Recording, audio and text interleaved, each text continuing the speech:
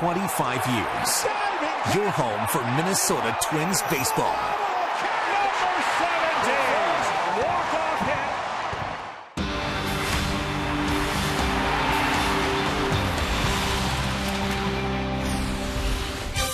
Another beautiful night for baseball here in the Twin Cities. The Twins' next challenge has rolled into town for the first time in 4 years. A Houston Astros squad pays its first visit to Target Field tonight.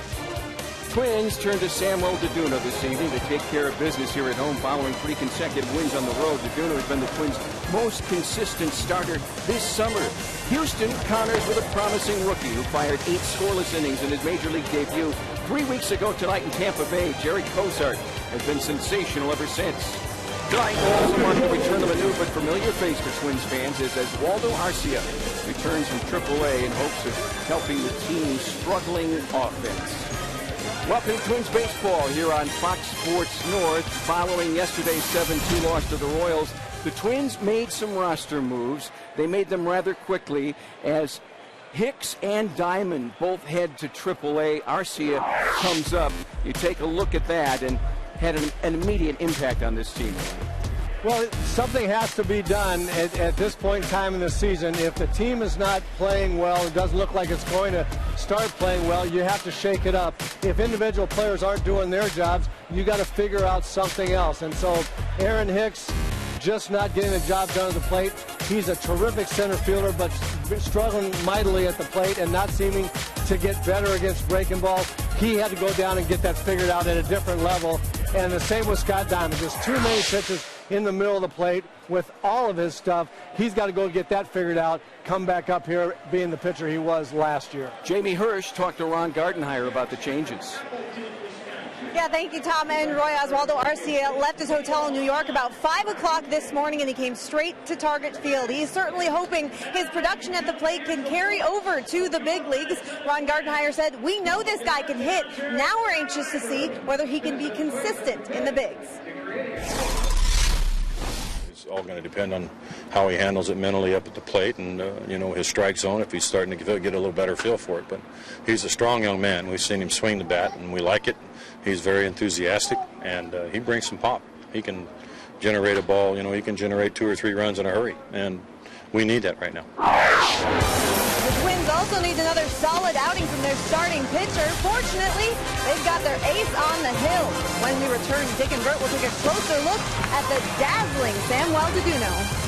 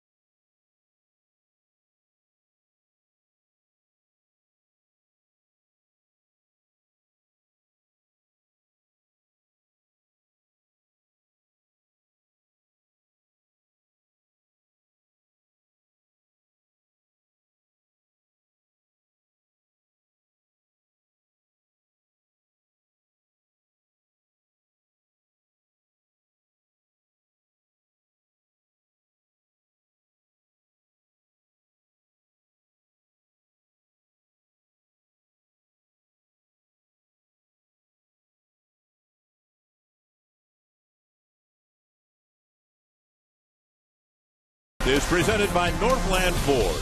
Visit northlandford.com and your local Northland Ford dealer today.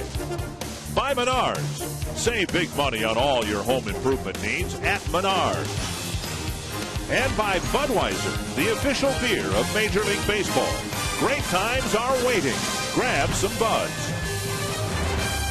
Last time the Twins won a ball game, Samuel DeDuno was the starting pitcher. He's making a start here at Target Field, hoping to end a 4-game losing streak for the Minnesota Twins. It's the opening game of a 3-game series with the Houston Astros. Dick Bramer along with Bert Blyleven. He stopped a lot of losing streaks as a starting pitcher. Now you're going to try to do it as a broadcaster. Yeah, the Twins on that 4-game losing streak. They have the right guy on the mound here tonight. Samuel DeDuno, 3-0 over his last 3 starts.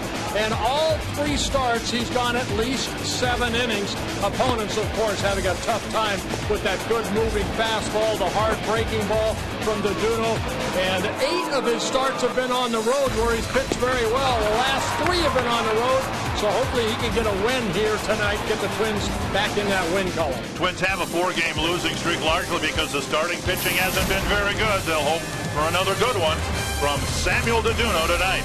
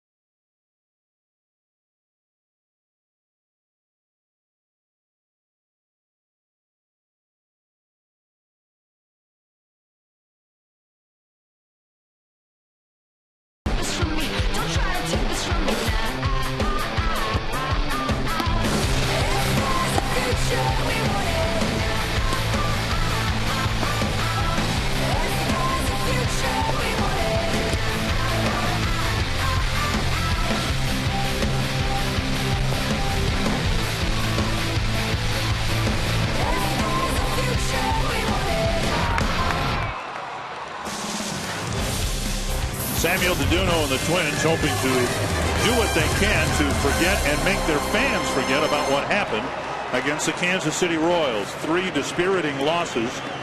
First Royals sweep here in Minnesota in quite some time. And DeDuno, who pitched a great ball game against the Mariners last Saturday, will hope to get the Twins back in the left-hand column. Bo Porter, the new manager for the Astros. They're in a new league, the American League, joining the American League West.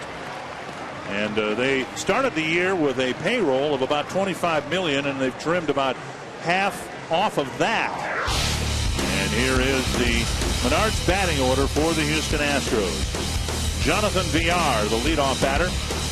Jake Elmore, Jason Castro, Brett Wallace, Carlos Corporon, Mark Krause, Matt Dominguez, Brandon Barnes, and Robbie Grossman.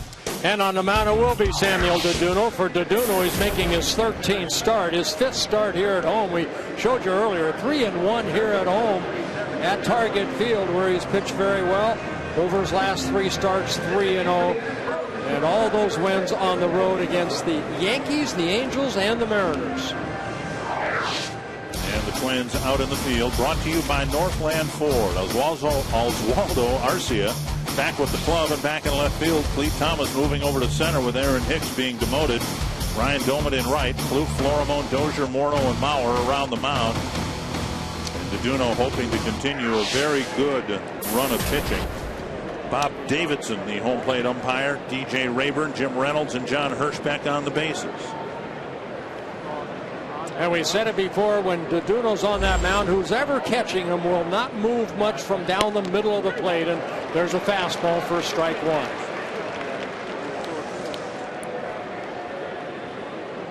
1. Villar, Elmore, and Castro to get things started. Hacked foul, 2 strikes. The Astros strike out an awful lot. And DeDuno gets ahead of Villar very quickly. 0-2. Cloudy skies here for most of the day in the Twin Cities area, but now skies have cleared. And we got a beautiful night for baseball, and we expect absolutely gorgeous weather throughout this weekend series with Houston. Yeah, sure do. Tomorrow night and then Sunday afternoon. Fouled at the plate, still 0-2. Twins fans have followed the Twins' fortunes, and of course they've seen a higher number of strikeouts this year by the Twins, and we're accustomed to seeing 877 strikeouts. The Astros have already struck out more than 1,000 times. 1,003 strikeouts in 107 games. All right, California, high school math. How many is that roughly per game? That is a lot, about 10.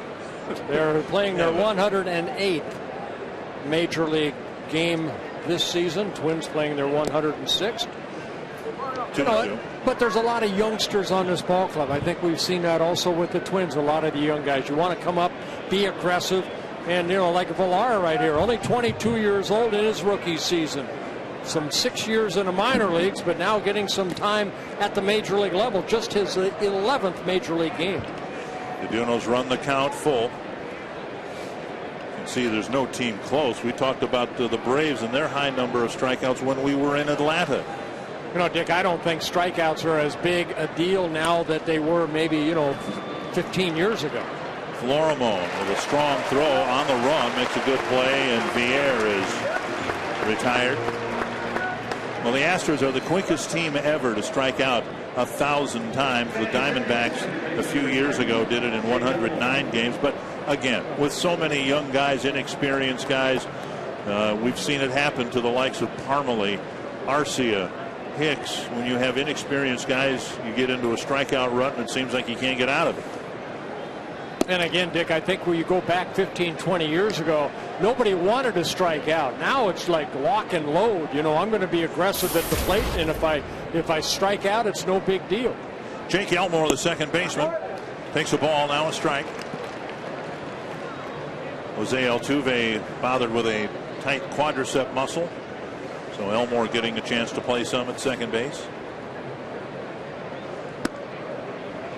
Good to have you back. You were gone for, 3 months? Yeah, about that. Nice to be back. I had an opportunity to go to Cooperstown over the weekend, and then my wife Gail and I went over to Niagara Falls. Had a great time. To the left side, Plouffe picks it off, flips on the run, 2 down. We'll bring up Castro. Tonight's cold, hard fact brought to you by Frost Brewed Coors Light. 11 current Astros were on the opening day roster. And since opening day, obviously, they've changed things around quite a bit, as the Twins have. Well, the Astros, what they want to do, their goal is to have the best minor league system built up. And they're going in that direction. They have traded a lot of great players away over the last 3 or 4 years. But now some of these youngsters that have been traded from other ball clubs getting an opportunity to play now at the major league level. Bud Norris traded to the Orioles the other day. Then he started against them last night and beat the Astros. Carlos Pena started the year with the Astros, was released. Yeah, the Astros coming in 36-71. 36 wins, 71 losses. 1 strike to Castro.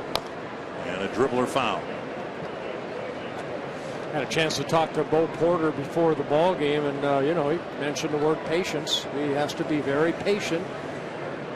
I wonder if he and Mike Redmond went to the same school in terms of how to answer questions, the same questions, and to give essentially the same answers. Patience and. Well, when you're 40 games under 500, what else do you say? Right. Foul tip. Mauer can't hang on. The old Bulldog, former UMD student. Bob Davidson behind the plate, blocked that one. There's Bo Porter.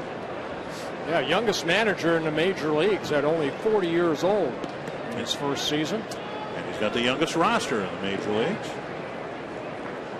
2 strikes to Jason Castro, the designated hitter. Castro represented the Astros in the All-Star game this year, his first in his 3rd season with the Astros. Popped up behind third. Chased by Plouffe, chased by Florimone. Arcia 2, and it's Plouffe who makes the catch in foul territory. And Deduno has a 1-2-3 first inning.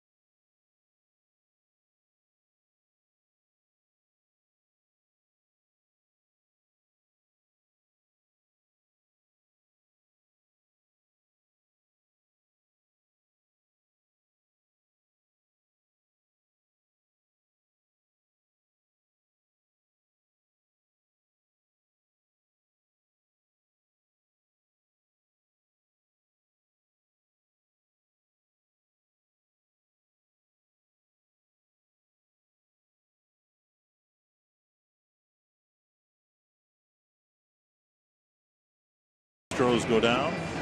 Ron Gardenhire got his team's attention with a pre-game workout before batting practice. Went through some fundamental stuff.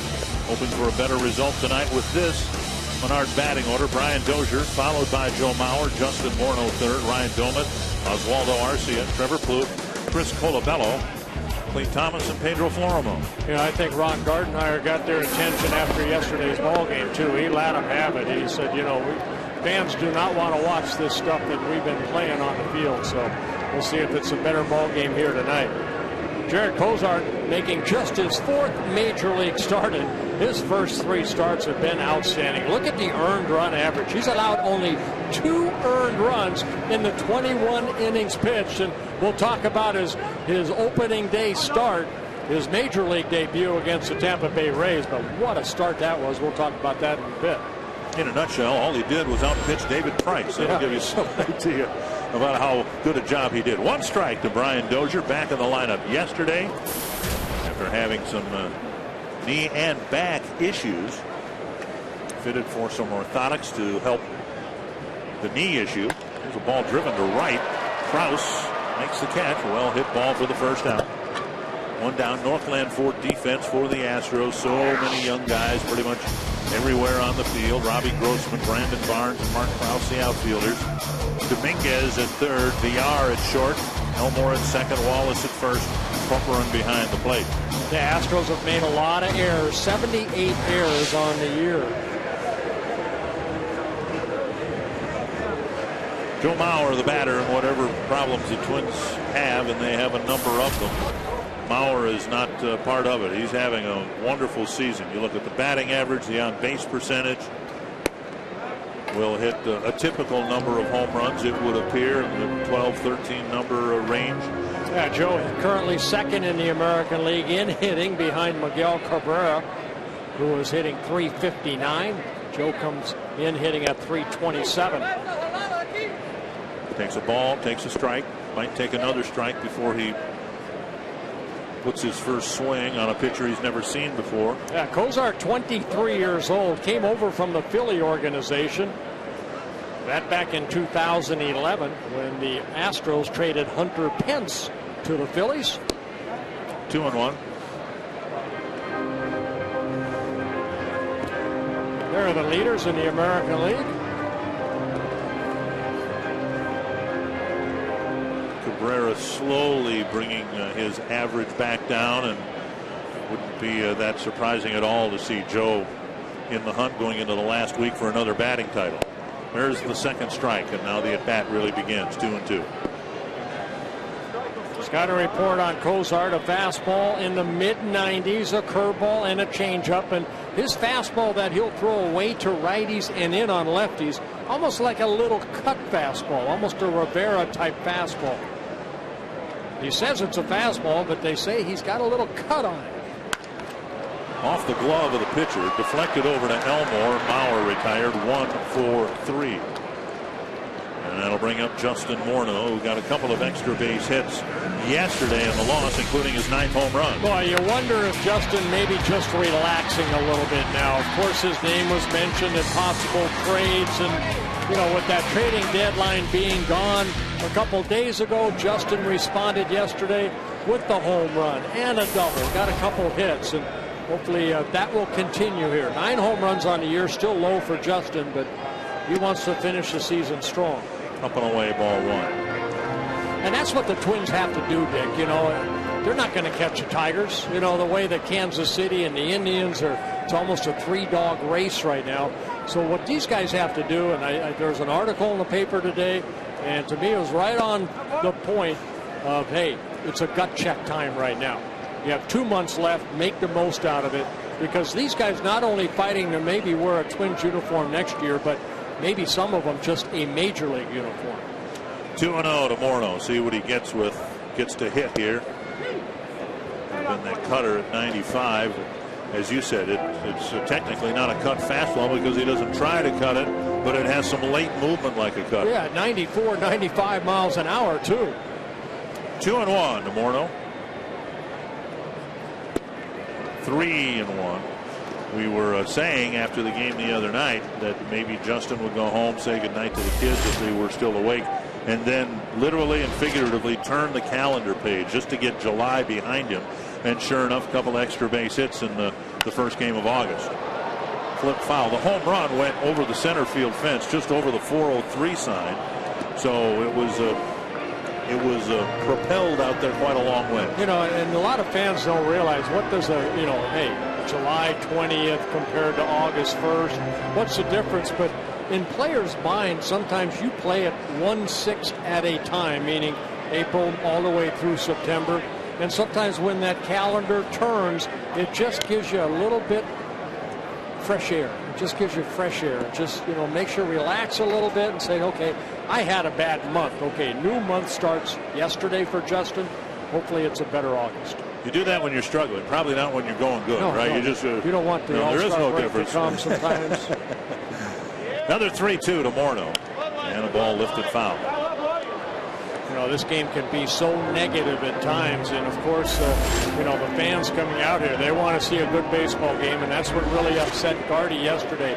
You can lose and lose hard, but when you lose ugly, that's not good.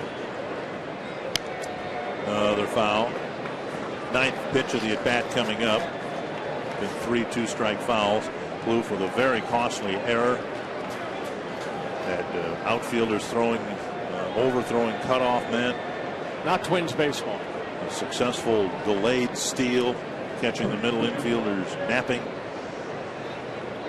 Another 3-2. Popped up wide of third and chased by Dominguez. He's pretty good with the glove over there, and he makes the play.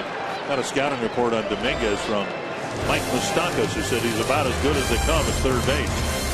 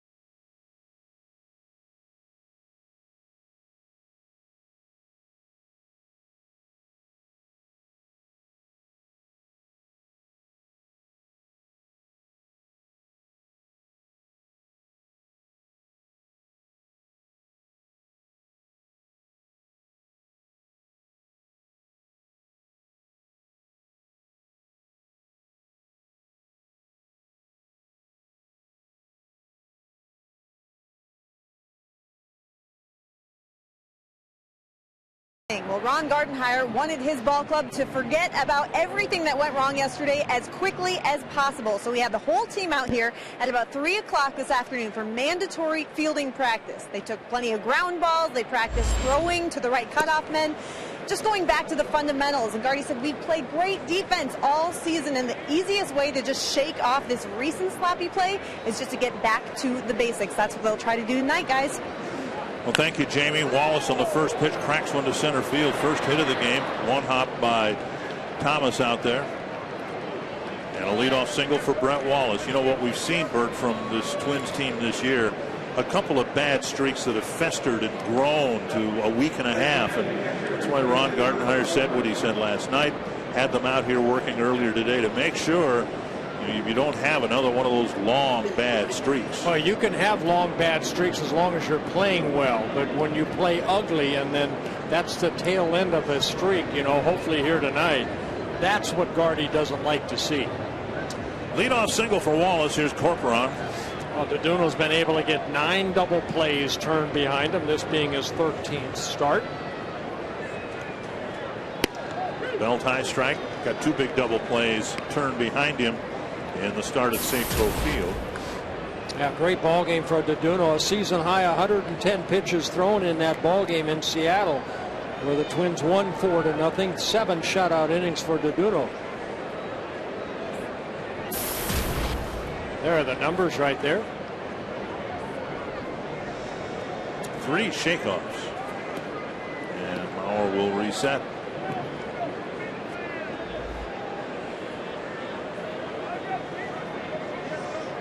Gardenhire said the other day he really doesn't like to see that. You've got a still fairly inexperienced pitcher in Deduno. Up high a ball, and it's 1-1. And he would prefer that the pitcher just let the catcher call the game and not get shaken off so much. Well, see, that's where I disagree, only because, Deduno's got the ball in his hand right now. And Gardy said that. He said it's the pitcher's game. Right. It's the pitcher's game to call his game. But catcher can only suggest, and you hope you're on the same page. To left field, and Arcia makes the catch 1 away. And Wallace stays at first. Krause will hit next. When you join the Twins season ticket family, you'll be hitting the sweet spot. Purchase any of the Twins season ticket packages and receive 10% off food, beverage, and merchandise bought at Target Field. Season ticket prices are also up to 20% cheaper than single game purchases. Call 800-33-TWINS or visit twinsbaseball.com. Check out the options. Still time to be a member of the season ticket family. Well, Krause, another youngster for the Astros. 5 minor league seasons, pretty good numbers. Got some pop, 72 home runs in the minor leagues.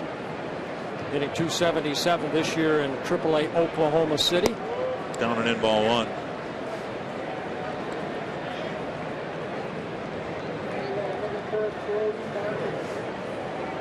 Krause coming over from the Arizona Diamondback organization back in July of last year. And the Chris Johnson trade.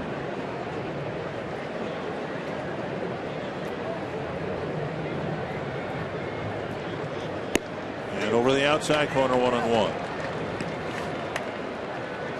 Opponents coming into the ballgame hitting just .245 off of Deduno. Left-handers actually hitting only .213. Right-handers .283. It's allowed only 4 home runs. Done a good job of keeping the ball in the ballpark. See Joe going through more than one sign with a runner on first base. Missing, down and away, 2-1. See, one thing I liked, and I did that with a runner at first base, I wanted more than one sign, but when I shook off, I just wanted one sign, just to speed it up a little bit. And the tempo of the ball game can be slowed down sometimes when the catcher has to go through 3 or 4 different signs, especially if they have to start over.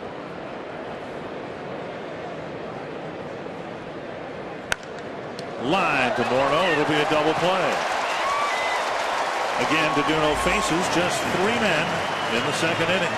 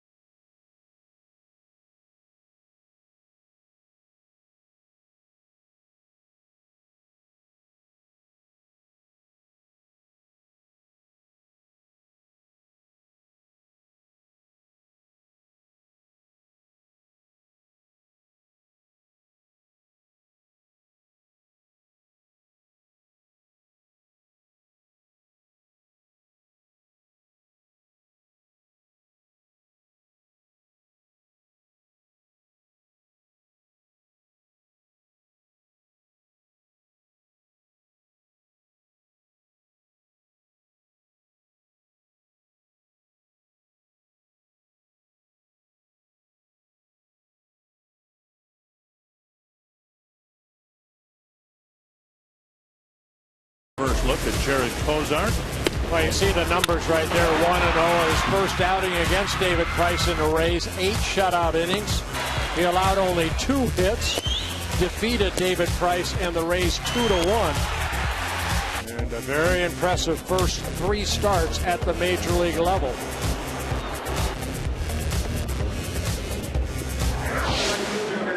Lowest ERA in the first 3 career starts since 1990.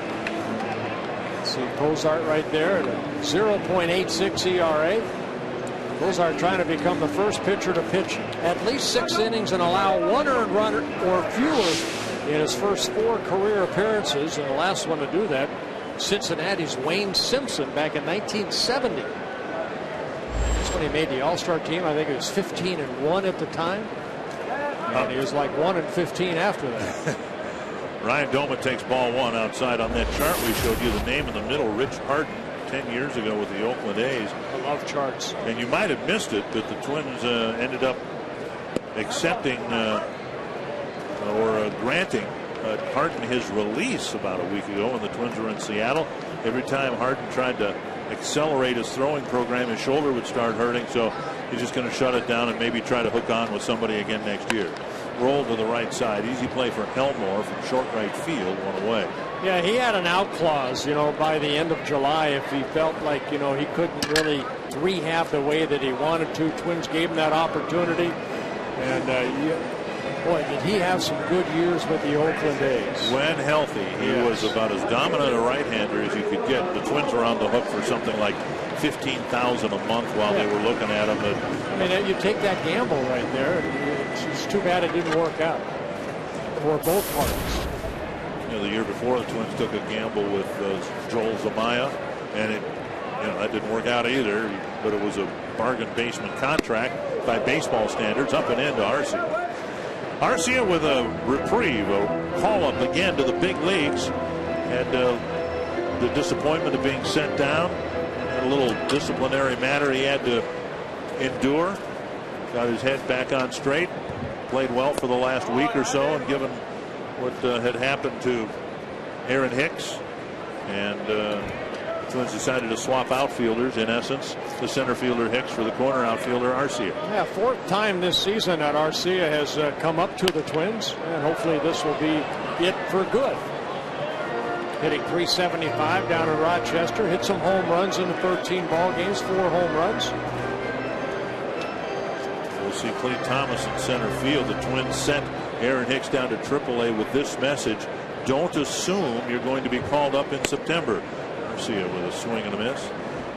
Remember what happened last year to Brian Dozier, who was sent down, and Dozier at least assumed he was going to get called up in September, and the Twins didn't see enough from him in the minor leagues to call him up, and Aaron Hicks is kind of on a watch here. Arcia strikes out number 2. Hey, Roy Smalley, you're down on that camera well. You know what? You see this young right-hander with a pretty good fastball. That looked like almost like a slider, but he says that's a fastball down and in. Yeah, that's right, Bert. From my vantage point here, I've got a real good look at that fastball. That's actually 2 fastballs. He's throwing that unintentional, I think, cut. The ball is running hard in on left-handers. He's also riding it pretty hard when he throws it away or up. The ball seems to jump on the hitters here. He's got a good live arm. Yeah, there's the curveball right there. Quick break on that sharp breaking ball. In the minor leagues, he made 82 minor league starts. He was 32-26 in the minor leagues between the Phillies and the Astros. 2 strikes to Plouffe. He'll be followed by Colabello if he can extend the inning.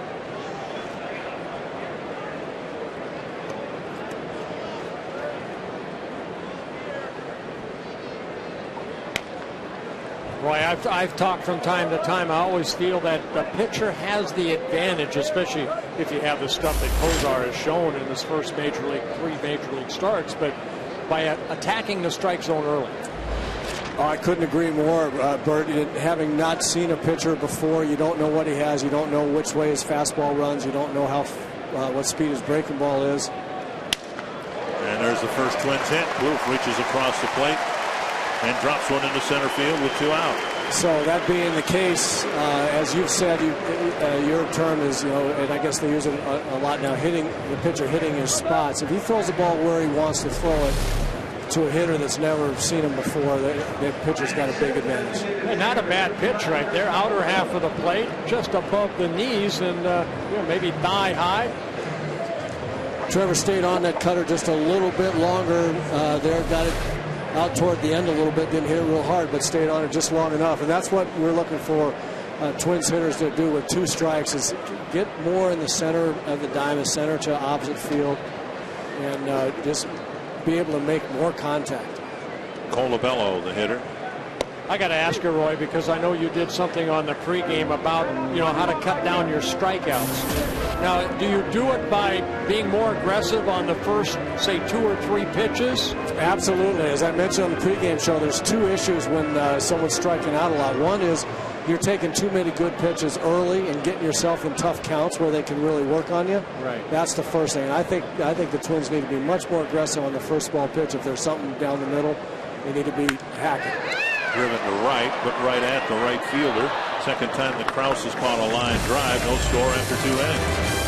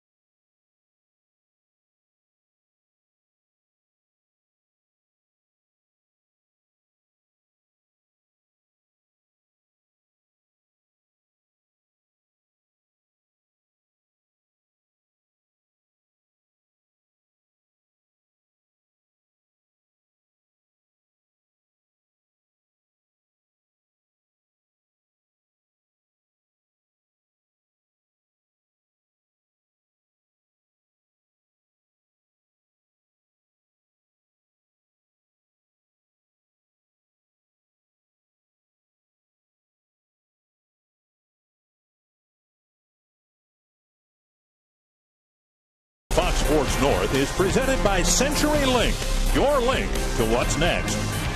By Grand Casino, the best stories start here. And by Sanford Orthopedics and Sports Medicine, for the everyday competitor in all of us. Twins have their hands full tonight with young right-hander Jared Kozart. Samuel DeDuno delivering strike one to Matt Dominguez. Dominguez, another youngster, Dick, just 23 years old in his second season with the Astros, coming over from the Florida Marlin organization. That happening last year in July. And the Astros traded Carlos Lee to the Marlins to get Dominguez. 1-1 from DeDuno. 2-1.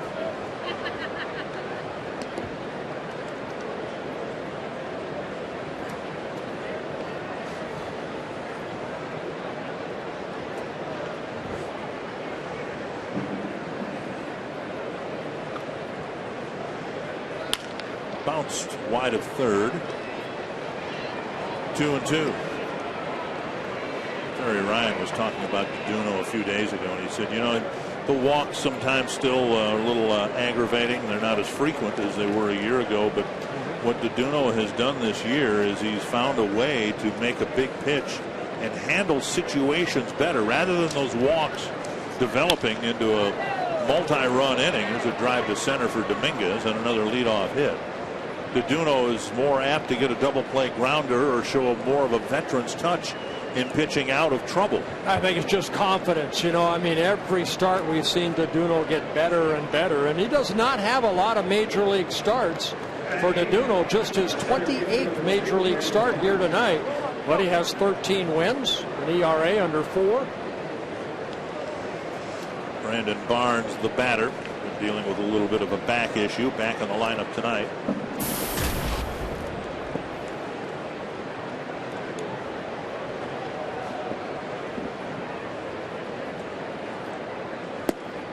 Down and in ball one. The Twins in recent weeks have played some teams similar to the Astros in scope in terms of approach.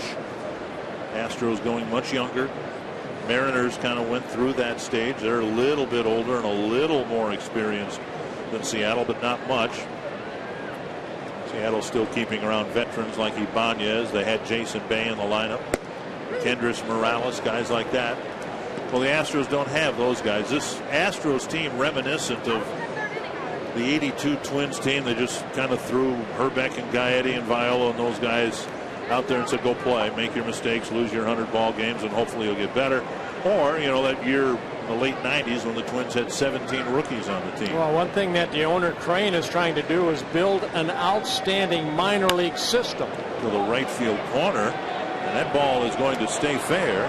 Slipping on the warning track is Domet, and he fires the ball to Florimone. It's a double for Barnes and a threat for the Astros. Second and third, nobody out. Yeah, even though that Domet slipped a little bit in that corner, Barnes would have gotten a double anyway. The ball hit high off that wall as far as on the bounce. See Barnes just inside out swing, taking it down that right field line, and watch the ball bounce high off that wall, and Domet gets it back in. The runners at second and third with nobody out for the Astros. Robbie Grossman will hit. Corner infielders playing in. Trevor Plouffe giving some signs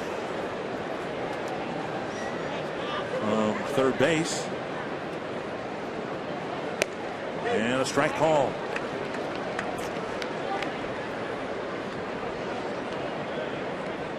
Grossman just 5 runs batted in on the year. Middle infielders back. The Twins will concede a run here. Try to get the first out of the inning. This is where the Astros' frequency of striking out might be something the Twins can exploit. Swing and a miss. 2 strikes. Now DeDuno needs a strikeout. The number 9 batter's up there. And typically his strikeout pitch is that snapping curveball. I was going to say, watch this swing right here. You see the breaking ball right there. As a pitcher, you see that when you're out there. You almost have to come back with it again. You have to trust your catcher, and that being Joe Mauer will block a pitch like that. But this is where you throw a strikeout. You need to throw it again. Got him. And now you got the outer half of the plate. Shaved the outside corner with a curveball, 1 away. Yeah, when a hitter has a swing like Grossman did on that second strike, you have to go back to the breaking ball again. And Joe wanting it down, and the ball left out over the plate, but Grossman takes it for strike 3. 124 at bats for Grossman, 33 strikeouts, and now Villar. Villar with 16 strikeouts in 38 at bats, and DeDuno will go after him, hoping to strike him out. Villar hit a bouncer to short his first time up. Fouled at the plate, strike 1. Villar the other night startled everybody. He had a straight steal of home plate.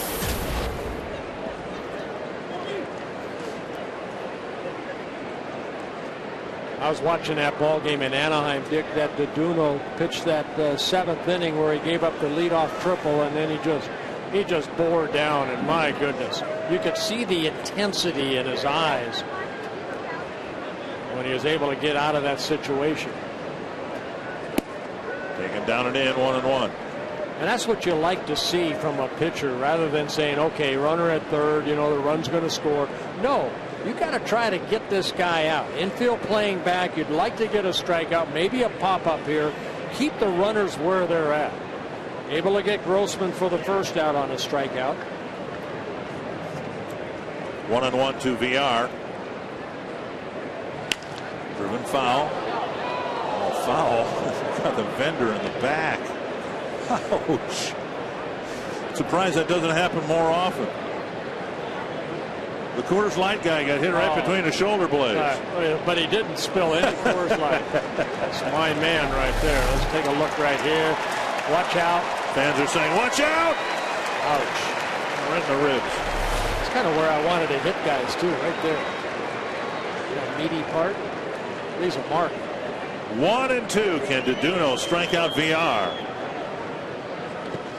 Blocked by Mauer on a curve in the dirt. That's what I'm talking about right there. You have to trust that your catcher will block that ball, and that's what he tried to do. Throw that breaking ball just on the other side of the plate.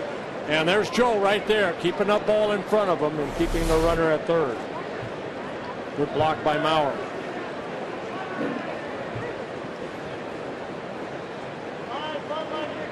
Struck out Grossman on a curve cutting across the outside corner, trying to strand a couple of runners here in the third. 2-2 to Villar. And Tapper foul. Yeah, Duduno coming into the ball game, 42 strikeouts in 77 innings pitched. He's coming off his last outing in Seattle, 6 strikeouts. That's a season high. He's not a big strikeout pitcher, but this is where you have to really bear down and hopefully get that strikeout. And again, VR striking out nearly half of his big league at bat so far. Another 2-2. Got him. Did the same thing to VR that he did to Grossman. 2 down. 2 big strikeouts. You go in, and just like Grossman, the ball away. Joe not moving much, but just framing that pitch as it clips the corner. For a second straight strikeout. Now two outs, and a runner still at second and third. Now you don't have to strike this guy out. Just get him out. Jake Elmore hit a grounder to Plouffe his first time up. Slow breaking ball left up and in. And as a young pitcher, Dick, sometimes this is a situation where you have to really tell yourself, okay, you got the first 2 guys out. Don't let up. Because sometimes you have a tendency, okay, I worked out. I got the first 2 guys out. Now you leave a pitch up, and boom, there's 2 runs. So this batter is just as important as the first 2 strikeouts. Dozier had a little checkup with Florimo to seem to get something in his eye. They met behind second base. 1-0 to Jake Elmore.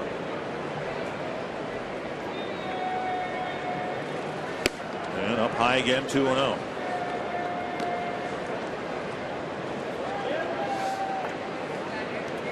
Well, you can see both these teams have struggled in this department in the American League. Lowest batting average with runners in scoring position.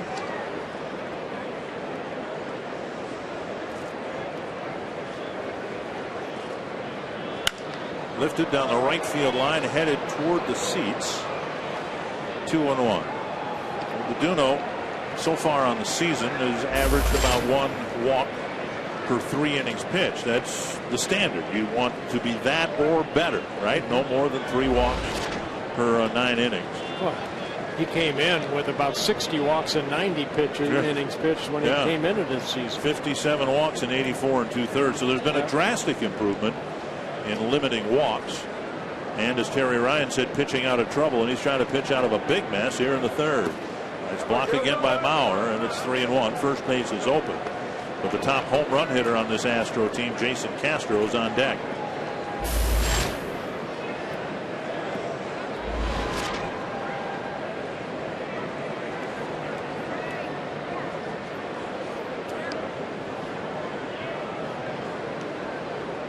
Second and third now with 2 out. 3-1 to Elmore.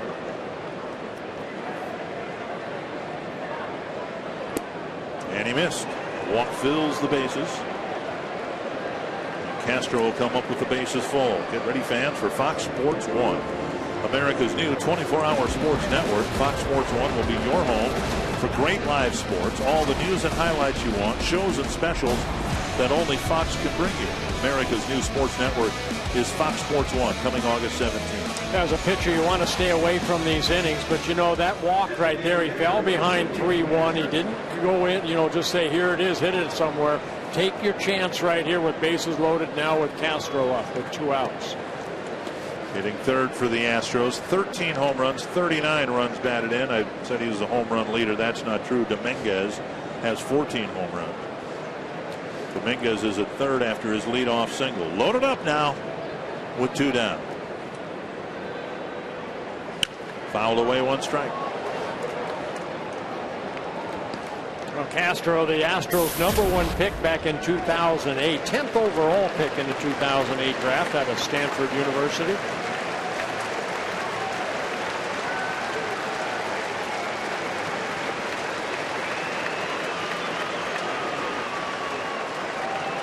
Pitch number 48 for Duduno.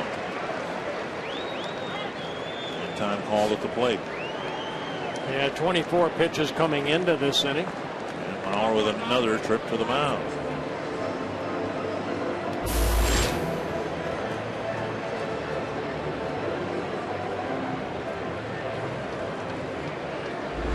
Real good trip to the mound right there, guys, by Joe, I think. obviously very important to be exactly on the same page.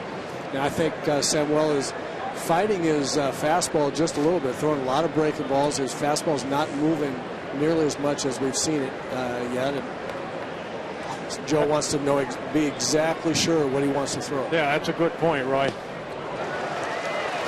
He's throwing an awful lot more breaking balls that I've seen here in the first 3 innings than he has in previous first 3 innings of ball games, and I think it's because his fastball not quite moving like it normally does. I'm watching it a little bit straight, and he's been throwing it up in the strike zone. It almost appears, Bert, like he's got more confidence in the breaking ball. And Roy, that's where the pitcher-catcher relationship comes into play. You know, you have to communicate out there. Whether it takes 30 seconds to do that, you do it. Right. You make the adjustment. 2 strikes to Castro. And the count. Another nice block by Mauer, 1-2. You know what Roy was talking about, throwing a lot of curveballs. That's what Tony Pena to this day says was the reason DeDuno did so well in the WBC. That he's an excitable guy, and when he would start a game, his fastball just too strong, if you will, sailing everywhere. And so they tried to get him to throw his off-speed stuff for strikes until he settled in a little bit, and then he had better control of the fastball. Yeah, 26th pitch of the inning. 50th of the ball game. 1-2 to Castro. Got it. And some more emotion. Come on. More emotion from DeDuno, who did a whale of a job pitching out of a big-time mess in the 3rd.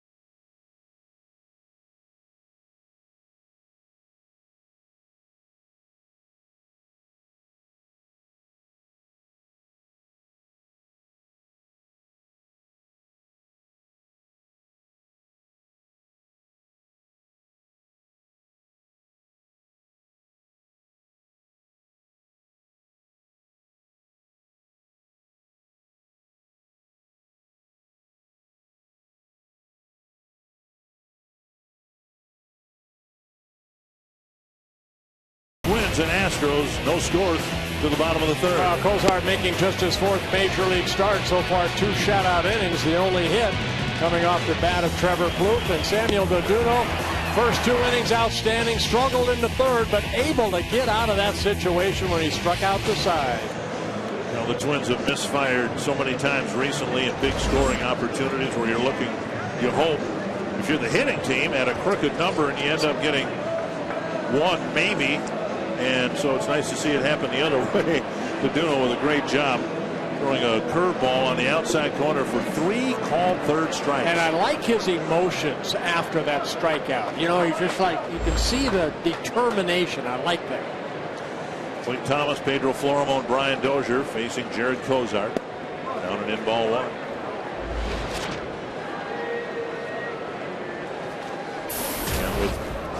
And with Aaron Hicks being sent down, Twins have Clayton Thomas, really the only candidate to play center field.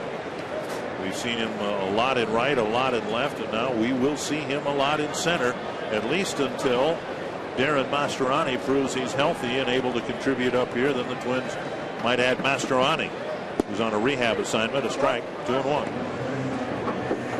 Wilkin Ramirez also on a rehab assignment. Also, Josh Willingham will be heading down to Rochester on Monday to start his rehab. The hope is for Willingham that he will be able to rejoin the team in Chicago for the 4-game series starting on Friday. 2-2 to Cleet Thomas. Hold, foul. Nice catch by the ball boy down there. Good range. You can vote for the Arby's Value Player of the Game. Text value, a space, then the player's last name to 234-234. Let us know who you think had the most value in today's game, and we'll tell you the winner in the postgame show. 2-2 to Cleet Thomas. High chopper. VR. Well, Cozart coming off the mound tried to make a play, and Thomas gets an infield hit to lead off the third. Yeah, Cozart really the only one that can make this play. Once it got over his head, it's an infield base hit for Thomas. He's hustling out of that box. That high chopper just out of the reach of Cozart. Even if Cozart catches this ball, might have been a tough play. As your momentum goes toward home plate, you have to backpedal. VR has no chance. Yeah, he never got glove on.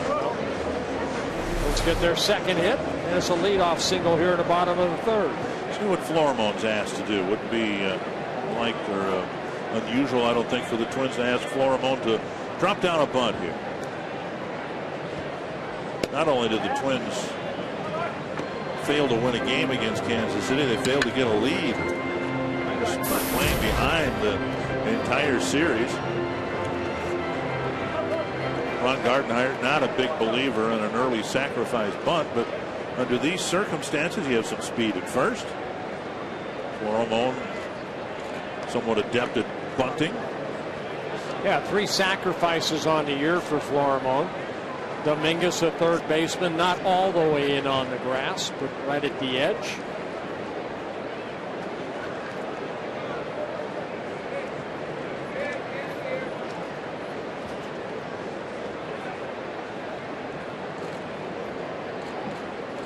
Thomas takes off, and Floremont chops it foul. Even though it's just his 4th major league game, clubs have run against Cozart. 4 stolen bases in 5 attempts. Well, Thomas, who's still looking for his first stolen base, maybe a hit and run was put on in that situation. Yeah, I think that was a straight hit and run, guys. No question in my mind. And Dick, you bring up a good point, the possibility of a bunt. But I think early in the game, Gardy trying to make something happen with starting the runner and having the hitter go ahead and hit. Thomas goes again, and a roller to the right side. It'll go through for a base hit. Thomas held up briefly at second. He'll gain third base. And the Twins put a play on and get a couple of hits, and they now have a threat in their 3rd inning. Well, the first hit and run didn't work. I think, Roy, that Gardy put it back on again. Thomas took off, and Floremont gets a base hit. Couple things working in Gardy's favor there. Got, as Dick said, pretty good speed in Thomas at first base. Cozart has been around the plate the whole first 3 innings here, 2 innings plus into the 3rd, and so I think Gardy really felt like he didn't have to worry about him being too wild and throwing a pitch that Floremont couldn't reach, and so he had the odds in his favor that Floremont could put the bat on the ball. Dozier hit the ball hard his first time up, lining out to the right fielder. Inside, ball 1. The only lead the Twins had in the Kansas City series was a 1-0 lead in the early innings. Only lasted for a couple innings in game 1 against the Royals. Well, this is where, as a hitter, Roy, you talked about you want to cut down the strikeouts, also cut down the swing, and hopefully get a drive in a run right here. Dozier on an 8-game hitting streak, like to keep it going right here. In this situation, 1 ball and no strikes, you have the ability to look for a ball almost like it's 2-0 or 3-1. Get the ball exactly where you want it, where you can drive the ball to the outfield, get at least a sacrifice fly, and maybe more if you get a better pitch. This is the one where you get real aggressive on a good pitch, not just anywhere, but the pitch you want. Dozier with a foul that'll roll into the backstop. 1-1. Twins not a great home run hitting team by any means, but they might have quite a few guys in double digits in home runs. Willingham has been on the disabled list. He's there. Plouffe is there. Domet has 9. Morneau has 9. Mauer 8. And Dozier has 9 home runs. Florimon 7.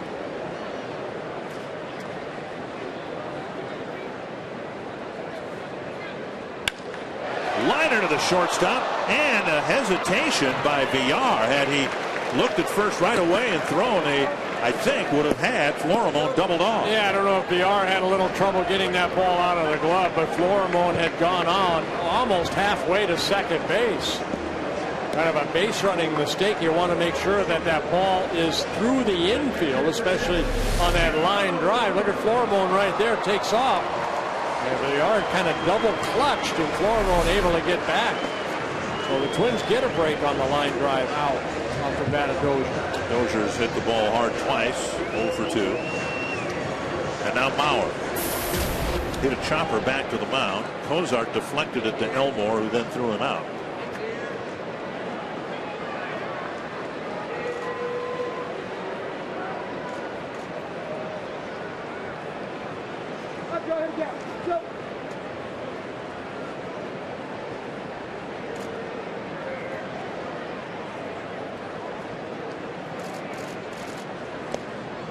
Down and in, ball 1. Roy Smalley, I think what we've seen, this Twins lineup really struggling, and a lot of youth and experience around Mauer. In a way, it's a testament to how insulated Joe makes himself, that he is still able to go out and do his own thing, even though people in front of him and behind him have really struggled.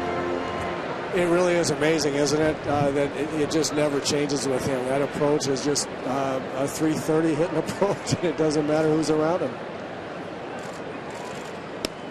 On the outside corner, 1-1.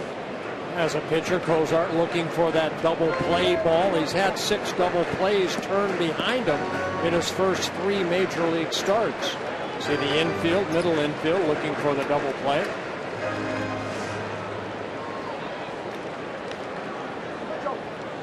The outs have been hit harder than the hits against Cozart.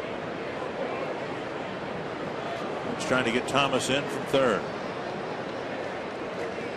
Down and away, 2-1.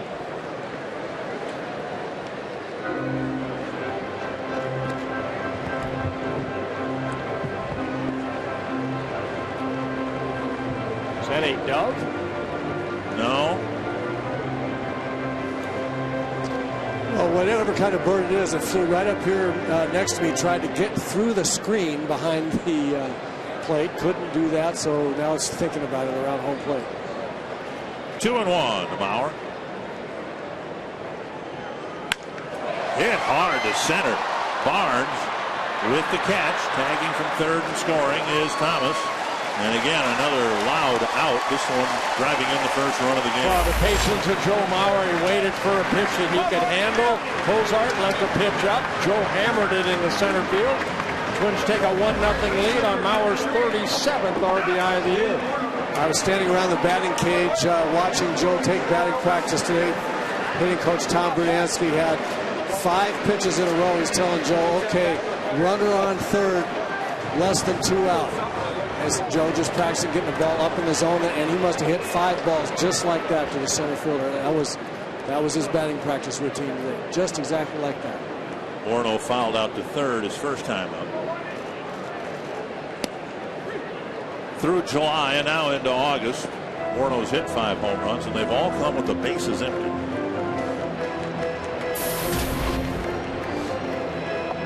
Including the home run yesterday.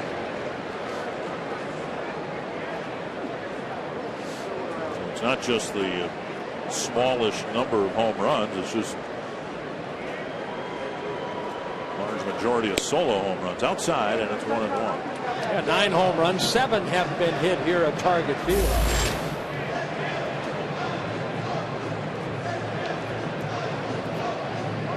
And Cozart has not allowed a home run yet at the major league level.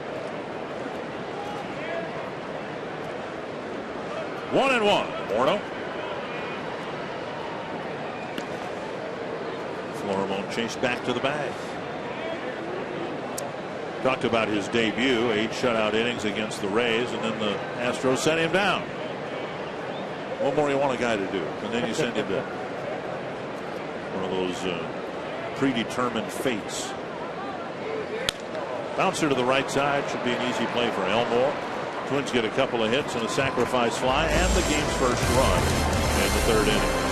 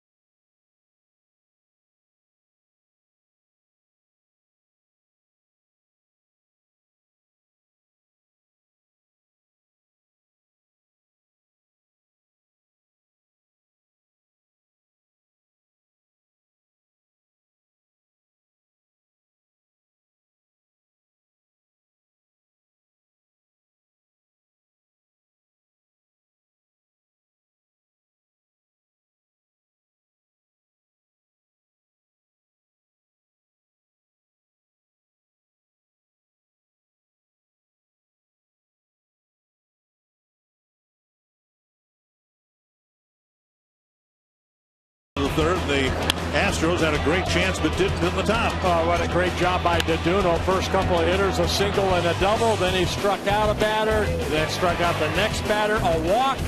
And he set it up with his 3rd strikeout of the inning. Just too many pitches for DeDuno, 26. But here he is starting the 4th inning with a 1-0 lead. And hoping to have a much faster top of the 4th. He delivers ball 1 to Brent Wallace, who singled in the 2nd.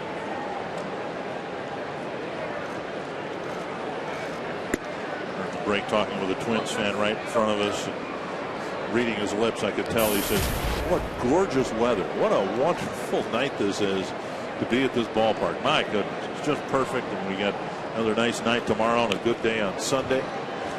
And I will tell you this, I know Twins fans because a lot of them talk with me on the phone or see them on the street, they tweet me, whatever. They're very disappointed in how the team has played this year. Yet the Twins are what now, 6th in the American League in attendance, averaging well over 30,000 a game. The fan support has been remarkable given what the product on the field has been for the last 2.5 years. Really has, even in that Kansas City series, what they averaged 35,000. Yeah, well, they had over 100,000 fans paid for the 3 games. 3-1 now to DeDuno, leading off the 4th. The last thing he wants to do is create a mess in the 4th, and hits the outside corner. 3-2. Amazing fan support for the Twins, and the hope is that things will get a lot better on the field in a hurry. Missed the inside corner, 2nd walk by DeDuno, and after showing some emotion getting out of the 3rd, now leadoff walk in the 4th. Let's go to Jamie Hirsch. Thank you, Dick. Well, Sam DeDuno is a pretty quiet guy off the field, but we wanted to tell you 3 things that you need to know about him. He likes to sing Latin Christian music, puts his headphones on and rocks out to that. And he also is one of the nicest guys in the clubhouse. His teammates say he's a big fan of giving guys hugs when they look like they might need one. And finally, his pregame meal is sushi. Every time before he pitches, he's loading up on sushi. Oh, very good. Jamie, are you a sushi eater? I am, and that West Coast trip to LA and Seattle, I had some great sushi, Bert. Thanks for asking. How about you, Dick? No, I am not. I like sushi. Miguel and I go to a place down in Fort Myers. We might have been there, Mr. Mees. No? You're asking me? No. Yeah. Bouncer to third. High hop for Plouffe. Stays with it. Out at second. Double play. 2 down. Origamis will go there. No. Well, second double play turn behind the Duno. Sharply hit, but Trevor Plouffe gets a good feed over to Dozier at second, and Twins leading the world in completing double plays. 2 down, and that'll bring up Mark Krause. Looked it up. The Twins just marginally behind the Blue Jays in league attendance, so the Twins are 7th in the league, averaging 31,494 through 50 dates this year. Krause lined into a double play, his first time up. Tigers beat the White Sox 2-1, but growing concern about Miguel Cabrera, who was scratched right before the game. That hip issue that he's had off and on this year forced him to be scratched before the game today. And another loss for the White Sox. White Sox trailing the Twins by 5.5 games coming into play today. Yeah, White Sox using the trading deadline to lose a lot of their key players. Jesse Crane, Matt Thornton, Jake Peavy. And Alex Rios still with the team, even though I suspect that if the White Sox agree to eat some of the money, they can potentially lose him the way they got him on a waiver pickup. That's how the White Sox got him from Toronto years ago. 1-2. Mark Krause. There you see the standings in the Central.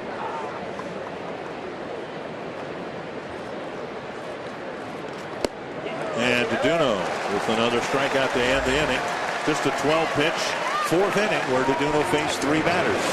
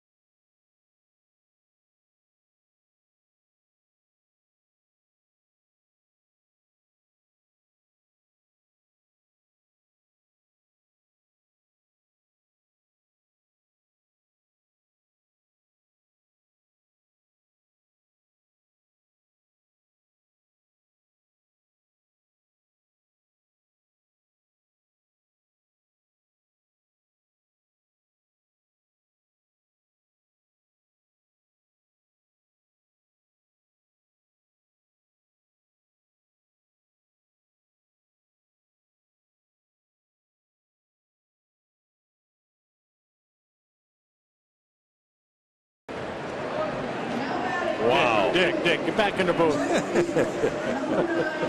All right. Squirrel!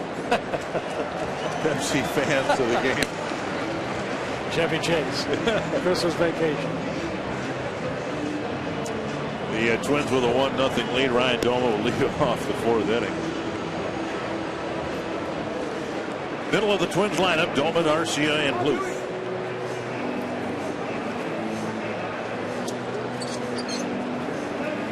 Kozar's last start in Toronto, he got a no decision. The Astros lost that ballgame 2-1, but another good outing, 6 very good innings. His first outing, 8 innings. His second outing at the major league level, 7.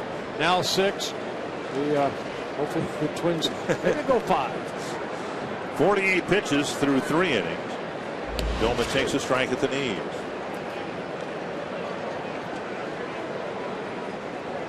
Domit, bouncer to second, his first time up.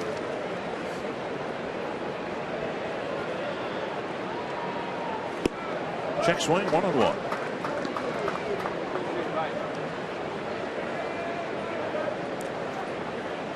Chris Colabello hoping for a chance here in the fourth.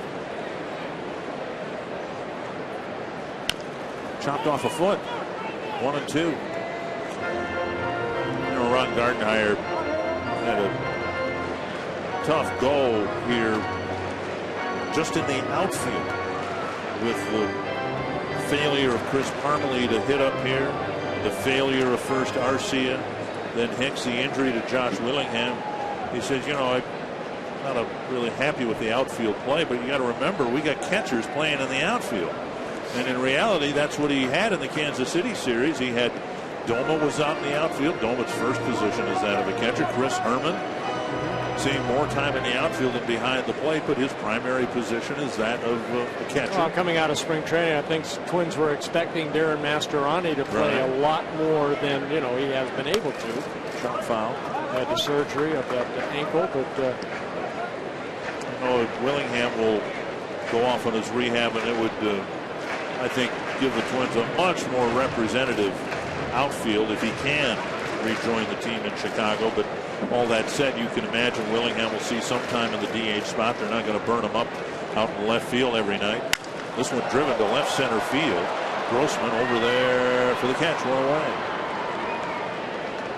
Arcia is here. He had to leave early this morning and drive to Philadelphia to fly here, and then his flight was delayed. Terry Ryan was supposed to be on a flight to Philadelphia, had a mechanical problem, so he never did get there to receive the Roland Hemond Award for lifetime contributions to scouting the game of baseball. Congratulations. I tweeted that to Terry Ryan. Congratulations on the Roland Hemond Award. One down, Arcia went down swinging his first time up. Arcia would love to be back with the big league club and start making solid contact. And he grounds a single under the glove of VR with one out in the fourth. And that'll bring up Trevor Plouffe. Twins will take all of that they can get. An opposite field single for Arcia. And on the first pitch, too, Roy Smalley, you talked about that. He struck out his last time up on that little cutter down and in. This time, no fooling around. You give me something to hit that first pitch, I'm ready to swing. Right, and that really, really is important for these Twins hitters. I think it's been a little bit in their heads for some reason where they're in between pitches. There's something going on in their heads and not ready right away to hit the first good pitch they see. We're going to have a conference here, excuse me, Roy, between home plate umpire Bob Davidson and second base umpire Jim Reynolds. And a bird. Is the bird out there? Oh, yeah. He landed right on the rubber in front of Cosart. Where's Randy Johnson when you need him? I'm not an ornithologist. I know that's not a game bird. Poor little guy looks like he's having trouble flying now.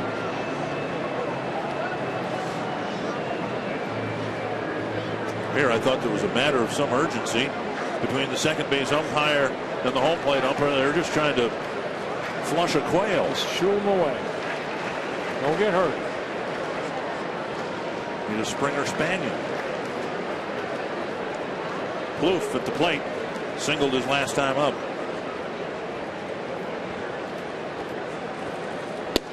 Anthony is a strike.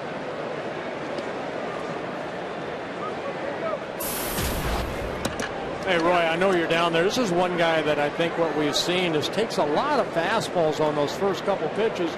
He's been falling into that zone of, now in the pitcher's, area to where he's going to have to hit a pretty good pitch, which he did his last time up for that base hit to center field. Right, but you just don't want to put yourself in that position so many times. And you're right.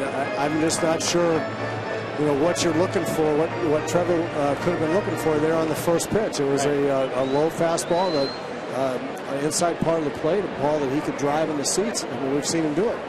I don't know why you take that pitch. Outside, 1-1. Even though I was not here for a while, I did watch a lot of the ball games, and that's one thing I did notice. And Trevor Plouffe, he has power. You know, and I know Bruno, I talked to Bruno today about that, and, you know, Bruno wants him to stay aggressive up there, look for that fastball and hit it, but sometimes he's just unable to let it go. 2-1 to Plouffe. Hit high and deep to right center field. Kraus back on the edge of the track makes the catch. He's going to make a strong throw, and had it been on target, it might have gotten Arcia. You know, Bert, you've been gone a long time, and ordinarily part of your job is to read the disclaimer, but the fact of the matter is, because of your absence, we can't trust you to do a good job. Thank you. So we're going to let you sit this one out and have Chris Colabello read our disclaimer. Questo programma è presentato con autorità dei Minnesota Twins e non può essere riprodotto in qualsiasi forma, e racconti e descrizioni di questa partita non possono essere distribuiti senza permesso dei Minnesota Twins. Well, I missed the word disseminate in Italian. What was it? No, I asked him before. There's really no word in Italy or Italian for disseminate. So he came up with some of his own lyrics. Okay. Thank you, Chris, very much. Inside a ball. You sound a lot better than I ever did. I was going to say his Italian is a little, at times, more understandable than your English. Yeah, I agree. And I'm not sure there should be an English word for disseminate anyway. That's true. 1-0 to Chris Colabello. I met his dad today, and I asked him about the pronunciation. Now, his dad says, Colabello's fine, but his wife, Mr. Colabello's wife, is also Italian, and she prefers Colabello. Bounce toward the hole, and Chris is retired. Man left aboard. It's 1-0 Twins after 4.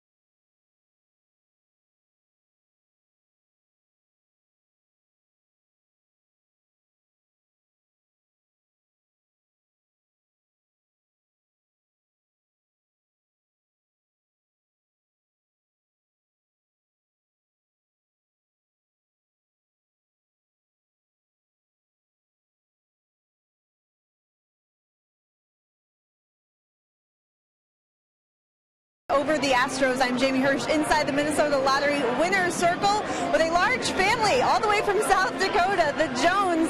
You guys came for a big family trip. What else do you have planned this weekend? Water park at the Target's Mall of America, and that's about it. Another game on Sunday.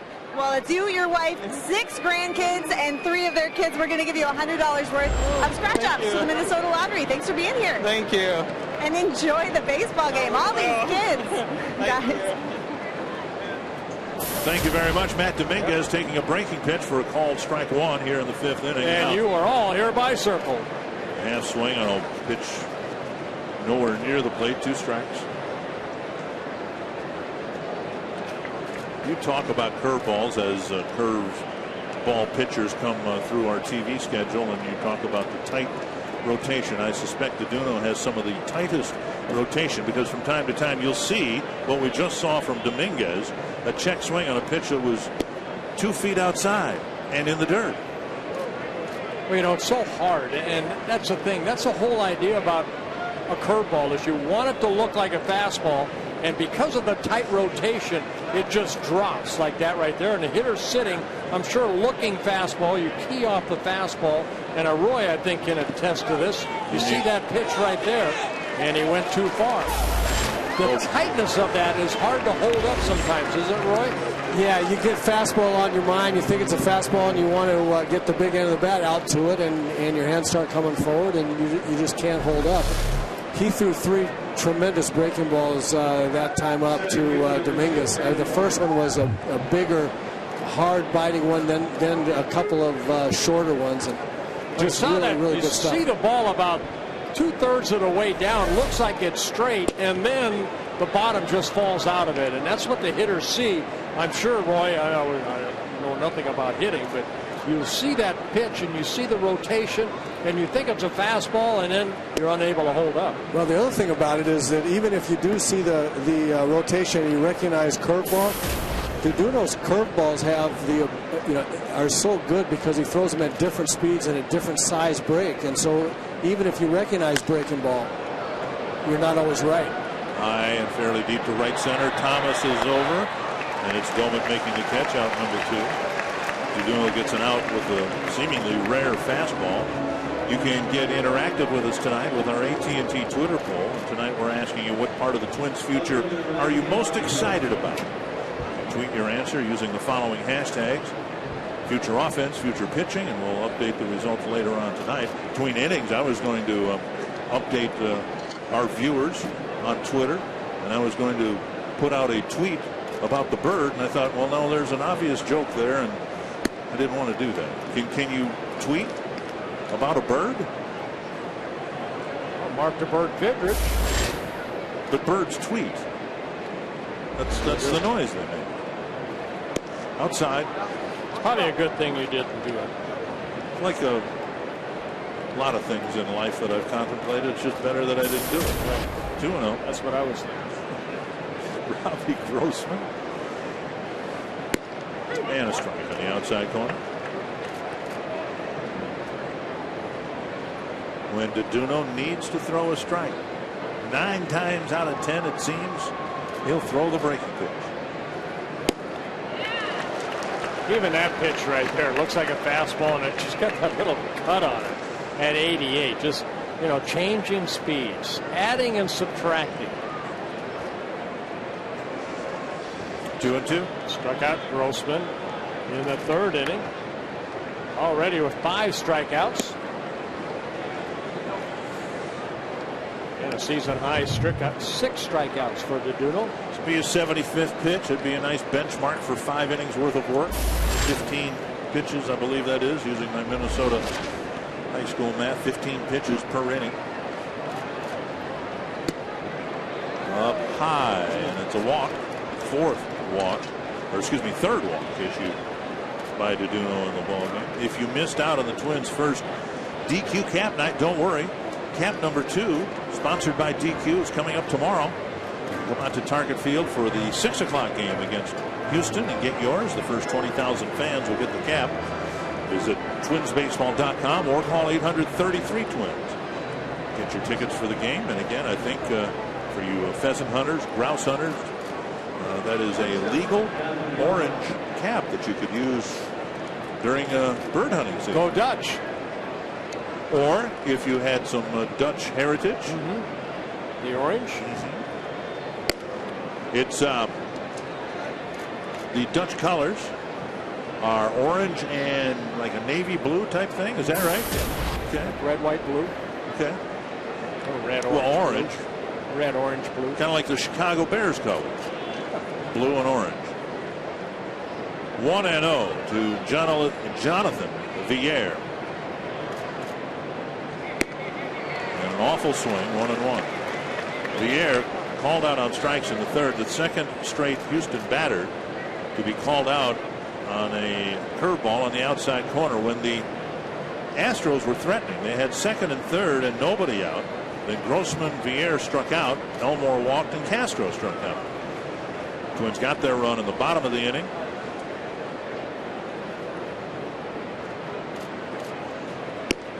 And late on a 91-mile-per-hour fastball, 1-2. Yeah, Villar, and this is the first game of a 3-game series. He's a guy you want to keep off the bases. A lot of stolen bases in the minor leagues. 193, already 5 stolen bases this year, only his 11th game. So hopefully Saturday, Sunday, we can keep this young man off the bases. 1-2. Runner goes. Missing, and there's nobody at second base. Bauer stood up, cocked his arm, and was ready to throw, but neither Florimon nor Dozier was anywhere near second base. Yeah, first stolen base off of the Duno. And the infield just froze, and Joe able to hold up.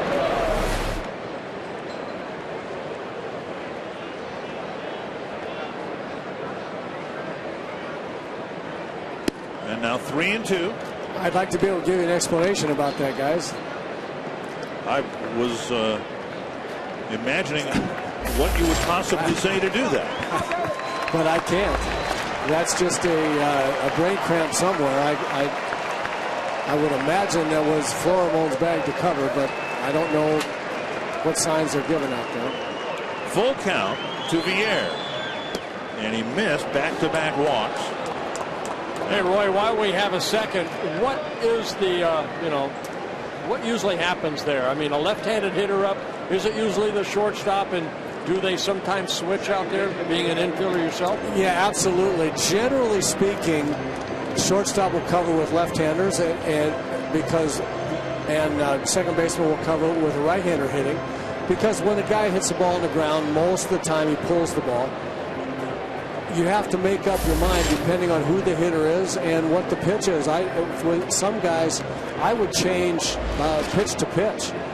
If I felt like a guy, a left-hand hitter, had seen some curveballs and then I thought he was going to be behind on a fastball, I might switch and have the second baseman cover. I was going to ask you, does it depend sometimes on the pitcher on the mound? It absolutely depends on the kind of stuff the pitcher has and where you expect the hitter to hit the ball. You can't be right 100% right all the time. You just have to play the percentages and the odds of where he's most likely to hit the ball. But the other thing is, you can hold your ground a bit too, and especially in a hit and run situation, and make sure the ball's not hit first. So there's a lot of things that go into it. Right.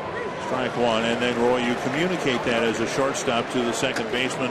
We see him all the time putting the glove up, shielding from the dugout in the infield, and the mouth open or mouth closed, right? Right. The mouth open would be one of might be me, and the mouth closed would be the other guy, second baseman, or vice versa, however they use it. 1-1. We saw Ron Gardenhire talking to Doug Bernier and Jamie Carroll. Not at all happy with how things went yesterday. There was a successful delayed steal by Eric Hosmer of the Royals yesterday, where no one covered. Big spot here. Twins leading 1-0. Chopper foul, 1-2. He took something off that pitch right there, and Elmore way out front. And Duno, who was on the verge, we thought, of wrapping up the 5th inning on his 75th pitch, now will throw his 85th, and we're still in the 5th inning.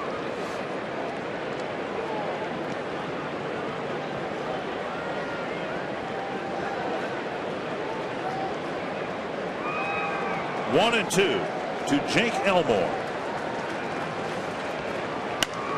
And a breaking ball, flip foul.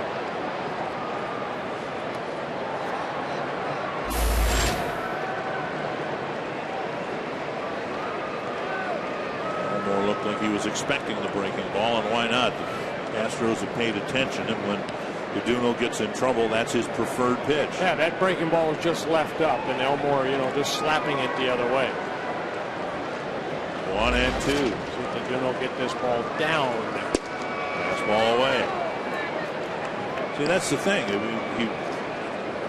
In the Grossman plate appearance and in Villar's, he just seems to have an inability to command the fastball. When he needs to throw a strike, he throws the curve and maybe gets a swinging strike. Well, sometimes you stay back a little bit longer and allow that arm to catch up. Sometimes you jump out there on the fastball, which creates the lack of control. Ball 3, and it's a wild pitch, and the runners will advance. So he was so close to finishing off the number 9 batter and didn't. And now first base open. 3-2 to Elmore, and Castro, who came up with the bases loaded in the third, might get another chance here in the 5th. Yeah, first wild pitch for DeDuno, his 5th wild pitch of the year. Hard breaking ball getting away from Joe.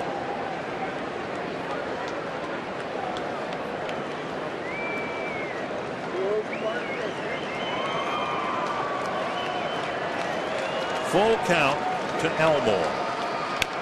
And the tapper foul with a fastball near the outside corner. This is the first game, I would say, in 4 or 5 starts for DeDuno where he has really struggled with fastball command. He's either not able to throw it for a strike when he wants to, or he's leaving it up without a whole lot of sink, without a whole lot of movement. We're not seeing the ball being pounded into the ground like we have gotten used to. Full count. He gave him a fastball on 3-2 before. We'll see what he gives him here. 3 straight walks. Mental mistake in the middle of this rally, if you can even call it that. And now Castro will have his 2nd straight opportunity with the bases full. Right, in the 3rd inning, Castro came up, and DeDuno able to get ahead of him. That foul ball right there. Now the count 0-2. Missed with a breaking ball. Good stop by Joe Mauer. And then on the 4th pitch, picked up his 3rd strikeout of that 3rd inning. Whether the Astros get anything out of this or not, I can guarantee you that Rick Anderson, Ron Gardenhire, they'll all talk about the stolen base when no one covered second base as a pivotal point in this whole inning. Yeah, Rick Anderson on the bullpen phone. Somebody's starting to get loose out in that bullpen. Way out in front of a slower breaking ball. Strike 1. DeDuno struck out Castro as Castro and the Astros left 3 on in the 3rd inning, and Ryan Presley warming up. Yeah, 2nd time in now this 13 starts that he's walked 5 in a ball game. He walked 5 in that Angel outing in Anaheim a couple starts ago. Strike to Castro. And he's just had another one of those innings where he's thrown a lot of pitches this inning. Well, you can almost see on that pitch right there just flying open, and that allows that arm to drag. And that's for the lack of control. Well, he's a couple good pitches away from getting out of this inning. That's the mindset you have to think. It looked like that might have crossed up Mauer a little bit. 2-1. Castro hit his first career grand slam Wednesday in Baltimore.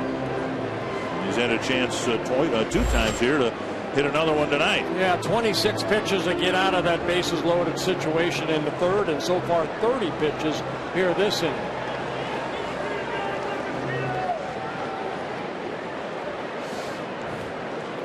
DeDuno's working on the old 5 and fly. It's the out right here. It was his inning. A 1-0 lead. It was his inning, wasn't it? Where I said he might get out of here 75 pitches, 15 an inning. Yep. 2-1. Up the middle and through, and the Twins will pay for the wildness and the misplay in the middle of the infield. A 2-run single, and the Astros lead 2-1. Yeah, DeDuno, that ball hit right back up the middle. As a pitcher, you fall off toward that first baseline, and that ball hit right behind him, right up the middle.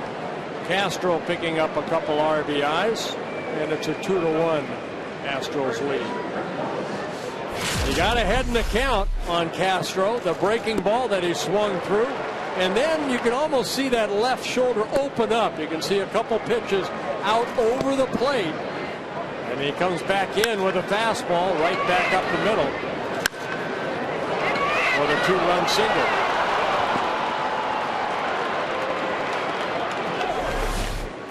Now the cleanup batter, Brett Wallace, who singled and walked.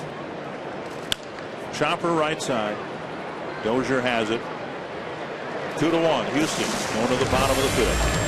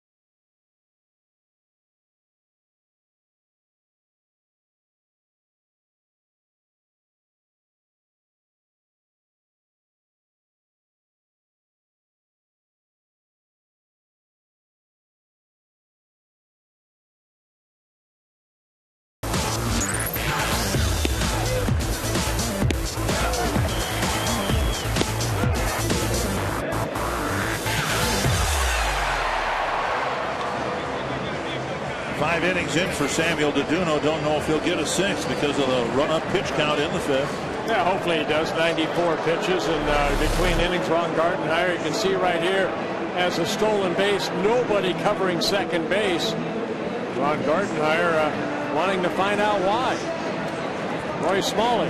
Well, he just said that that's absolutely unacceptable. Somebody's covering the base. They get the signals right, figure it out. Somebody covers. This is the kind of thing where Gardy says we're not going to play like this. We're just not going to do it.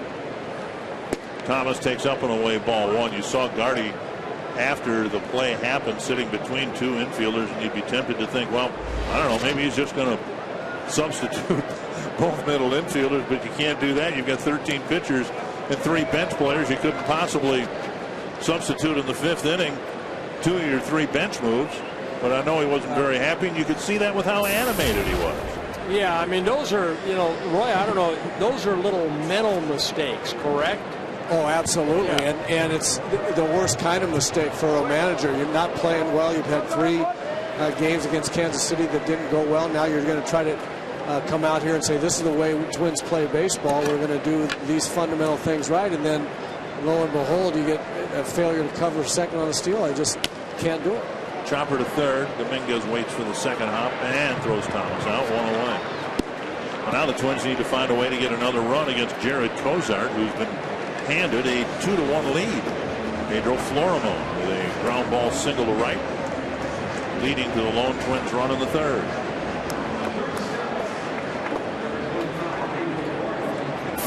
Indians ran into Jose Fernandez. Twins ran into him twice. 10-0. The Marlins beat Cleveland, ending their winning streak. Mets might be in the process of ending Kansas City's winning streak. It's 2-0 in the top of the 8th inning at Citi Field. Yeah, that young right-handed pitcher for the Marlins has got a great future if he stays healthy. 1 hopper. Dominguez across the diamond, 2 down.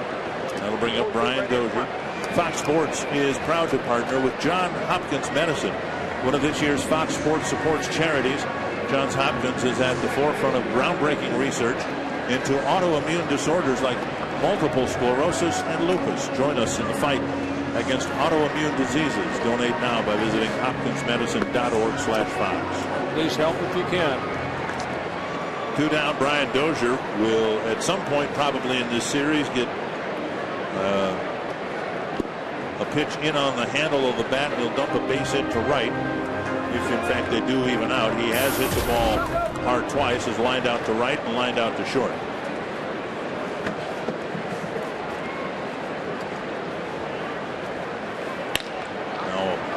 Ground ball on 4 hops to VR. 8 pitchers, 3 ground ball outs. We head to the 6th, and the Astros are up 2-1.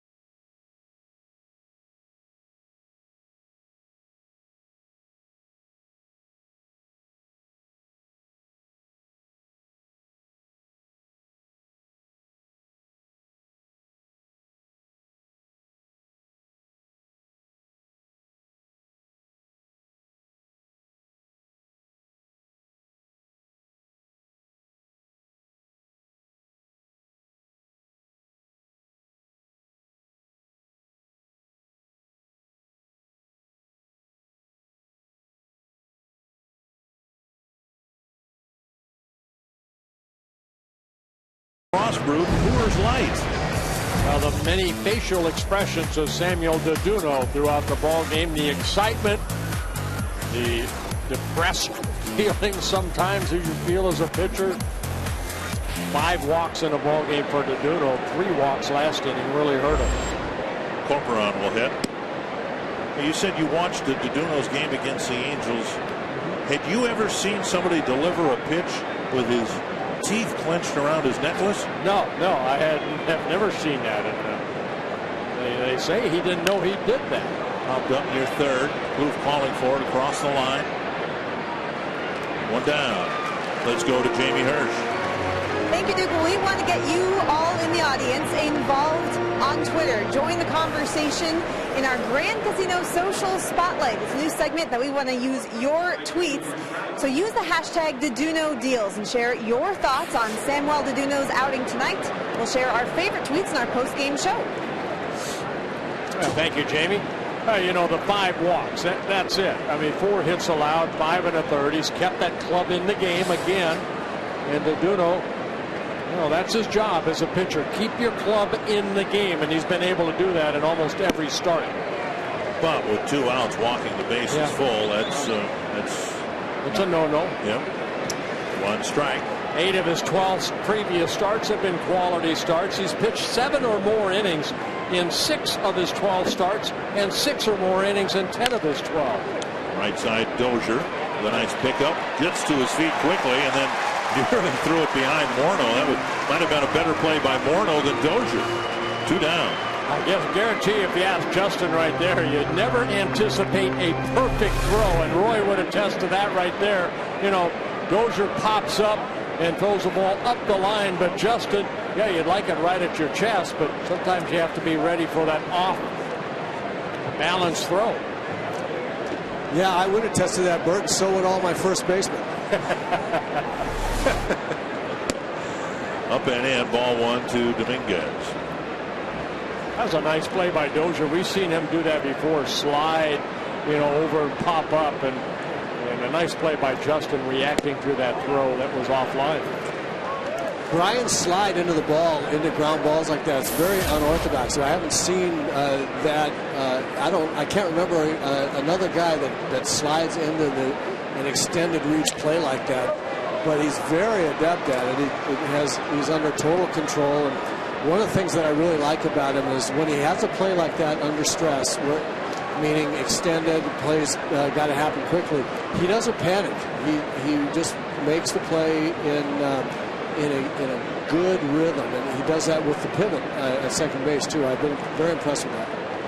Wow, the way Roy, it's almost like the slide is not only part of him catching the ball, it's also part of his throwing the ball. Yeah, it's like he has determined that rather than get fully extended on his feet and be really off balance when then he has to figure out how he's going to throw it, he sets up the throw by sliding into the catch. Is that something you work on during BP? I haven't seen him work on that in batting practice. That's got to be just a reaction. That's just the way he has figured out that he wants to go get ground balls where he's going to be fully extended. But doing that, I mean, he slides, then he pops up, and even though that throw was off, there's a fly ball to center field. Thomas drifts back to end the inning. Good inning. A 1-2-3-6. Only the second time that Deduno had to throw a pitch from the stretch. Joe Mauer will lead off the bottom of the inning.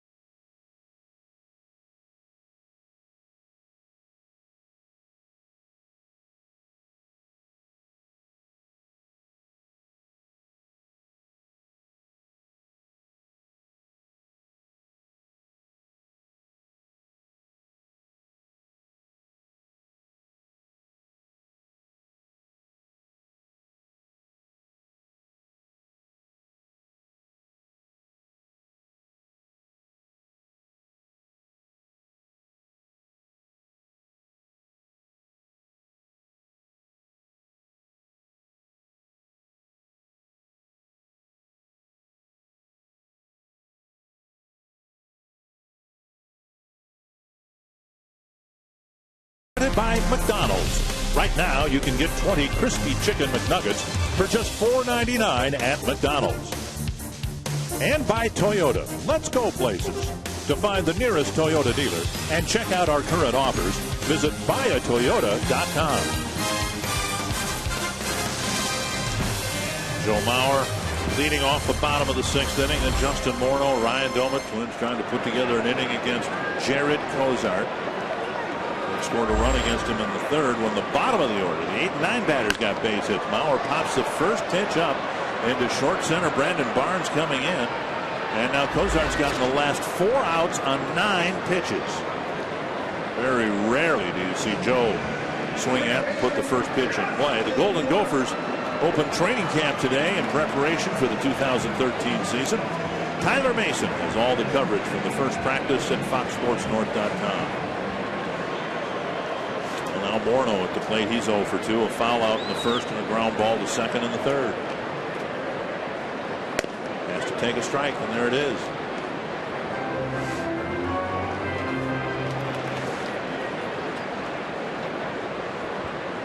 Good strike to ball ratio for Cozart.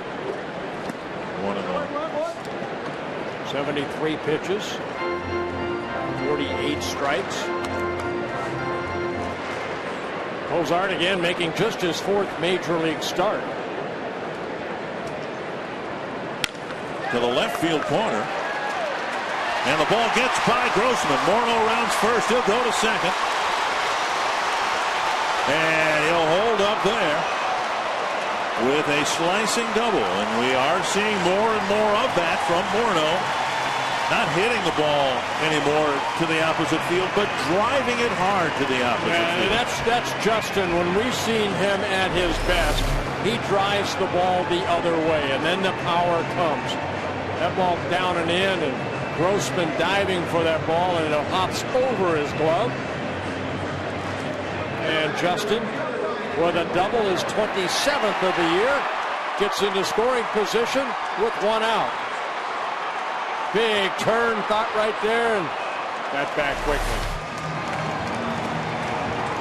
And now Doumit with a chance to get the game tied up. Yeah, Twins with their 5th hit of the ball game, their first extra base hit. Morneau actually hit 2 triples last year, but easy trigger, hold up at 2nd. And down in the dirt, ball 1. He made the right decision not to go to 3rd there, but it was good thinking about seeing whether he could make it with 1 out. Good gamble if you can make it close at 3rd base, get the tying run at 90 feet away. That's a good gamble, but he couldn't make it close enough. It's also a good gamble because what if the cutoff throw was maybe short hopped and got away from the cutoff man too? Right. And so if it's got to be a perfect throw to get you with 1 out, trying to get to 3rd, it's a good gamble. But he was going to be out by too far there. Made the right decision. 1-0 to Doumit. You know, make the decision, I guess, Roy, is what you're saying, after you've already gotten to 2nd base rather than halfway to 2nd base, as we see so often. Well, yeah, exactly right, Dick. That's what I was getting at. He rounded it hard as if he were going to 3rd all the way, and then make the developing play, make the decision for you. And the Astros got it back into 3rd in time to have him realize he ought to stay put. 2-1 to Doumit. Doumit hasn't homered since the All-Star break. 2nd on the club in RBIs, like to pick up Justin right here.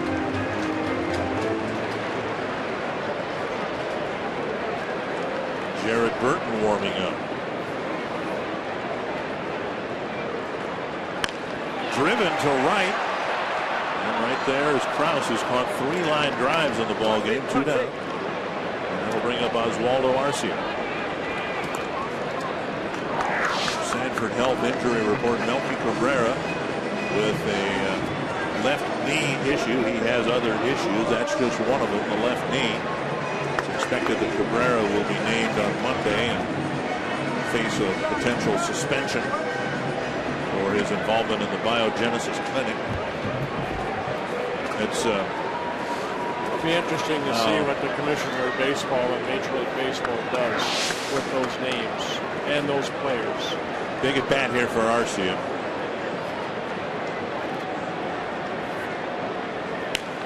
slaps and fouls. Just to say what I tweeted while I was gone, I think Ryan Braun got off very cheaply. Only missing this season, but he should also miss the 2014 season. Yeah, that's the only way baseball's going to stop this stuff. Couldn't agree more, Bert. It's got to be, we have to get to a situation where the consequences are so serious that there's just no future in it for anybody anymore. Right. Well, Cabrera is an interesting case study because he served a 50-day suspension last year for a contending team and got a 2-year deal from a different team. In Bartolo Colon's case, he served a 50-day suspension and was re-signed by the same team. So it's not just the players, it's the teams themselves that seem to encourage that type of behavior. 1 strike to Arcia. Blocked by Corcoran. He may have blocked that with his bare hand. Corcoran doing a good job of keeping that ball in front of him. Corcoran, known as a very good defensive catcher, shows that right there. I was not at the game yesterday. I was at the first 2 games of the Kansas City series where the Twins could not get a meaningful 2-out hit. One game they didn't get a 2-out hit at all. And this is a situation where Arcia could provide a meaningful 2-out hit. Target is way outside, and the pitch is even farther outside. Yeah, we showed you a graphic earlier. You know, the Astros are the worst with runners in scoring position. The Twins 3rd worst. So both these clubs have struggled this season in situations like this.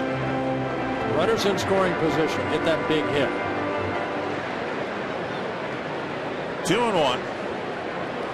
See what Corcoran decides to do here. Now the target at least near the strike zone, in off the plate. And Arcia pops it a mile in the air near the Twins dugout. And out of play. We saw the catcher sitting way inside, and credit Cosart for getting that ball in there. And a great swing by Arcia. He got that big end of the bat right to that ball.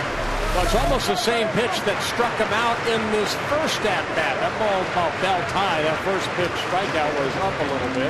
Or excuse me, down again. But Cosart doing a good job out there. 5 2/3 innings is allowed. Twins 5 hits. There's the numbers that I was talking about. So the Twins are hitting at .240 with runners in scoring position. Well, the Mariners and the Astros doing a worse job. 2-2 to Arcia.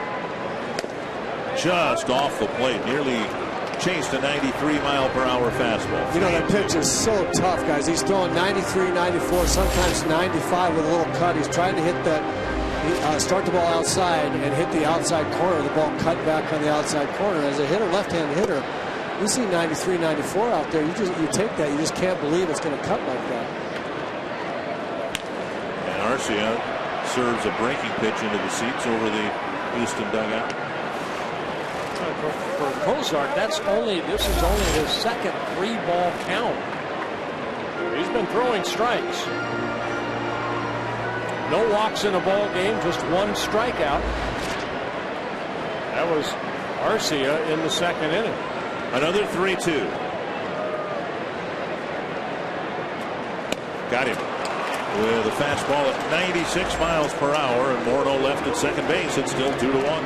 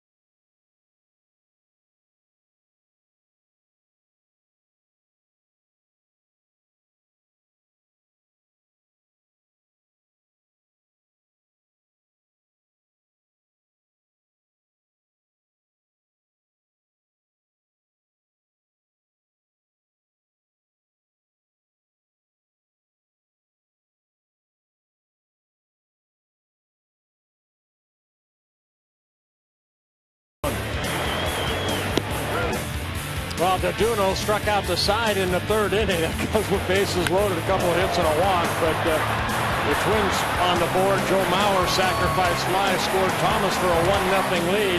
But then the wildness of DeDuno in the fifth inning.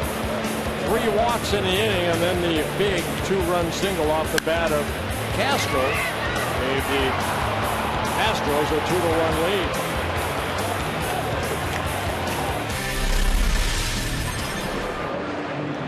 A 2-1 ball game. And Brandon Barnes will lead off the 7th for the Astros against the new Twins pitcher, right-hander Jared Burton. Yeah, Jared Burton making his 50th relief appearance and really had a very good month of July. First outing in July against the Yankees, he gave up 3 runs. Other than that, his last 12 appearances, he has not allowed a run in 10 1/3 innings since July 4th.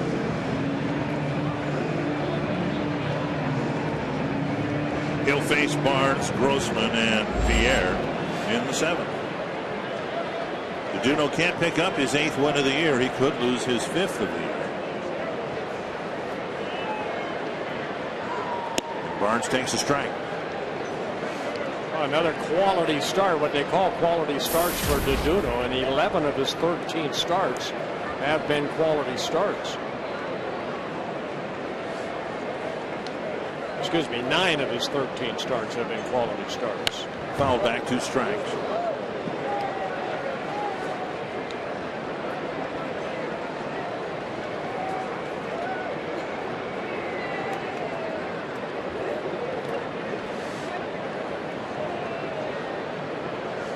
'79, you were with the Pittsburgh Pirates, right? Mm-hmm. We are family. On this date, that year, Thurman Munson died in a plane crash. Tragic. Piloting his own plane.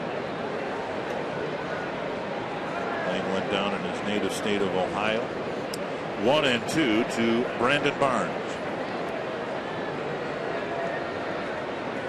Inside and hit him hard. And Barnes will go to first. 4th hit batsman by Burton on the season.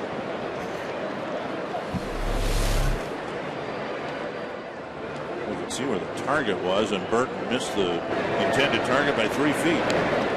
Right in the outside of the knee. Mauer was set up down and away, and Barnes aboard. Grossman at the plate. Drew the first of 3 straight walks issued by Samuel DeDuno in the 5th. And then a ground ball single right over the second base bag by Castro. And the Astros had their 2 runs.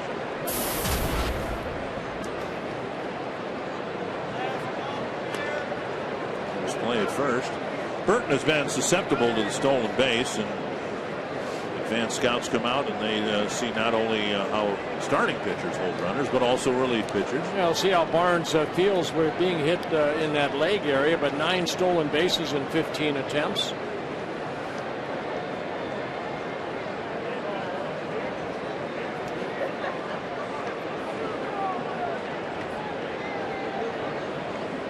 Seen Burton try to improve on that with that slide step. Sometimes he'll bring that left knee up, and that allows that runner to get 1 or 2 extra steps. You see the 9 for 10 for opponents in stolen bases.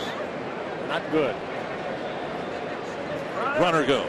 Grossman squares. Mauer throws in time to get him.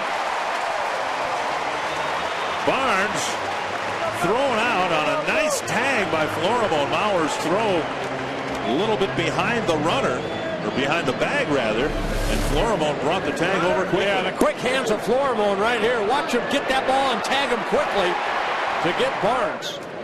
So another good throw by Joe Mauer. Good solid throw quickly to Florimon. The quick tag. Good and call. It was good, very good call by second base umpire Jim Reynolds. Swing and a miss, 0-2. Yeah, Joe doing a very good job of throwing out potential base stealers. 47% throwout rate is very, very good. Outstanding.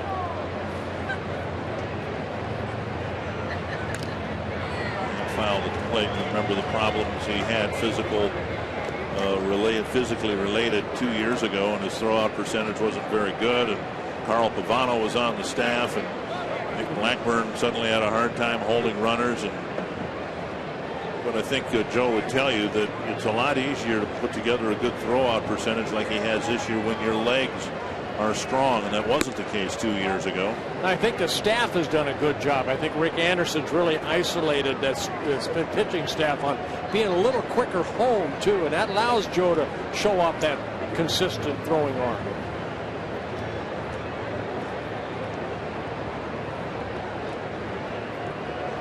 Swing and a miss. Burton gets a strikeout, out number 2. Good changeup right there by Burton. Twins fans, get into the game on Fox Sports North. We'll talk baseball. You can submit a question online at carsoup.com/baseball. Luke in La Crescent wondering what direction the Houston Astros franchise is headed in. Well, if you're a veteran player, there's a good chance you're not going to be with the Astros very long.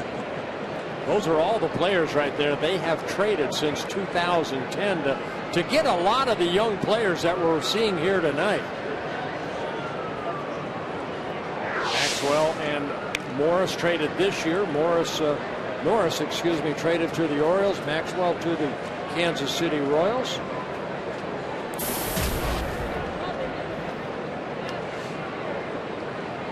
VR, the hitter.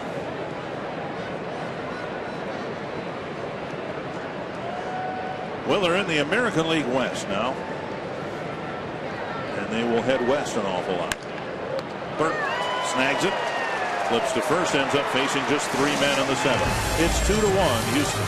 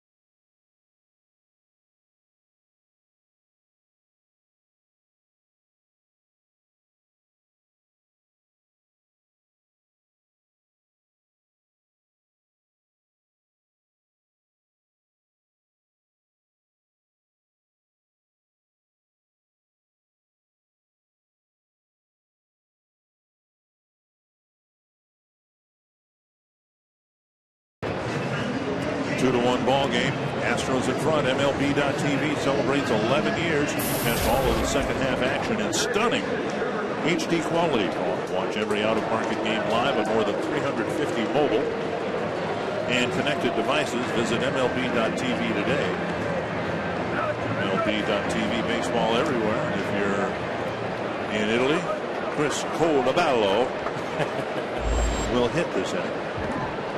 My son Todd actually just came back from Italy. He married an Italian girl, and they have a residency there. He spent about 3 weeks there. Sent me a lot of pictures. Beautiful country. You ever been there? I've not been to Italy, no. I have not either. I love their food. Can't you tell? Pizza. 2-0 to Plouffe. Twins haven't gotten much done against Jared Cozart. It's a 1-run ball game. 7th inning, home half of the 7th. These are the games that, if you play good baseball, a home team should win these games 9 times out of 10. But the Twins lineup struggling to score runs. With some fundamental mistakes made in the field. At least one again here tonight. We'll see what Plouffe can get done leading off the 7th.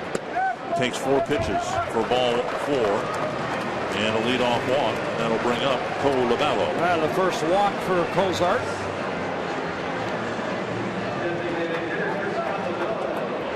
Cole LaBello with a line out to right and a bouncer to short.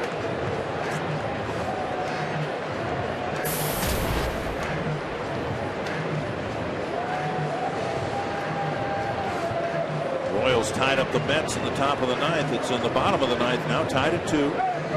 Royals hoping to extend their winning streak to 10 games and keep pace with the Tigers, who won again tonight.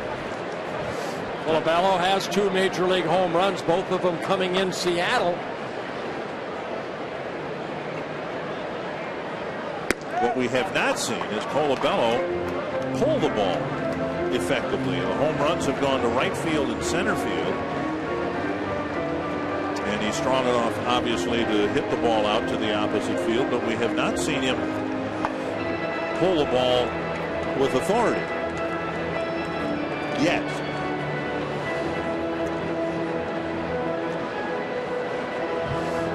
Tom Bernanski looking at the charts. 1-0, 5 straight out of the strike zone for Jared Cozart. The walk issued to Plouffe, his first walk of the ball game, and now 1-0 to Cole LaBello. There's that little cutter again, outer half of the plate. At 93.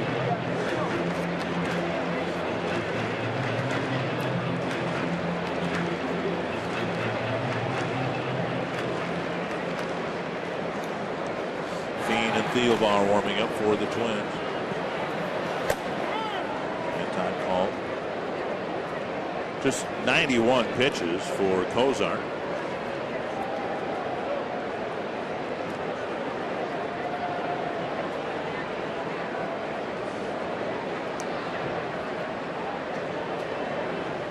Checked his swing, 2-1.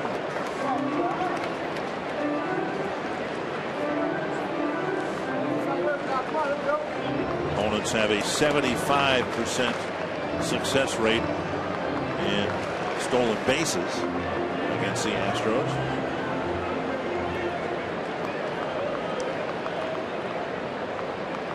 Again, Cole LaBello in a hitter's count.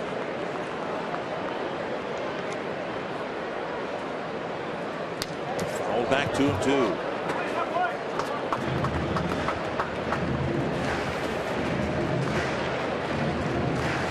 I mentioned earlier in the ballgame, Cozart trying to become the first pitcher to pitch at least 6 innings and allow 1 earned run or fewer in his first 4 major league appearances.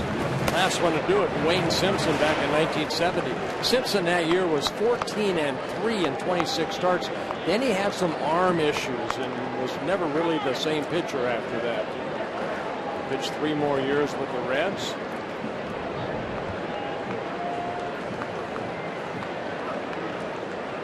Two and 2 to Cole LaBello. High fastball, got him. Strikeout number 3 in the ball game for Cozart. Let's do a little pitch by pitch right here to Cole LaBello. High fastball right there. And then that fastball away, it's almost like a cutter, and then he fell behind 2-1. Well, back to the fastball down. And then the high fastball strikes him out for the 3rd strikeout.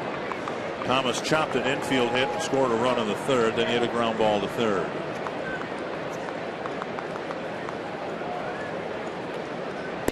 On the outside corner with a 92-mile-per-hour fastball. Well, this is what the Astros are looking for through all these different trades. Some of these young pitchers to step up, and again, Cozart making just his 4th major league start. Hale, the pitching coach, looking on. Target away and off the plate, 1-1. I guess that's what's been impressive. Not seen Cozart pitch before in person or on TV for that matter, but he's been around where the target is, and in this case, Corcoran set up on the outside corner, but he missed away. He hasn't made any mistakes over the middle of the plate. No. Again, He's not allowed a home run yet. This is his 4th major league start.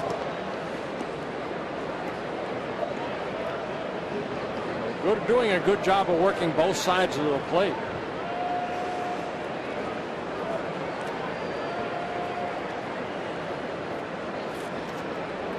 Cozart in AAA Oklahoma City made 17 starts. He was 7-4 with a 3.2 ERA. Swing and a miss. 1-2.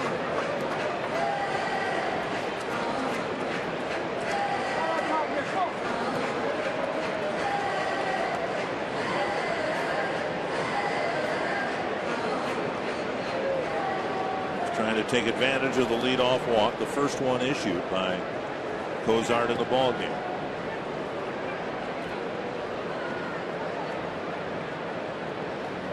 Down the middle. Thomas out on strikes. Caught looking out, number 2. Well, that's one of those situations that Roy Smalley was talking about. You know, you got to get that bat off your shoulder. That fastball's right there, and Thomas definitely looking for something else. See where the target was, and then Cozart does make a mistake over the middle of the plate, and it's taken for a called 3rd strike. And now Florimon will try to do something to put Plouffe in motion. He was walked to start the inning on 4 pitches and hasn't budged. Chopper hit to the second baseman. Easy play for Elmore. Heading to the 8th. It's 2-1 Houston.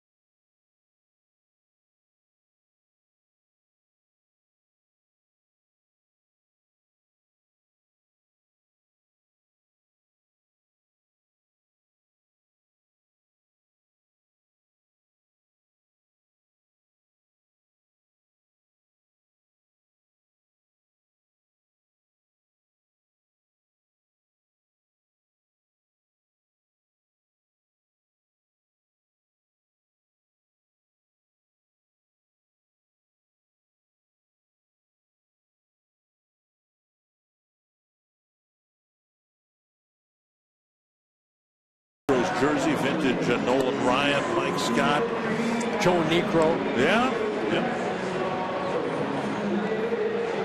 Century link to what's next, bringing Caleb Thielbar into the game. Well, you see the opponent's batting average just hitting 106 off of Caleb Thielbar. He's worked 26 1/3 innings. He's allowed only 9 hits, 2 earned runs, and both of them solo home runs off of them. 25 strikeouts in the 26 1/3 innings. 9 walks, 2 intentional. That loss coming in his last outing here on Wednesday when he gave up 2 unearned runs in the Twins' 4-3 loss to the Royals. It was the game where Pedro Florimon had the ball bounce out of his glove right behind the second base bag, and the Royals on a roll took advantage of it, scored a couple of runs, and it's kind of the way it's gone for whoever the Twins are playing. The Twins make a mistake, they've made plenty of them, and they get capitalized on, and yet you think back, it was just last week the Twins were in Seattle, they split a 4-game series there, they won 2 out of 3 in Anaheim, which doesn't happen very often. It's just what we've seen this year, Bert, from the team is they just don't have the ability to sustain good baseball over an extended period of time, and you have to have that. You have to have the ability. Hard to center, and Thomas over a few steps. 1 down.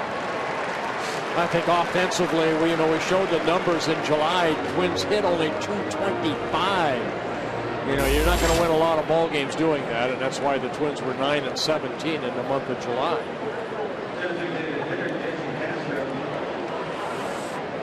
Bullpen has been outstanding all season long for the Twins. Theobar, a big addition to the bullpen. He got called up in late May. Castro drove in the 2 runs with a ground ball single up the middle. He takes strike 1. You have a hard time accepting the fact that the Houston Astros are in the American League. Yeah. I still have them in the National League. Swing and a miss 0-2. Well, I remember in interleague play, it seemed like we were playing them every year for about 3, 4, 5 years in a row. Last time the Astros were here was 2009 when they won 2 of 3 from the Twins. And that it being at the Metrodome, the final year there. And Theobar strikes out another left-handed batter, 2 down. And then we'll bring up Brett Wallace. This notion of teams switching leagues, well, it's a rarity in baseball, and that's why I'm having a hard time placing the Houston Astros in the American League since 1900. Only one other time has it happened, and that, of course, is when the Brewers went to the National League. Became the Braves, correct? No, the Brewers went to the National League in what? 1998. Yes, okay, yes. Yeah. That's right. When they were the Braves, they were the Milwaukee Braves, became the Atlanta Braves. Right. And the Brewers entered the American League. They were the old Pilots until 1998 or whenever it was, and then the Brewers went to the National League. For a soft line drive to Morneau. What a good inning for Theobar. Thanks for the history lesson. All right. 7 pitches for Theobar. The 1-2-3-8.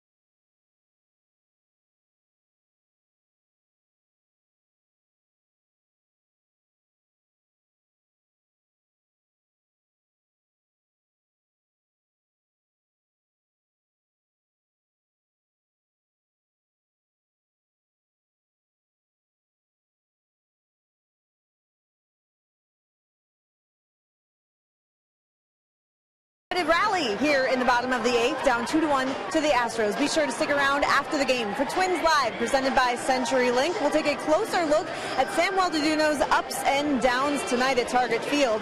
We'll also take a look at the other guy on the mound, Jared Cozart, in command tonight. And of course, we'll get Ron Gardenhire's thoughts and more after the game. Well, thank you, Jamie. Twins trying to do some damage against the Houston bullpen that's been very home run prone. Not so for Jose Cisnero, who comes in. Cisnero coming in for the 27th time, 42 in the 3rd innings, and only 3 home runs allowed. Yeah, it's a bullpen combined that have a 5.09 ERA. They are 10-25 out of that bullpen combined. Cisnero in his rookie season with the Astros. Signed by the Astros out of the Dominican Republic back in 2007.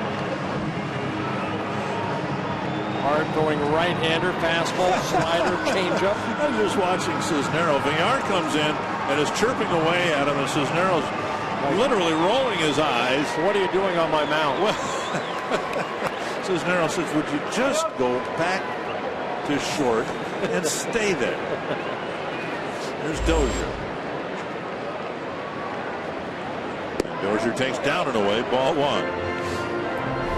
And Villar couldn't be more animated.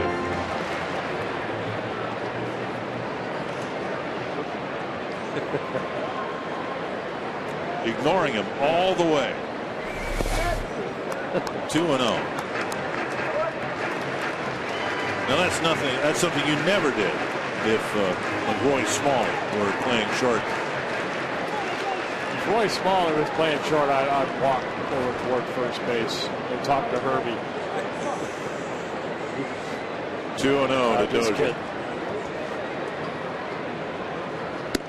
3-0.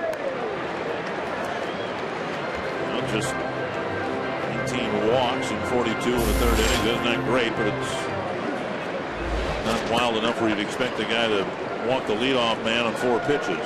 Dozier, Mauer, and Morneau trying to get something going here for the Twins in the 8th. And a strike call.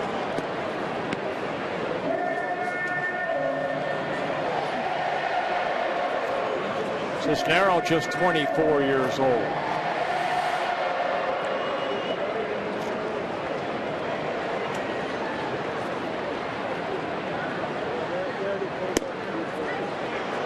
Takes full count to Dozier. A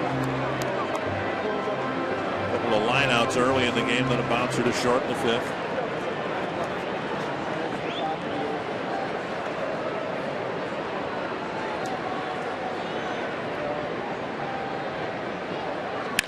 Crack to left. Grossman back. It's over his head. High off the wall. I believe it hit the railing over the wall and should be a ground rule double. It's a double in any event, but had Dozier tried to take an extra base, it might have been overruled. It looked here from here as if it bounced over the fence and hit the railing. Yeah, that railing on the other side of the flower bed. And a ball hit sharply by Brian Dozier. That's his 20th double. He's been hitting some extra base hits and now keeps that hitting streak alive. Now at 9, we see the high fastball. Dozier giving it a ride over the head of Grossman. Ball hitting the hit the railing and bounced back in. Mauer drove in the Twins' run in the 3rd with a sacrifice fly to center field. Hit the ball hard. Popped up to center in the first pitch of the 6th inning.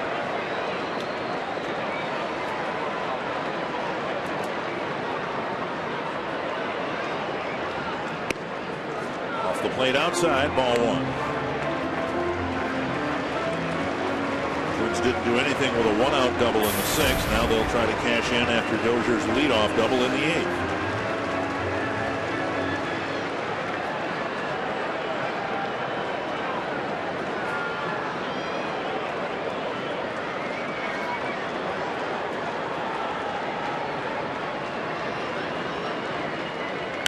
Sliced foul.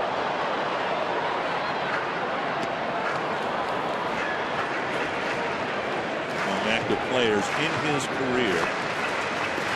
Mauer's been among the best in the clutch. And you look at the RBI total this year, now just 37, and that has more to do with the inability of the Twins to put men on base in front of them. Right. Yeah, the low averages this year of that leadoff hitter and then the number 8 and 9 hitter in the Twins lineup. 1-1 to Mauer. Outside 2-1.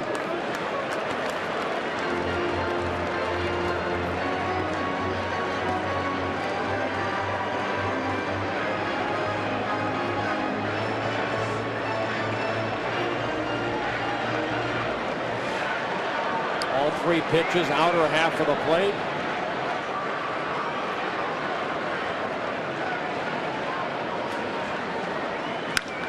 Another foul down the left field line over the tarp. 2-2.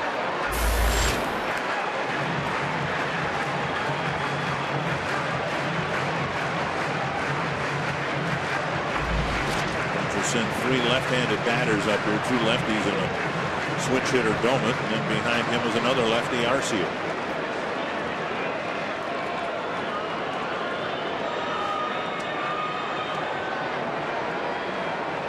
Two and 2 to the Twins catcher. Off to second, Dozier back easily.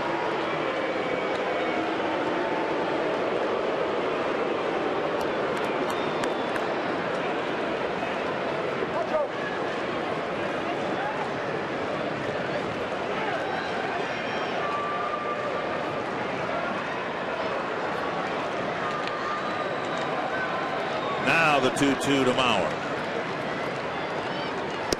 Missed inside. Morneau on deck.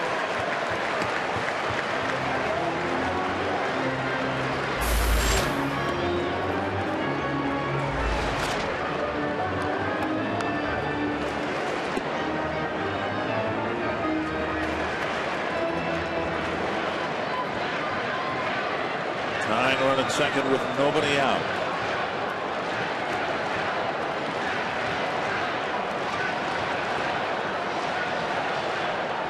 Bounce to the right side. Dozier will advance.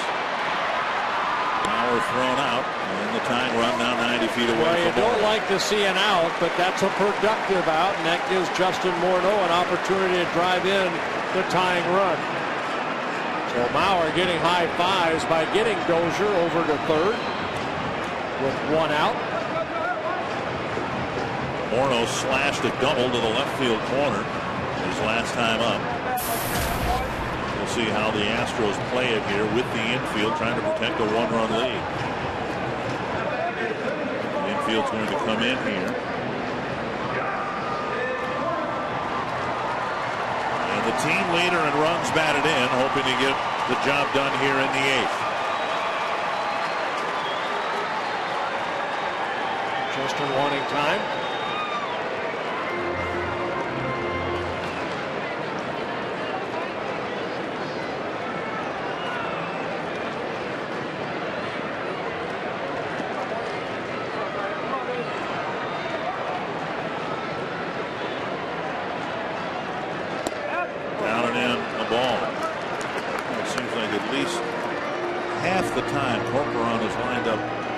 Outside the strike zone, either in off the plate or well off the plate, off the outside corner. 1-0 to Morneau. Again inside, 2-0.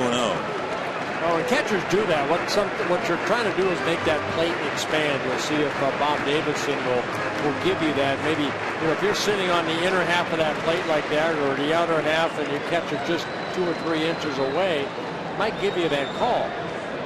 Now Portland sitting outside. Foul back. And it's 2-1.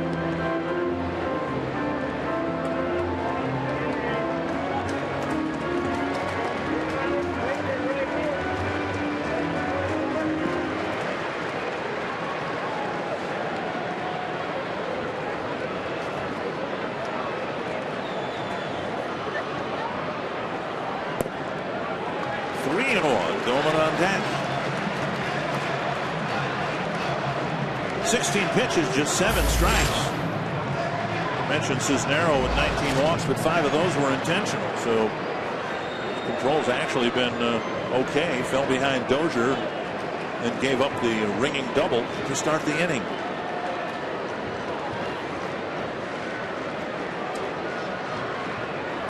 Base hit right field, and it'll tie the game. Morneau's second hit. He drives in Dozier, and it's 2 apiece. 55th RBI on the year for Justin. A big hit right there. Worked the count, or got the count into his favor. 3 balls, 1 strike. Cisnero falling behind. 0-1. 0-2. Excuse me, 2-0. Now it's 2-1. And then that 3-1 pitch right here, a base hit. Doman 0 for 3, a ground ball, a fly ball to left, and a line out to right.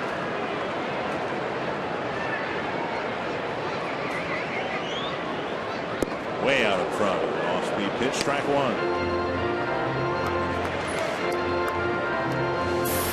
Both starters, no decision. Duno, Cosart.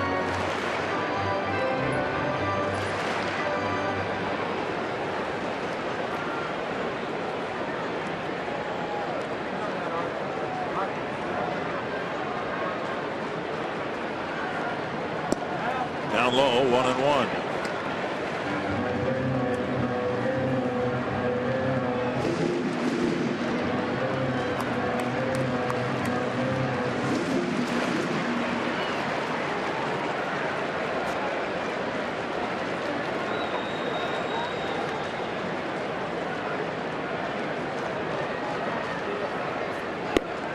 Breaking pitch down and in, another swing and a miss.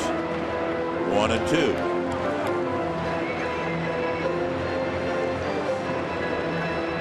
It's been a struggle this year for Domet as a left-handed hitter, even though 8 of his 9 home runs have come from the left side. He came into the game hitting just .225 as a left-handed hitter, .284 as a right-handed hitter. And most of his bats coming from this side of the plate. 2-2.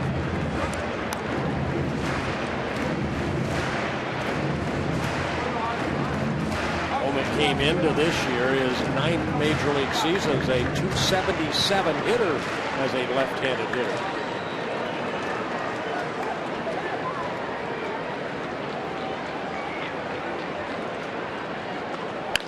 Lifted foul and out of play in his first year with the Twins at .275, 18 homers, 75 runs batted in.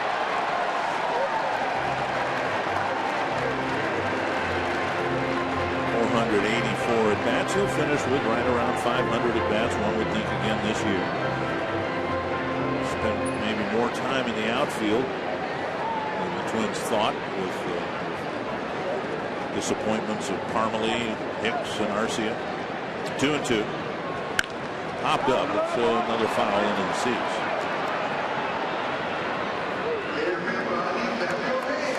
You know Ryan Dolan, he just wants to play. He doesn't have to wear. He wants, and the Twins need his bat in the lineup to be productive. 9 home runs. He's driven in 43 runs, 22 doubles.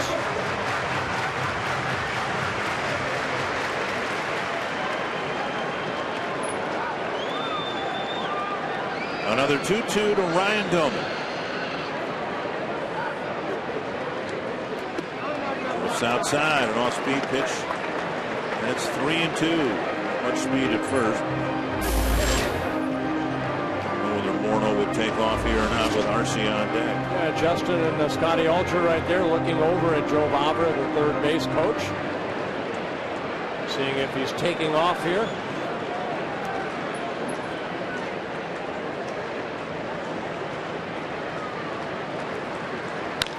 Bounced into right field, a base hit. Morneau stayed put. He'll still round second and advance to third. Good at bat for Dolan. Pulling a single through the hole. That's what you like to see right there. Got the count to 3-2. Cisnero coming in with a pitch. Outer half of the plate. Ryan Dolan pulling it between first and second. Just hustling over to third base.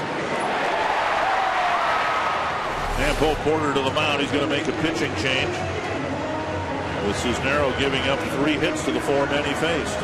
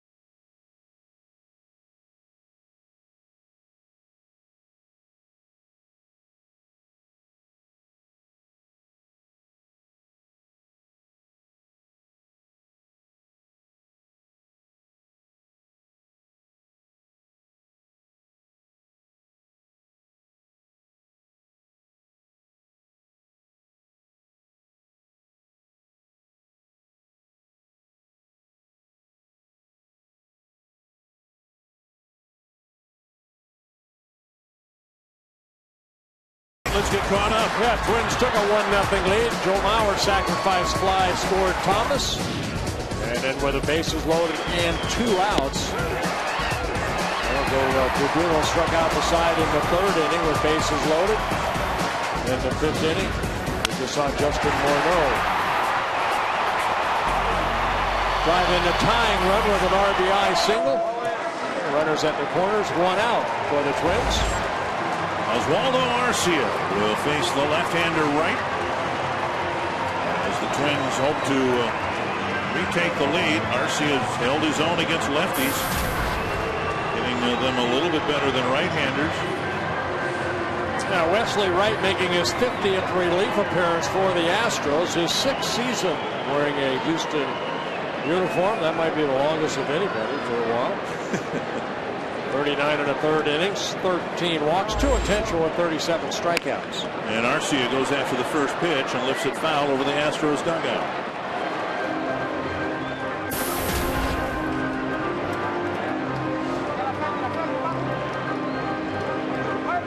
Go ahead run at 3rd and 1 out.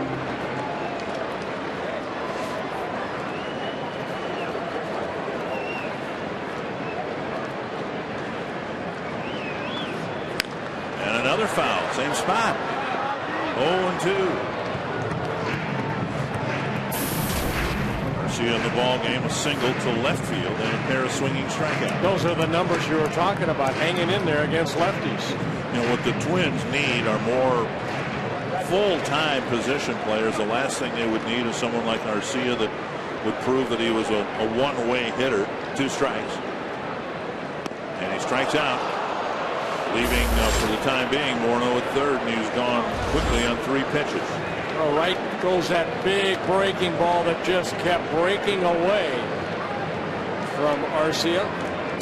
Bo Porter's going to make another pitching change with the right-hand hitting Plouffe coming up. Well, Wright does his job. Josh Fields will pitch next for the Astros.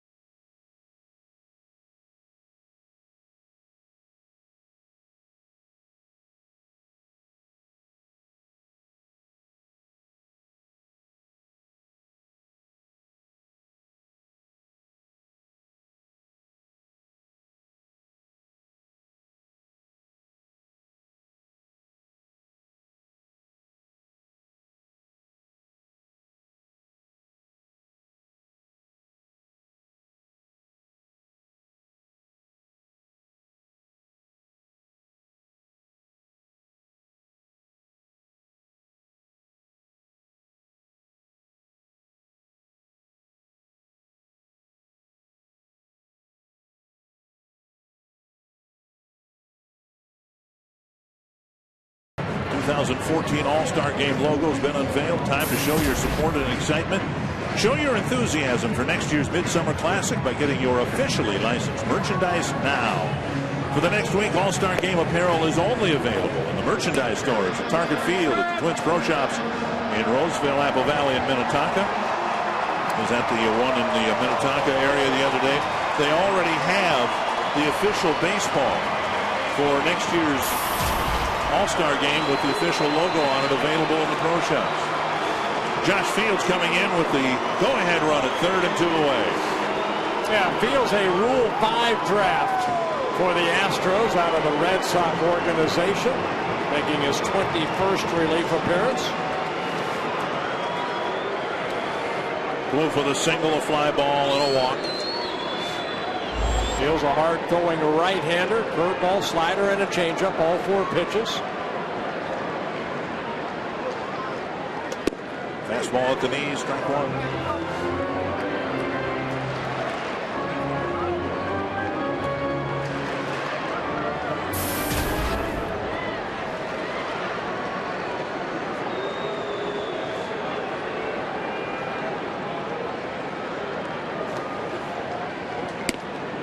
A little bit high, 1-1.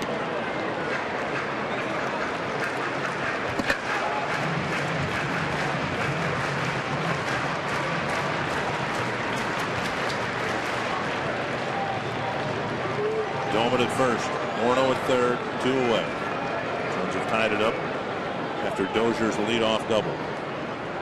Twins have made it official. They're going to call up left-handed starting pitcher Andrew Albers, who presumably will take Scott Diamond's spot in the rotation.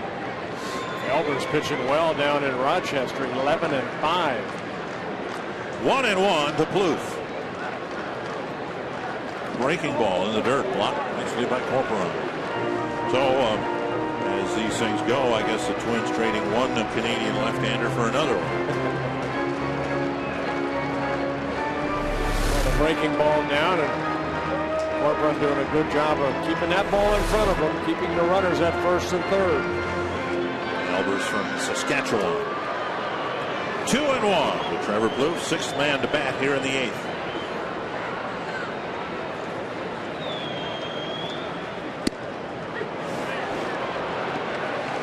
That's the pitch that we were talking about. You know, the count in your favor, and don't know what he's looking for right there, but took it. 2-2.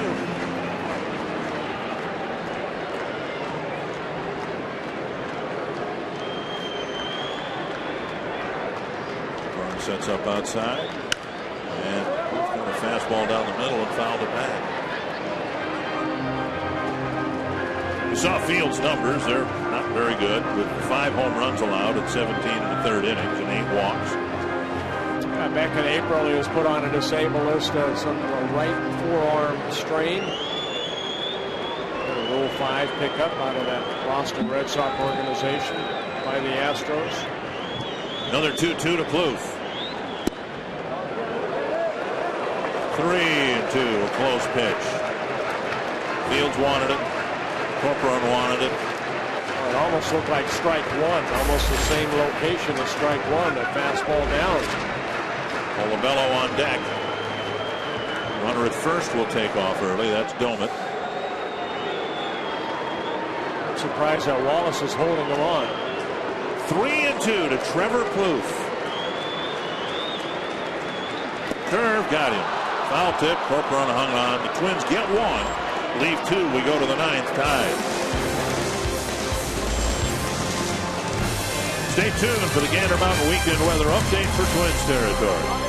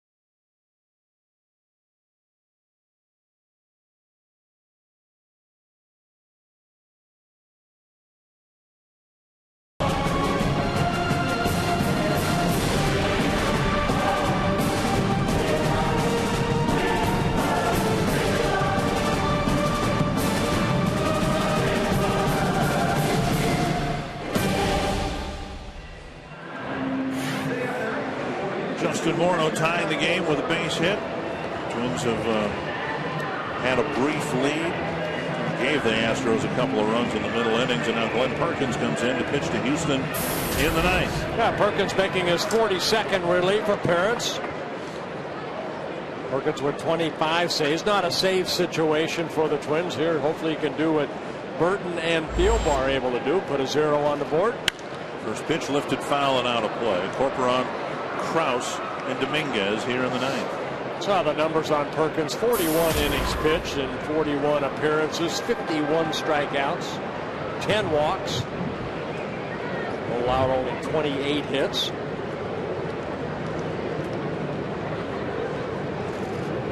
Up high, and it's 1-1.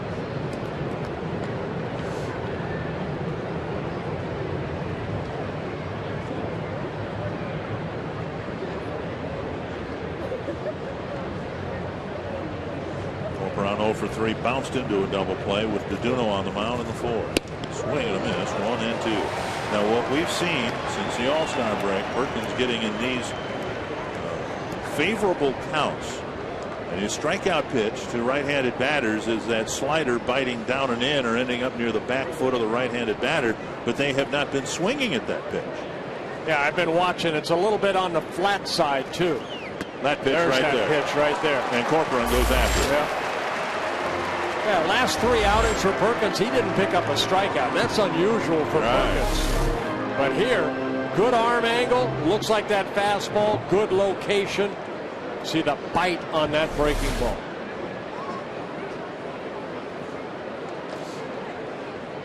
One down on the ninth, and now Mark Kraus will bat. I beg your pardon. Is Chris Carter? Hose is going to hit. Hose. L.J. Hose. He's the guy that the Astros got in the Bud Norris trade. Got his first major league hit against Norris last night.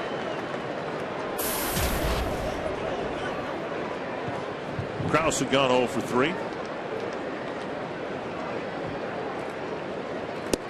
Inside, 1-1. Ho's another youngster, as you mentioned, out of the Oriole organization. 6 minor league seasons, a .286 career hitter.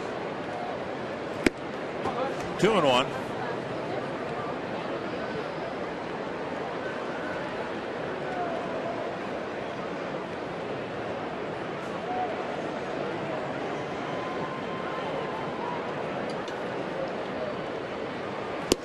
No strike. They're in the 11th inning now at Citi Field. Royals and Mets tied at 2. Indians had their winning streak broken. The Tigers made it 6 in a row with a 2-1 win over the White Sox. 2-2 to Hose. Fouled back.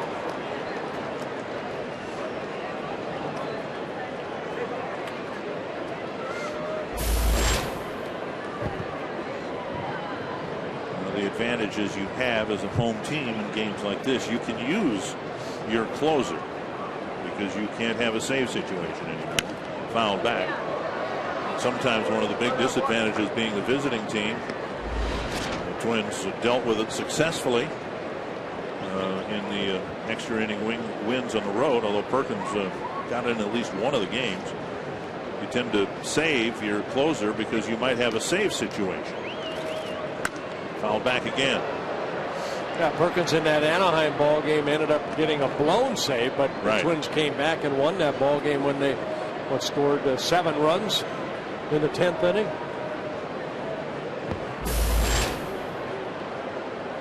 Two and 2 to L.J. Hose. Tapper foul. Breaking pitch. And Hose got a piece of it.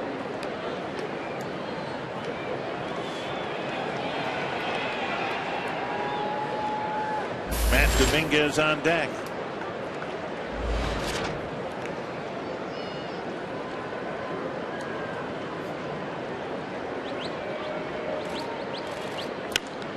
That's behind Morneau, and it's going to drop into right field for a base hit. So Hose battles and battles and battles and ends up flipping one into right field for a 1-out single. Now to look at the updated results of our AT&T Twitter poll tonight. We asked which part of the Twins' future are you most excited about? Most of you paying attention. Miguel Sano, Byron Buxton, Eddie Rosario, guys like that. Josmil Pinto just promoted to AAA. Yeah, he was hitting well in AA. New Britain when he got the opportunity when Drew Butera was traded to the Dodgers. And then on the pitching side, Alex Meyer, one of the top pitching prospects, has been shelved for a couple of months with a sore shoulder. Cole Stewart, very highly thought of #1 draft pick this year, still years away. Here's Dominguez, a single, a strikeout, and a lineup. Driven to left, and that ball is crushed. Off the top of the wall, it's in the ballpark. And now fumbling in center field as Thomas are going to send the runner. Florimon's one-hop throw, not in time, and they'll get Dominguez at third. That ball hit the very top of the fence. And Thomas had a little problem with the retrieve. And that allowed Hose to fly around third and score. Yeah, Hose had to hold up a little bit as he rounded second base to make sure this ball was not caught. Arcia went back and Hose had to hold up, but then he with spurt of speed kicked in. A fastball right there, middle end. Dominguez got hold of it. At the very top of the wall, and then just that little flip by Thomas in center, trying to get it back to the infield quickly. And the Astros are back in front. Bases empty, 2 down. Brandon Barnes at the plate. 1 strike, 2 strikes. Dominguez getting an RBI double and then thrown out by Mauer at third base.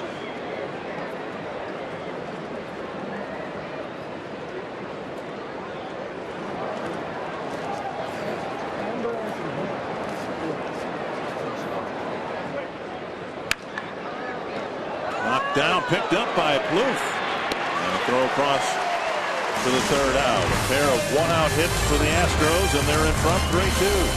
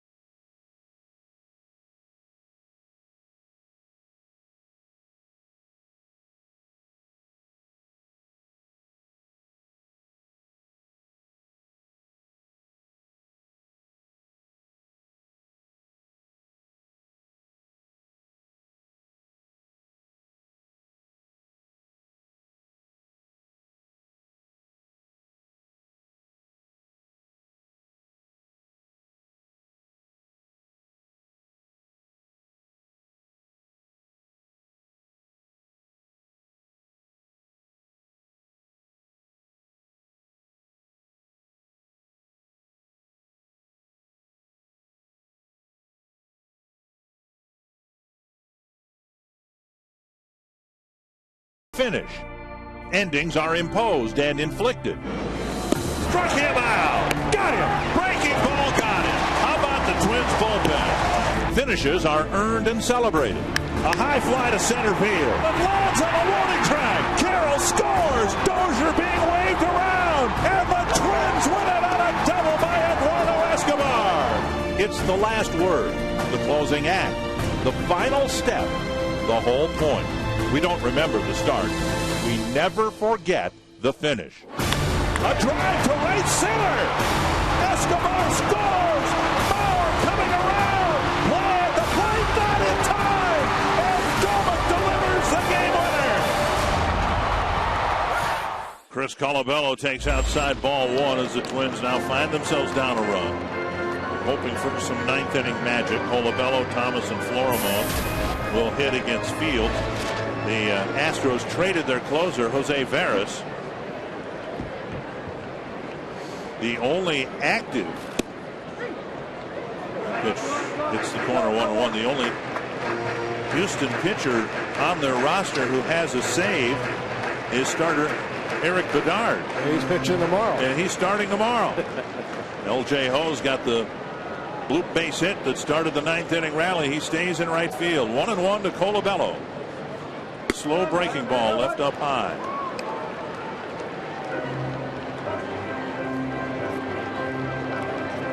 Fields, who's got the strikeout of Plouffe to end the eighth, now has got to try to get 3 more outs in the ninth. Yeah, he has some minor league saves, 23 minor league saves, but not a major league save. 2-1. 3-1.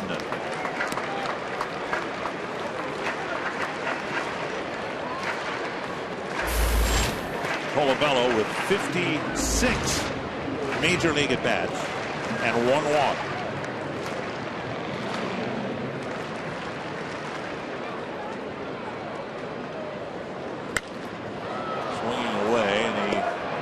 This one into the seats. Tremendous power that Colabello has.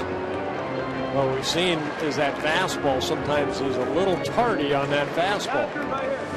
And susceptible, like so many power hitters, to the high fastball. As he struck out his last at bat in the 7th inning against Kozar. Jen Lowe warming up. Sha-Jen Lowe.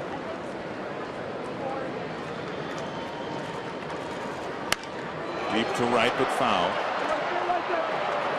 Plenty of distance as that ball about 40 feet foul, but plenty of distance to clear the fence had it been fair.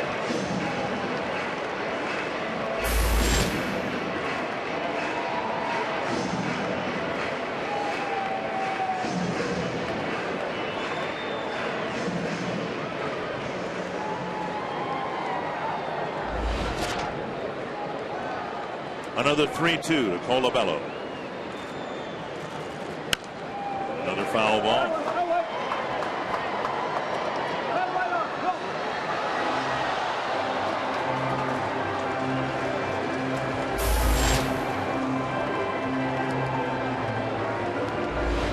Twins have a bench of Herman, Carroll, and Bernier. Colabello batting 7th. Clete Thomas due up next, and then Florimon. Helmet on. And Colabello takes just his 2nd walk as a big leaguer. And he might be lifted for a pinch runner here. Good at bat right there. Fought off some 3-2 pitches. But then Fields missed with that pitch up. And the helmet was on, ready to go. Bernier who's going to run. And Clete Thomas at the plate.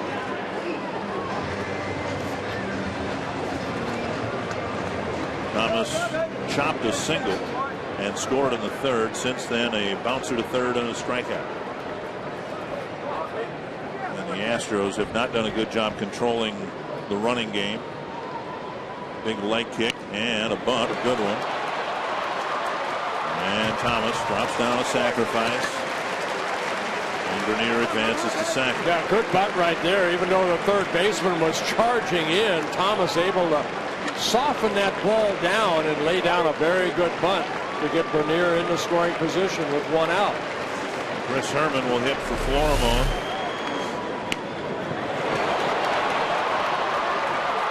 Only play is to first base. Florimon had gone 1 for 3. So basically you've got 2 shots here. You've got the pinch hitter Herman. Cole Porter is going to make a trip to the mound and potentially a move to the bullpen. He's going to bring Jen Lowe into the ball game. And so Fields won't have an opportunity to complete a save opportunity. He's responsible for the runner at second with 1 out.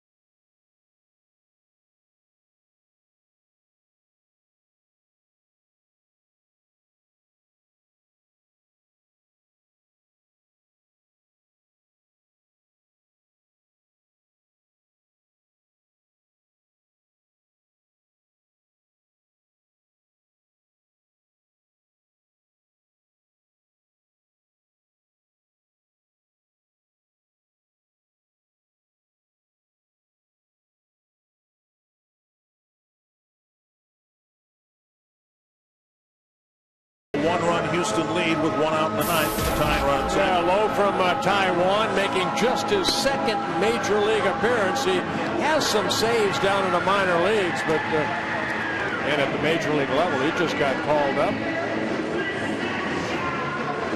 July 27th. Made his major league debut 2 nights ago in Baltimore. 1 scoreless inning. Little bit different situation here with the game on the line. And Herman will look to deliver a game-tying or game-winning hit.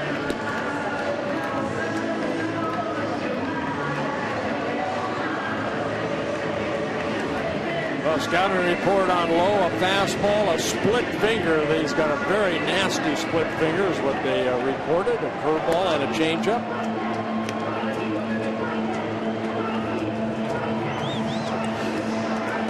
Herman, who's in reality in 49 at-bats, he's probably had made the most consistent, solid contact this year. 13 hits. 22 total bases, a couple of home runs, 3 doubles.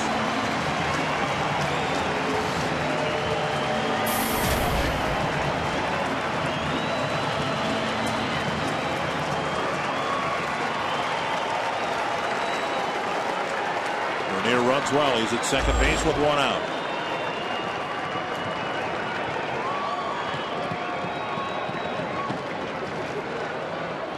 Swing and a miss. 93-mile-per-hour fastball down the middle of the plate.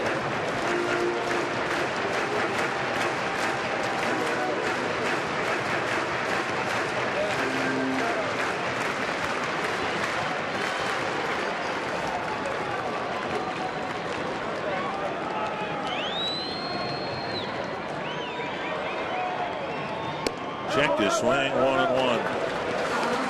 Fastball at 94, middle in.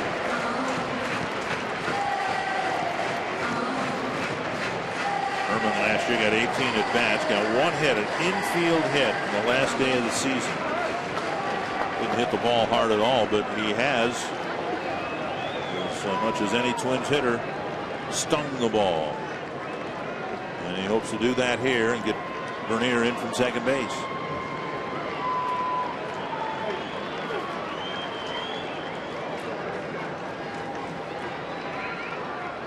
That kicks away. And Bernier advances to third, and we'll see what that does to the Astros infield. A wild pitch. And now the tying run 90 feet away. Yeah, it looked like a split finger right there that got away from the catcher.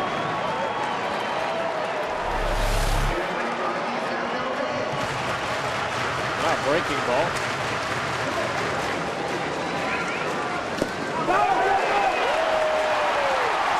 Gets Bernier over to third.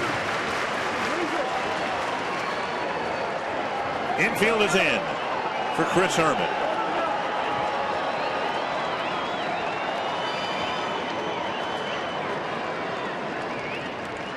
Foul. And he got a pitch up. Yes, he got his pitch right there. Wow, just fouled a straight back.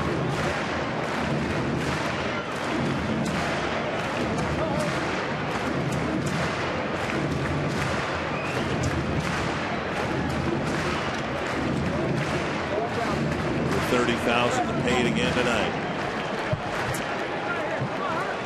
Just about everybody standing. 2-2 to Chris Herman. Ooh, where was that pitch? Lowe thought he had it. Bo Porter just turned away. Take a look at this pitch right here. Oh, it had plenty of the plate. 3-2 to Herman. And Bob Davidson missed the pitch.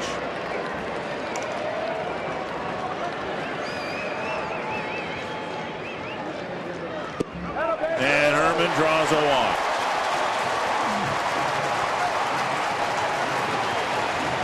Top of the order now, Brian Dozier with Mauer on deck. Twins, who gave up a couple of runs in the 5th because of DeDuno's wildness, now have 2 runners on, first and third, and the only ball put in play was a sacrifice bunt. Leadoff walk, a one-out walk. Dozier cracked a double to the fence and left his last time up. Has hit the ball hard 3 times tonight. And that double kept his hitting streak alive, and now at 9 ball games.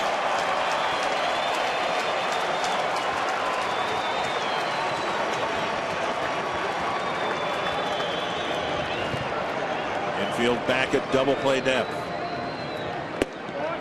The belt, the fastball, strike 1. The Kansas City winning streak is over. The Mets in 11, 4-2 over the Royals.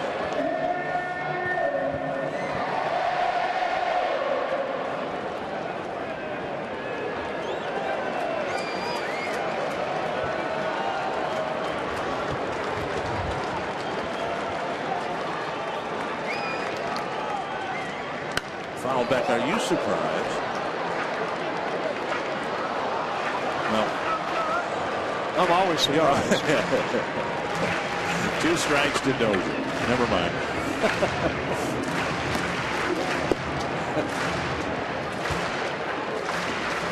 Twins trying to tie it up in the 9th.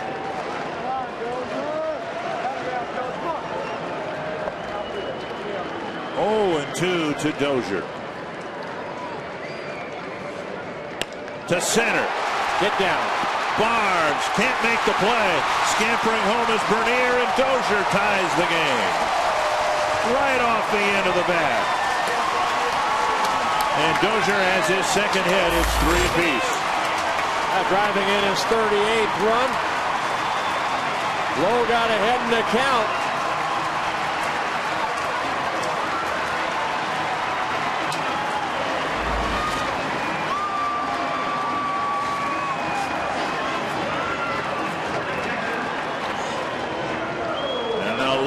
To face Mauer with the winning run at second and 1 away. Mauer is hitless tonight, but a couple of productive outs. A sacrifice fly in the 3rd, and after Dozier's leadoff double in the 8th with 2 strikes, Mauer bounced one to the second baseman and got Dozier to 3rd.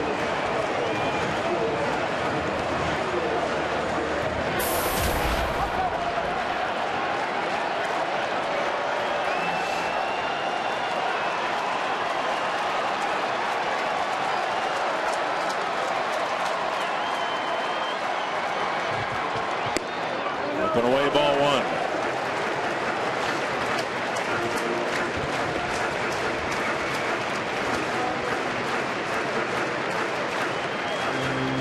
Twins have had a couple of walk-off victories this year. One against the Tigers, one against Seattle. See if they can do it against the Astros. 1-0 to Mauer. On the outside corner, 1-1. Mauer might not have agreed, but the fact that this inning is where it is because Lowe hit the outside corner more than that. In the Herman at bat, what should have been strike 3 wasn't. Instead, Herman walked, Dozier singled. 1-1 to Mauer.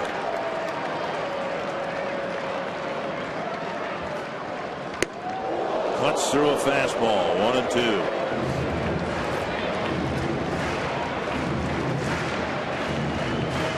Seen it so many times, you can imagine it. Now with 2 strikes, base hit to left, Herman scored.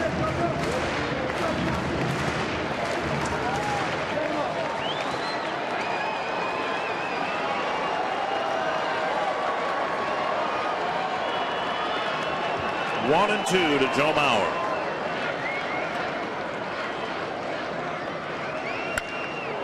Foul away into the seats. These fans that have been so loyal and so supportive through really bad homestand so far, over 30,000 again tonight, they deserve something good to happen here.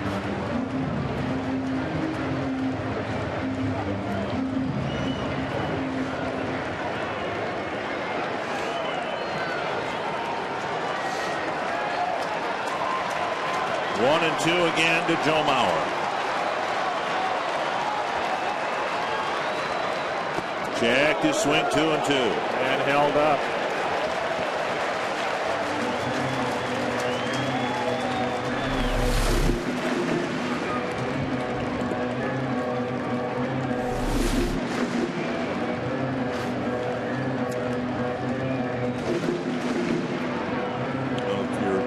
got to go back to what worked for you, right? Try to get another fastball by him, I would think. You lease it out over the plate, then you're talking about maybe that base hit to left field. 2-2 to Mauer.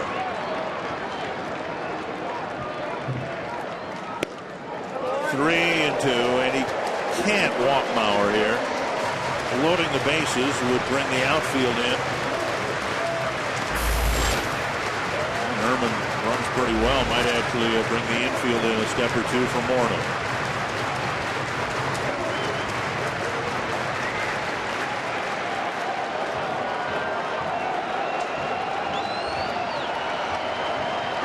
Herman the winning run at second. 3-2 to Mauer.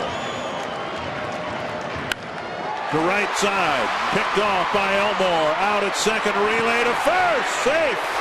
And Mauer and Wallace got all tangled up. And Wallace did a good job catching that ball, or at least controlling it to keep Herman from rounding third and scoring. Mauer reaches on a fielder's choice, but now there are 2 out. You're right. Wallace did a good job on that short hop, trying to keep that ball in front of him as Joe Mauer hustles down that line to stay out of the double play. The low throw picked by Wallace, and then a little wrestling match right there. Joe trying to get out of the way. That was a closer play at first base than I first thought. But for Wallace to catch that one-hop throw with 240 pounds of Mauer bumping into you. Winning run at third. Morno at the plate. A high pop-up, short center field. VR with the catch, and we'll have a 10th inning tied at 3.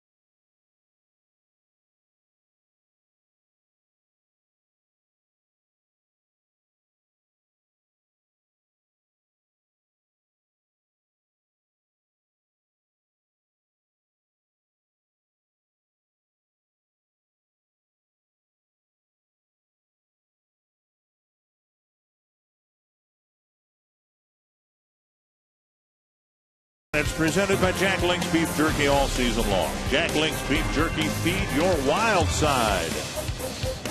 Casey Bean will come out of the Twins' pen. When Perkins giving up a run, the Twins got it back in the bottom of the ninth. And now Bean will come in to face Robbie Grossman, Jonathan Villar, and Jake Elmore. Yeah, Bean making his 51st relief appearance, 49 strikeouts in 44 2/3 innings. Only 8 walks, 2 intentional walks. He's allowed only 31 hits. Great job out of that bullpen. Twins won 2 games on the road in extra innings.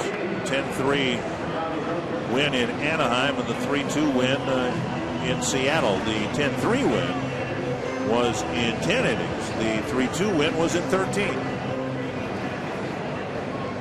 Now you were 3 hours ahead with Doug Bernier staying in at short. You were 3 hours ahead of us. That game, I think, ended around midnight Pacific time. I was up. Which, you were up? You watched the end of it at 3 in the morning? Yes, I did. Strike one. You were with your wife in one of the most romantic places in America, in Niagara Falls. And you were up at 3 in the morning watching Twins baseball? Well, maybe I lie a little bit. 1-1.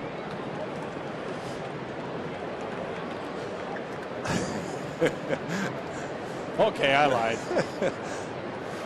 Grossman takes a strike. He hasn't put a ball in play here. He did draw a 2-out walk, which was one of 3 straight walks issued by Deduno. And he sandwiched that walk with a pair of strikeouts.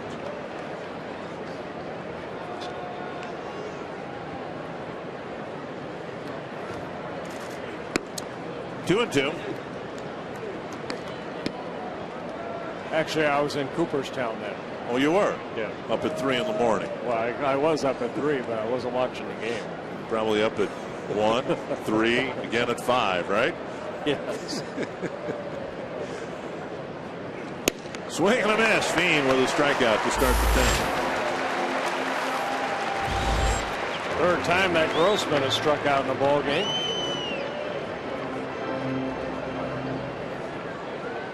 And that'll bring up VR. You know, I've wondered about not just you, but anyone who goes to Cooperstown for the induction ceremonies. 2 years ago, of course, you had to make the speech. You probably didn't sleep. Didn't get any sleep. But how do you convince yourself that it's time to go to sleep when you're around? I mean, it is a gorgeous place, Cooperstown is, but you know, I mean, you got Hall of Famers all over, and in the inner circle of the whole weekend is a returning Hall of Famer. How do you get your sleep?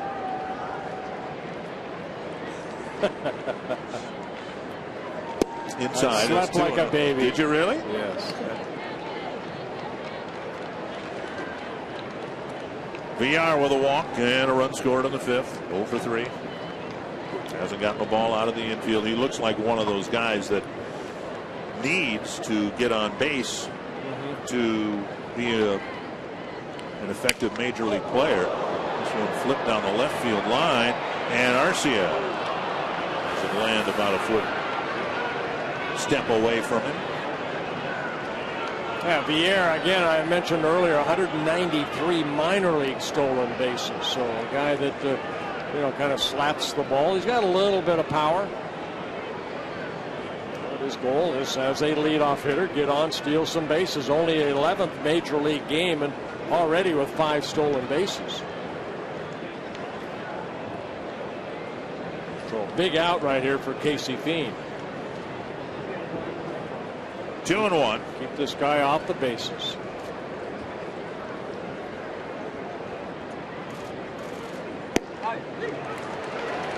Two.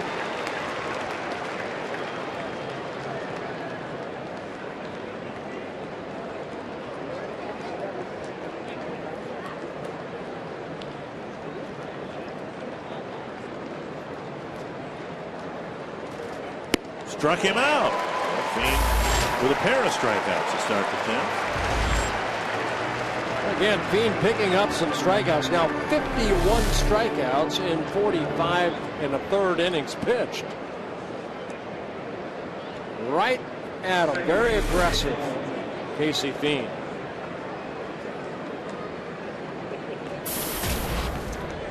And now Jake Elmore. Strike on the outside corner.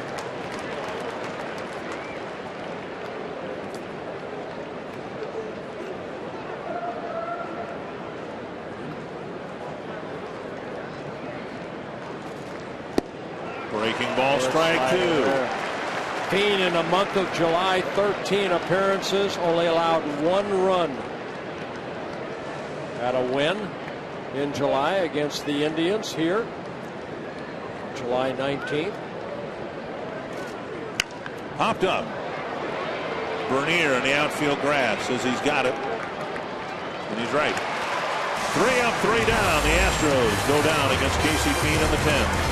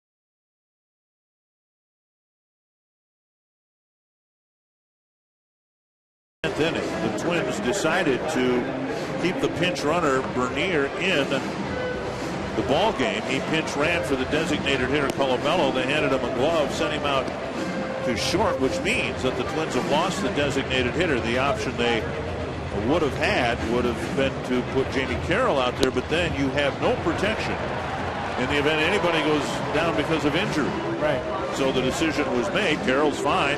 He's ready to go. In fact, he may pinch hit for the pitcher should we get there. The pitcher's spot now 9th in the batting order. The Twins will start the 10th with the 4th spot. And Ryan Doumit will face Travis Blackley. Well, Blackley in his first season with the Astros. Spent some time with the Giants and the Oakland A's. Doumit, Arcia, and Plouffe. Doumit, as Bert mentioned before, done much better from the right side of the plate than the left.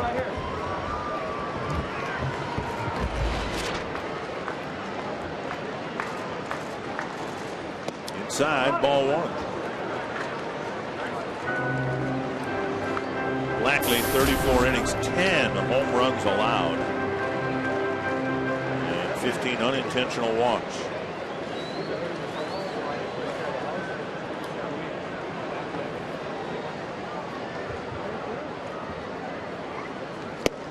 Speed pitch, swing and a miss.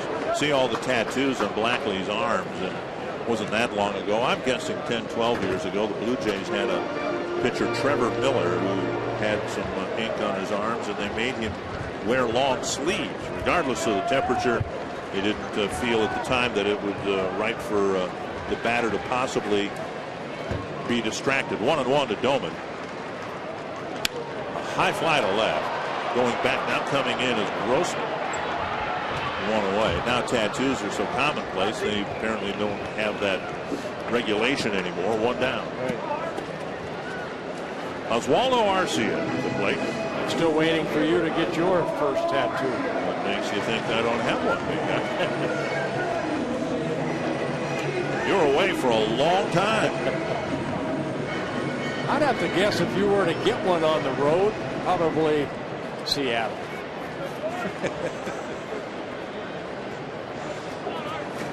Arcia with 3 strikeouts and a single. In the 8th inning, I talked about how he was holding his own against left-handers, in fact hitting them better than right-handers. And then he struck out on 3 pitches. So I won't say that. 1 strike. That was again Wesley Wright. He threw him a nasty breaking ball on the 0-2 pitch.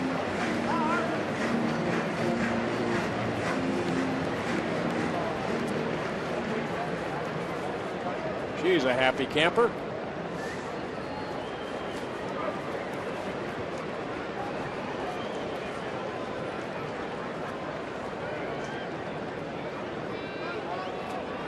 Foul back, 2 strikes. So if I ever do get a tattoo and you ask me where'd you get the tattoo, I'll just say Seattle. Leave it at that. 2 strikes to Arcia.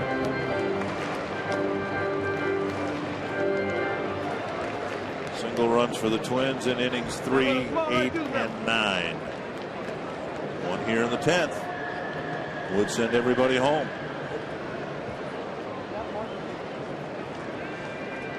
0-2 to Arcia.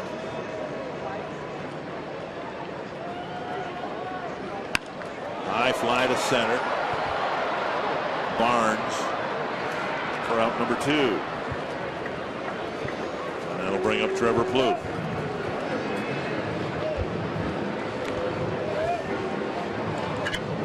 Plouffe a single in 3 trips. He's also hit a fly ball to right, walk, and then struck out, leaving 2 men aboard in the 8th. See if Trevor Plouffe can hit his 11th home run right here.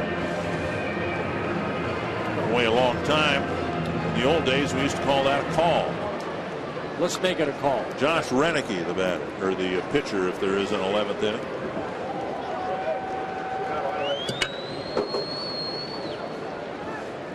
You mentioned Blackley's allowed 11 home runs. Excuse me, 10 home runs. Let's make it 11. Plouffe hitting .356 against left-handed pitchers. 21 hits and 59 at bats, 8 extra base hits, including 2 home runs. 1 strike to Plouffe. Had a home run taken away yesterday. Lorenzo Cain made what might have been the best catch ever made here at Target Field. With all due apologies to Ben Revere, Denard Span, Aaron Hicks. That was a tremendous catch. Might be one of the best catches you'll ever see by a center fielder. That was out in that bullpen area. Yes. 1-1 to Plouffe. Bouncer to short. Backhanded by VR. And a high throw goes into the crowd. And Plouffe will go to second base. He had a collision with Wallace, who must feel like a blocking back over there right now. He had a collision with Mauer in the 9th inning, and now Plouffe, a little game as he stands with Scott Alger past first base. Javier had plenty of time to make a good throw, his second major league error. Winds up and airmails that ball over Wallace's head. Roof walking gingerly to second base. Doug Bernier will make his first plate appearance. He entered the game as a pinch runner and scored the tying run on Dozier's single last inning. Looked like the left wrist area of Trevor Plouffe. A big error right there. See if Twins can take advantage of it. First error and the 79th error for the Astros this season.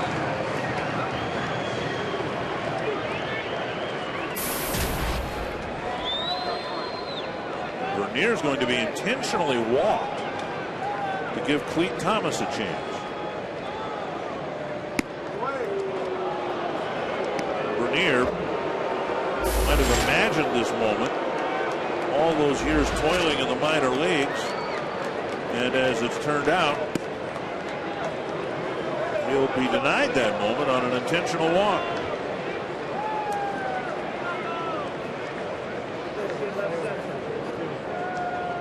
Of course, his run means nothing, and Thomas a left-handed batter. And then you have the specter of the pitcher spot in the on-deck circle.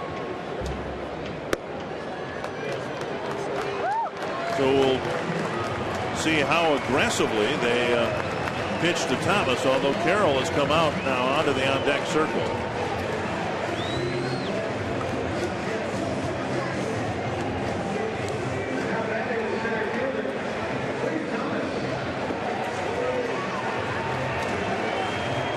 Thomas dropped down a sacrifice bunt last inning. Plouffe at second. He's the winning run.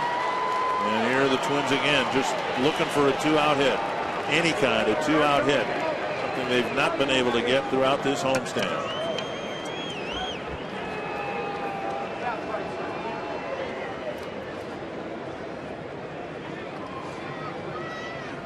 Strike on the outside corner. First run was scored on a fly ball.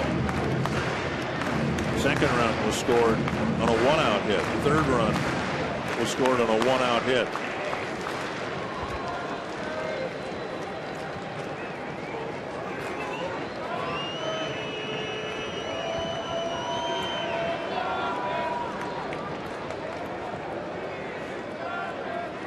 Swing and a miss, 2 strikes. Thomas hitting .214 against lefties. 9 hits, 42 at bats.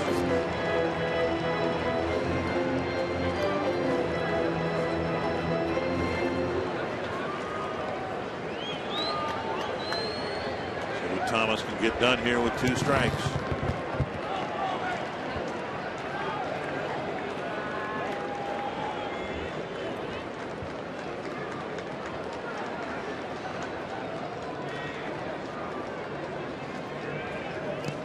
Nice block by Corcoran.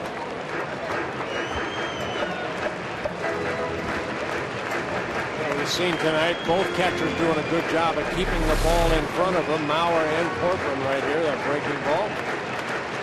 Spluth at second.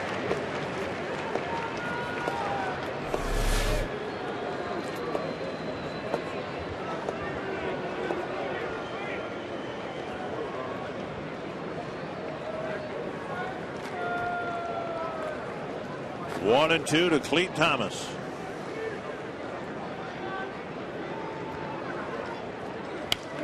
Nice foul over the on-deck circle.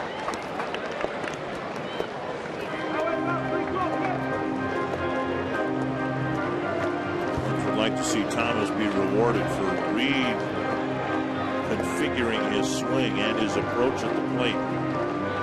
He's seen 4 pitches in this at bat, 2 of them after the count had run 0-2, and what the Twins saw of Thomas last year, a lot of 3-pitch and 4-pitch strikeouts.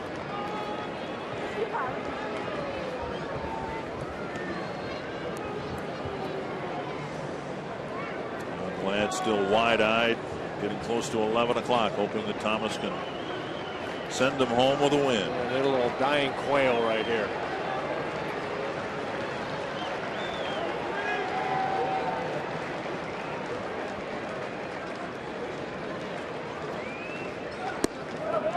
Two and two. I think we have one of those on the field. Davidson and Jim Reynolds had to shoo a bird out from near the mound. 2 and 2. Well, as a pitcher, you want to make your pitch right here. You don't want to go 3-2. There are 2 outs.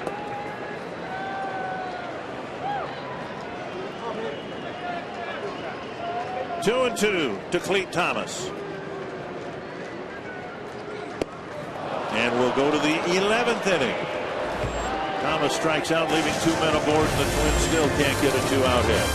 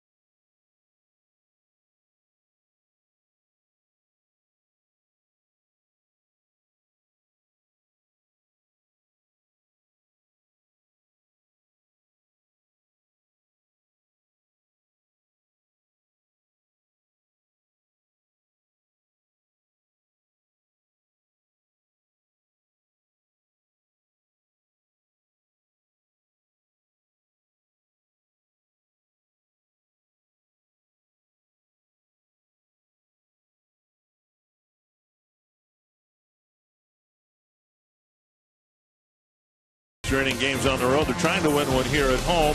Extra innings are presented by Jack Link's Beef Jerky all season long. Jack Link's Beef Jerky. Feed your wild side. On to the 11th inning, and Jason Castro will face Josh Renicky. Josh Renicky worked in yesterday afternoon ball game, a shutout inning in the Twins 7-2 loss to the Royals. Making his 44th relief appearance. 44 innings pitched, 37 hits allowed, 22 walks, 3 intentional with 31 strikeouts, 32 strikeouts. So Renicky.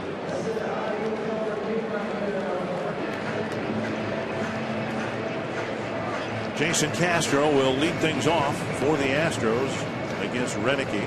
It's the 3, 4, and 5 spots in the Houston batting order. Castro, Wallace, and Corcoran.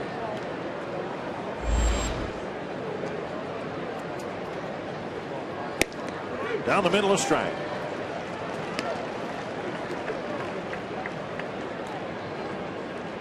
Castro drove in two of the Houston runs with a ground ball single right over the mound. Back in the 5th inning after Sam DeDuno had walked 3 men in a row with 2 outs in the inning. 2 strikes.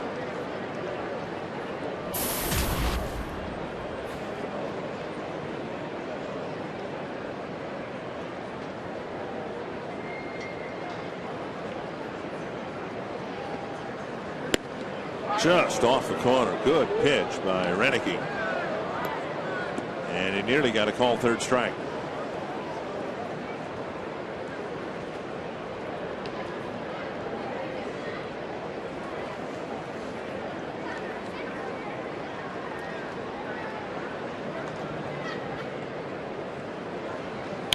Foul back.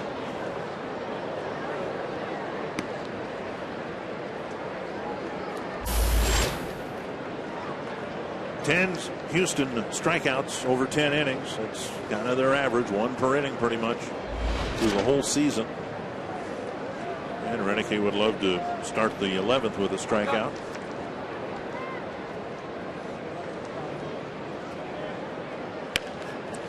Weekly on the ground. Morneau scoops it up. And Renicky to the bag, 1 away. And that'll bring up Brett Wallace.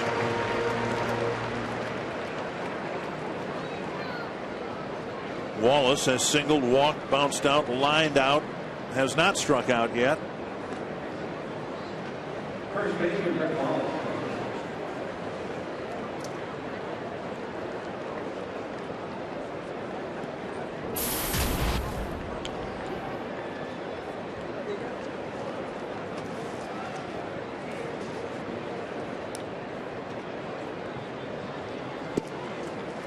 Ball 1.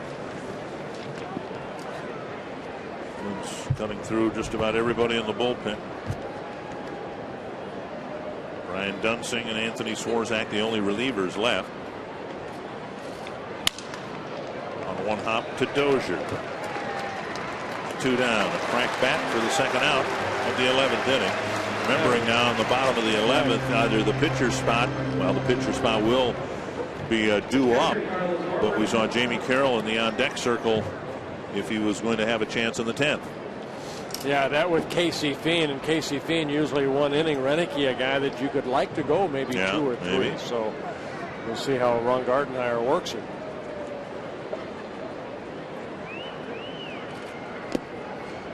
In the dirt, ball 1. Corporon 0 for 4.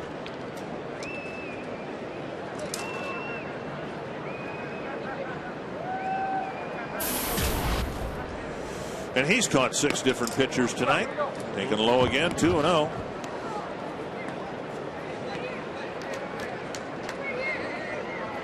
Fireworks here at the ballpark after the game.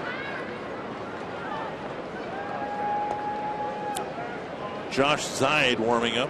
Yeah, not a lot of fireworks during the game.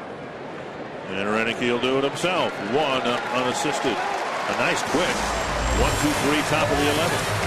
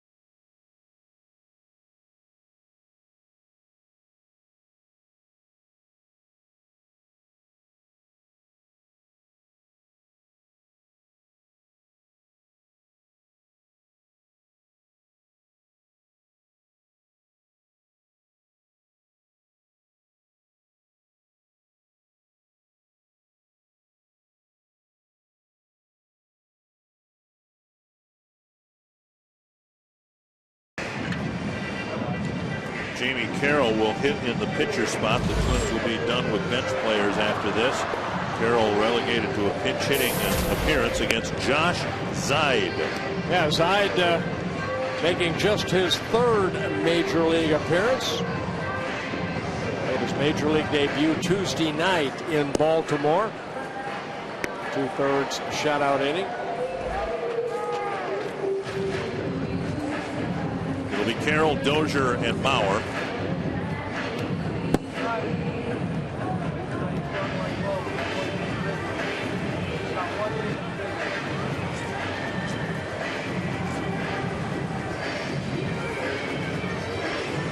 Carroll, the last bench player available. Bernier was inserted as a pinch runner and then used as a shortstop. That's why the Twins have the pitcher spot in the game here.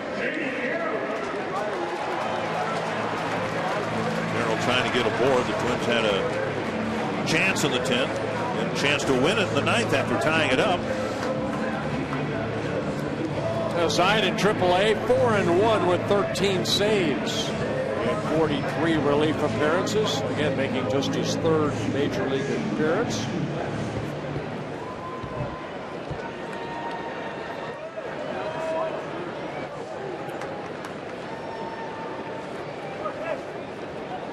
Carroll, Dozier, and Mauer.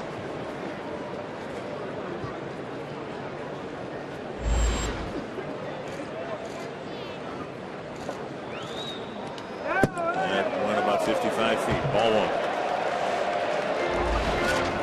Zeid had a good spring training with the Astros. Pitched in the WBC qualifying round for Team Israel.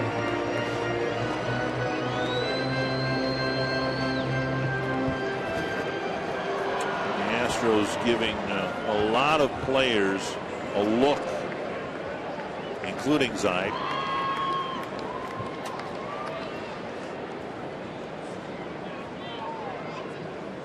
And a strike, 1-1.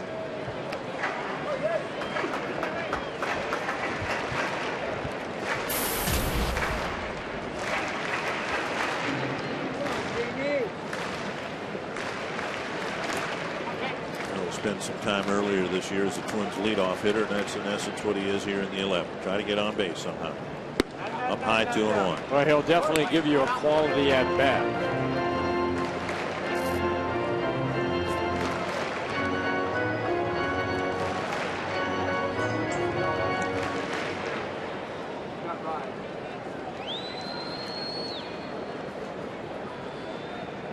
Two and 1 to Jamie Carroll.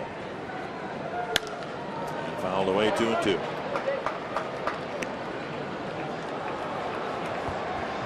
Zeid, 26 years old, once property of the Phillies. He came over in the Hunter Pence trade back in July of 2011.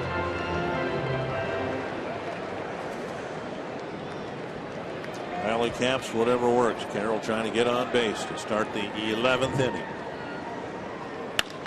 Bouncer to second. Elmore has it. One down. The Astros scored in the top of the inning. The Twins scored in the bottom. Yeah, Perkins giving up the double right there. And that scored Hose from first base. That gave him a lead, but the Twins came back. Brian Dozier with an RBI single, tied the game at 3 apiece. Dozier in his last 2 at bats, a leadoff double and a run scored in the 8th. A game-tying RBI single in the 9th. 1 strike.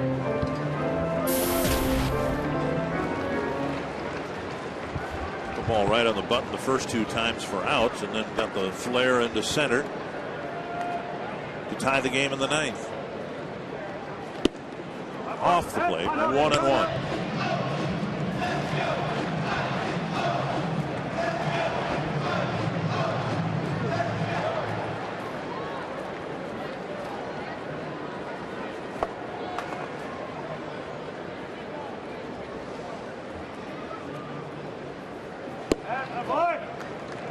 Two and 1. Those are on a nice extra base roll. We talked about the 9 home runs. 16 doubles in his last 38 games since June 16th. Up and in, 3-1. Dozier had a back issue flare up on him, and he missed a little time, and he said the back problem is related to the left knee problem that he has had for a while. Favoring the left knee, the back, lower back tightened up on him. 3-2, so the Twins fitting Dozier with orthotics in hopes that that will alleviate the left knee issue, which will consequently take care of the back issue.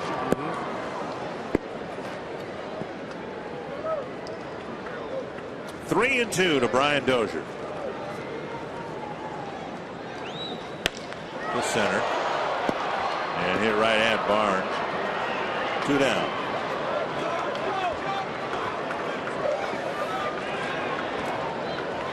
You thought it was bad, but I don't know anybody could have imagined it would be this bad. Here's the Twins 2-out hitting in this homestand. And we haven't completed 5 games yet. This isn't taking into account the key situations with 2 outs. But the team looks pretty good when they get some 2-out hits. And the Twins are 3 for 39. That's not good.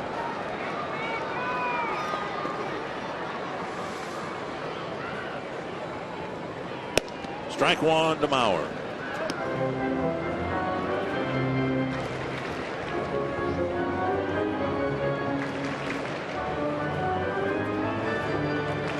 One strike to Mauer. 0 for 5 in the game.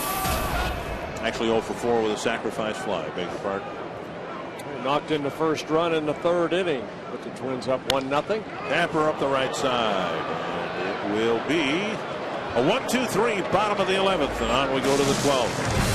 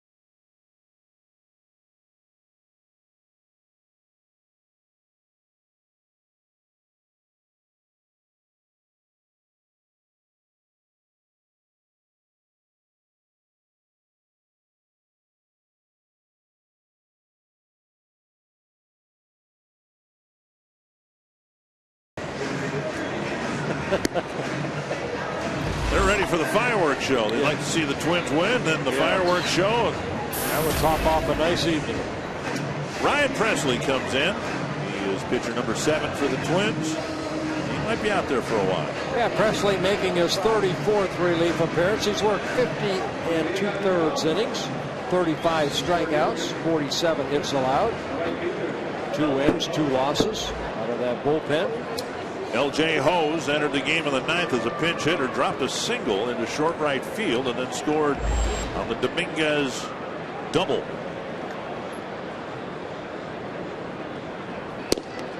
Missing down and in, ball 1.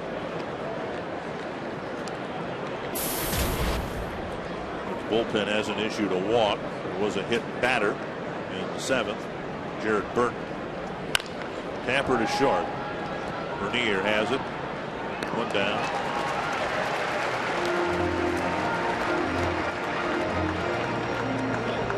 In the 12th, the Twins are due to send up Morneau, Doman, and Arcia.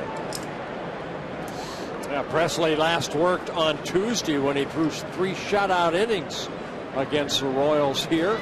9 up, 9 down. I mean, he was wonderful.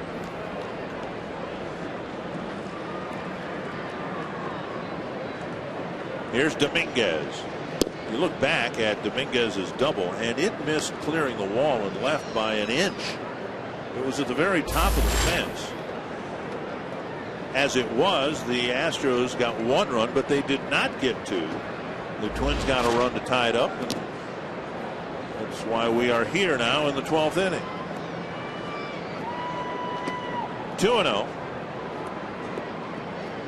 Dominguez with 2 hits, single in the 3rd, double in the 9th, strikeout and a line out in between.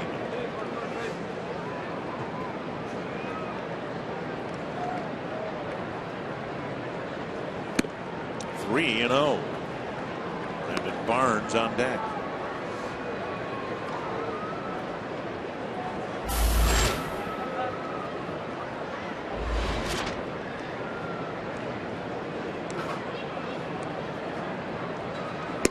And hits the inside corner.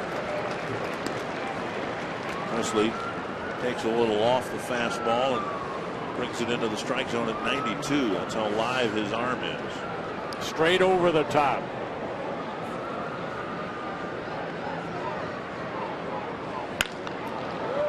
Bernier smothers it. Comes up firing. What a play by Doug Bernier. A tremendous play by Bernier to get Matt Dominguez. Boy, it looked like a base hit. You know, it's going to go into left field. Bernier diving for it, getting up quickly, and making a good throw over to Justin. That looks like a base hit. He got that little short hop, got up quickly. Nice defensive play. When Bernier arrived here, of course, everybody wanted Ron Gardenhire's assessment of Bernier. He summarized it in 4 words. He can pick it. And that's what we've seen. Good range laterally. That's an awkward play, an unusual play, a soft line drive, and he was able to corral it and come up firing. 2 down, and here's Barnes. 1 strike. 2 strikes.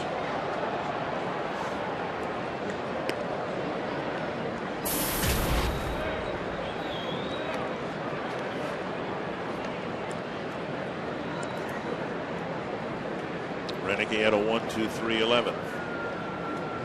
Fiend had a 1-2-3 10th. Presley hoping for a 1-2-3 12th.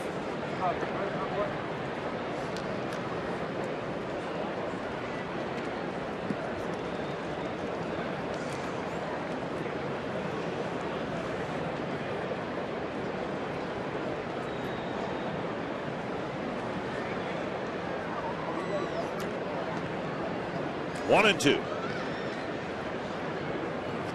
Breaking pitch got him. He has his 1-2-3 12th inning. See if the middle of the Twins lineup can get it done at the bottom.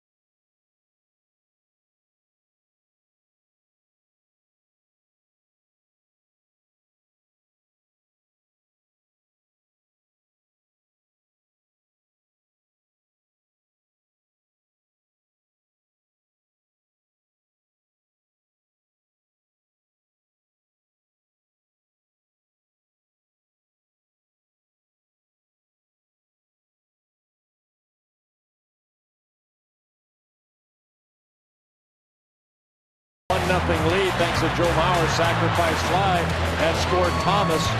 That in the bottom of the third inning, but the Astros took a 2-1 lead with an two-run single by Castro.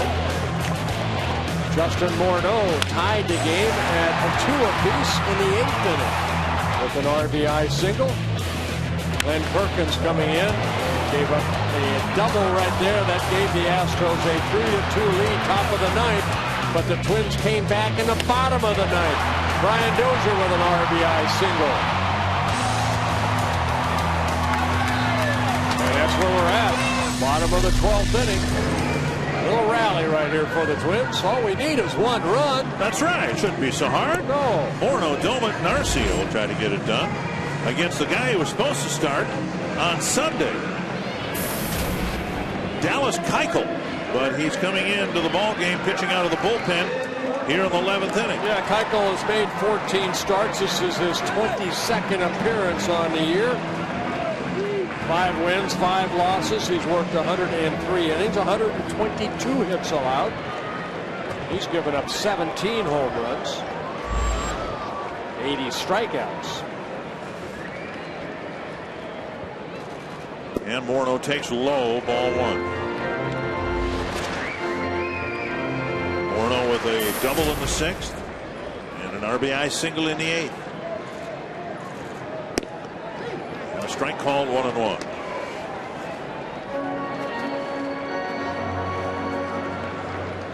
Keuchel, 25 years old.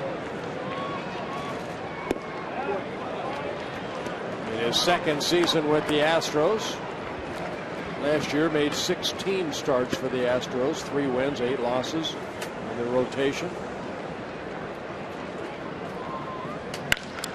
Drilled to left center field. Barnes makes a nice running catch. Morneau hitting the ball with authority in that direction, but for the first out.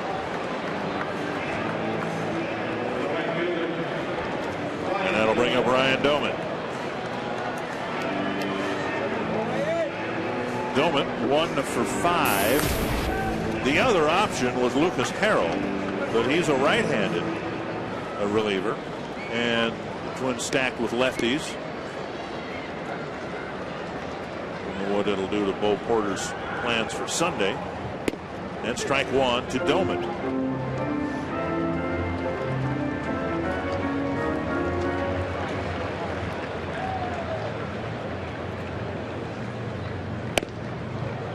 Two strikes.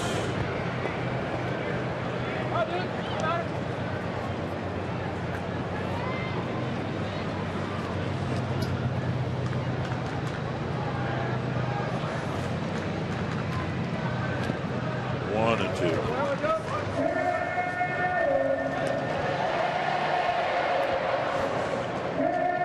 Michael 5 and 5 out of the rotation for the Astros. 7 or 6 other relief appearances. 2 and 2. Well, Domet with 9 home runs. His only home run as a right-handed hitter came against the Orioles here back on May 11th. This left-handed pitcher Troy Patton. 2 and 2. Tapper to third. Dominguez flips on the run, 2 down. And that'll bring up Oswaldo Arcia. There are no options for the Twins. They've used all the bench players. And unless something dramatic happens here in the 12th or in the 13th, we might see Ryan Presley swing the bat.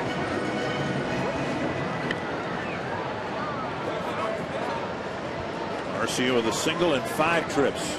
The single came to left field. He's 0 for 2 against lefties tonight. 1 strike. Just don't want to see Arcia come back up here and strike out a bunch of times. That's what got him sent down to the minor leagues in the first place. 1-1.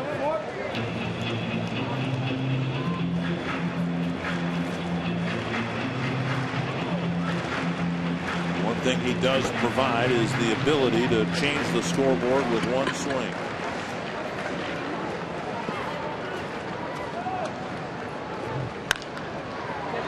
Base hit to right. Pulling it on the ground with 2 outs. Arcia is aboard. And that'll bring up Blue. A second hit for Arcia.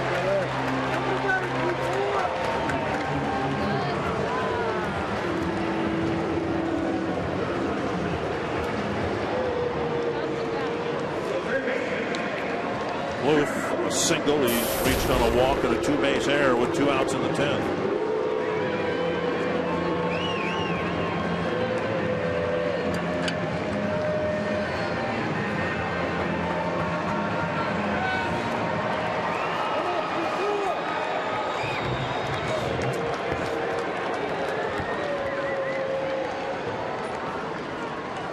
Up and away, ball 1.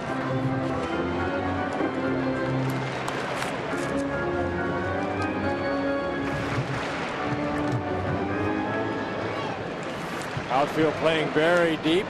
No doubles. Keep the ball in front of you. 2-0. It's kind of the way my outfielders played when there was nobody on and no out. In the first inning. Yeah.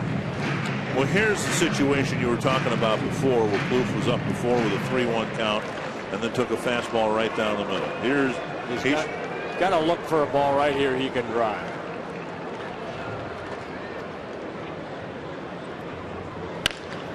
Instead of Tapper to second. Look at second, throw to first, inning ends. We'll go to the 13th. Still tied at 3.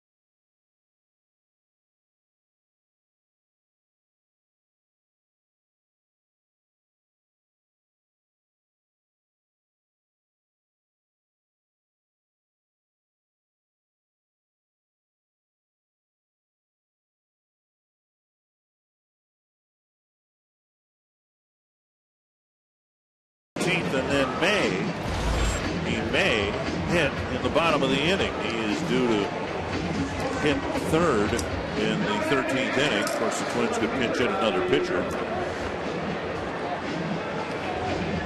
And the leadoff batter for Houston is Robbie Grossman in the 13th inning. He'll be followed by Jonathan Villar and Jake Elmore. Yeah, Presley only 11 pitches to retire 3 outs in the 12th inning.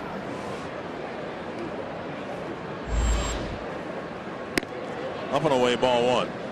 Presley just threw a handful of pitches in the 12th. 11 of them to be exact, and now facing the number 9 batter. Grossman has struck out 3 times and walked, and now a ball lined to right field for a leadoff hit. Grossman aboard with a leadoff hit here in the 13th. Only the 7th hit for the Astros. Grossman, who had struck out 3 times and walked, picks up his first hit.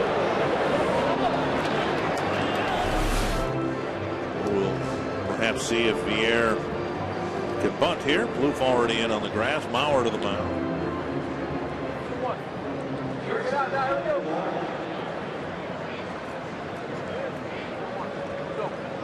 Seventh hit for the Astros.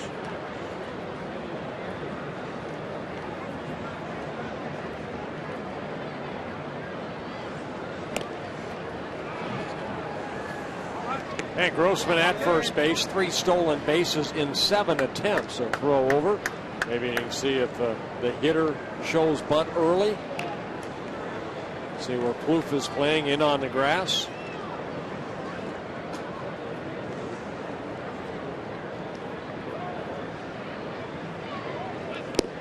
Bunted at it. And strike one. Bauer looked at first with Grossman about a third of the way to second base. Of course, Morneau was playing in to field the bunt, and Hilaire kind of just jabbed at that ball. Not a very good attempt of a sacrifice bunt.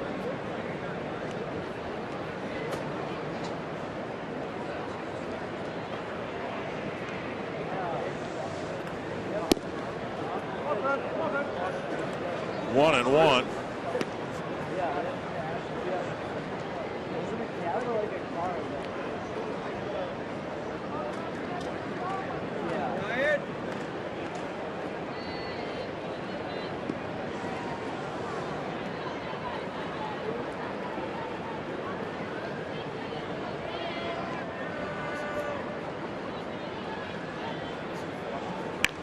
Good bunt. Plouffe over to Dozier. A sacrifice getting Grossman to second.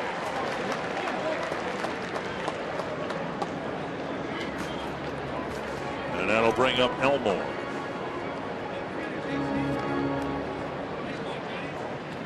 Elmore's walked a couple of times, 0 for 3.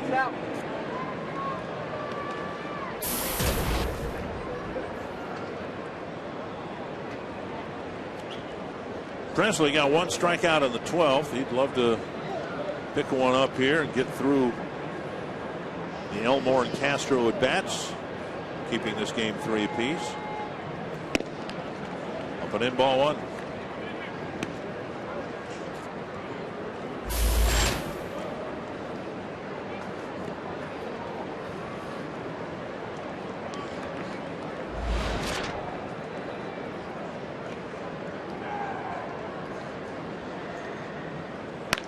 Foul away. 1. Twins bullpen picked the game up in the 7th inning. Samuel DeDuno gave up 2 earned runs in 6 innings. And the Twins bullpen since has given up 1 earned run in 6 innings. 6 1/3 to be exact. Ryan Dunsing down in the bullpen. Anthony Swarzak pitched extensively yesterday. Missing inside 2 and 1. Swarzak's got the hoodie on.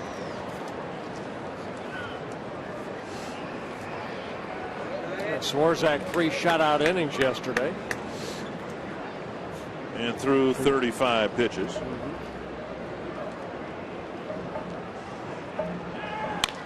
Crack foul, 2 and 2.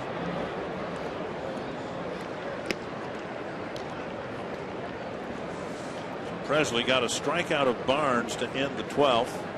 I have to say his curveball is a strikeout pitch, right? They can go up that ladder too with that good fastball in the low 90s.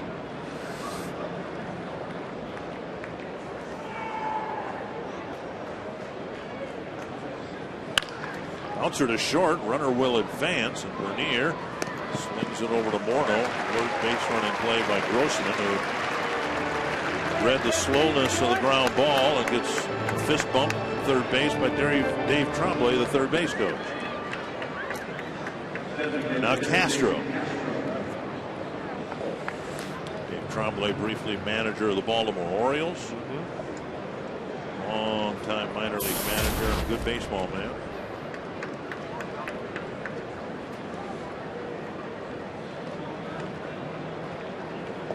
Good pitches now. Here we go.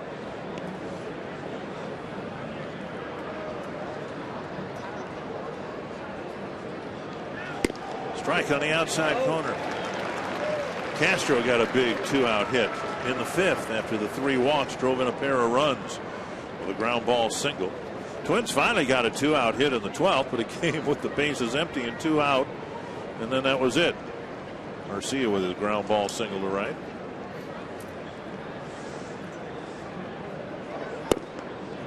Our backhands at 1 and 1.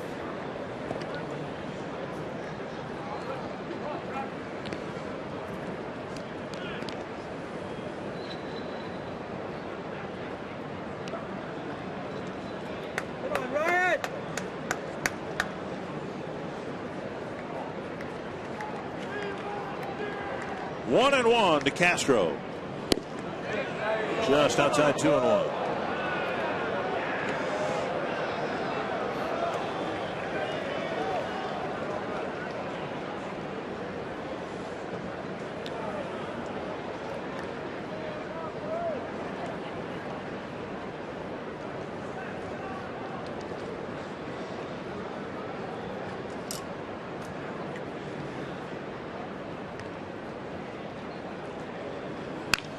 Now 2-2.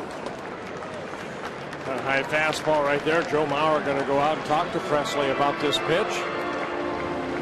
Curveball in the dirt's one of Presley's best pitches, but you've got that runner at third. You need to be sure you're blocking. Yeah, that's the importance of Grossman getting a good read and getting over to third base. Presley with 4 wild pitches on the year. Maybe Joe going out there and say, hey, if we're going to go with that curveball, don't be afraid to bounce it. I'll block it.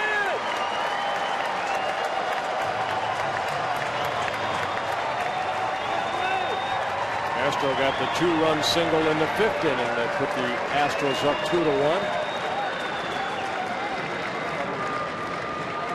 2-2 to Castro. Bouncer to short. Bernier with a nice play. And Presley, a scoreless 13. He may hit in the bottom of the 13th.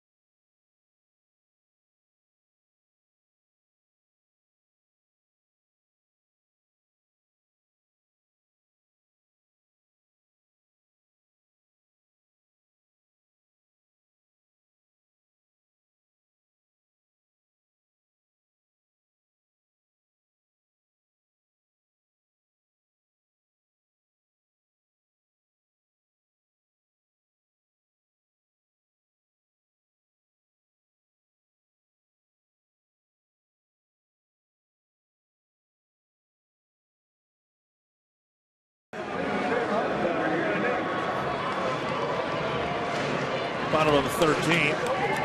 And Kukl will face the bottom third of the Twins lineup, which includes Doug Bernier, Clete Thomas, and right now Ryan Presley. Although the Twins have Brian Dunsing warming up, the Twins have some more experienced starting pitchers who might be able to give a better at bat than Presley would. Mike Pelfrey and Kevin Correa at least have some experience.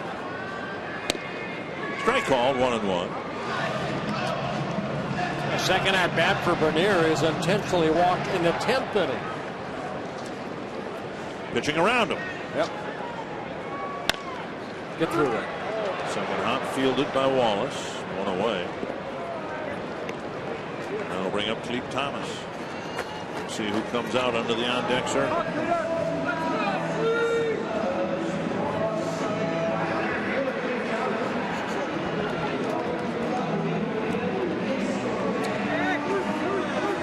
Pelfrey. His bat in hand. Helmet on. Come Pelfrey to know that he's a career .098 batter. But he does have 264 at bats.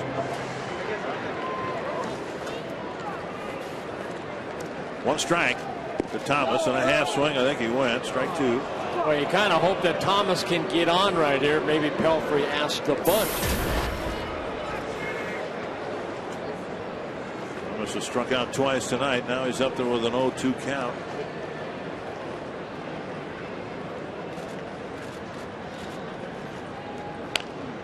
The end of the bat foul. Thomas chopped a single over the mound in the first, in his first at bat in the 3rd inning, and then later scored. Since then 0 for 3 with a sacrifice bunt. Well, a lot of breaking balls away. There's a fastball away. 1 and 2. Blackley struck him out on that breaking ball away in the 10th inning. Like that. Did he go? No appeal. 2 and 2. Twins have left a dozen men on.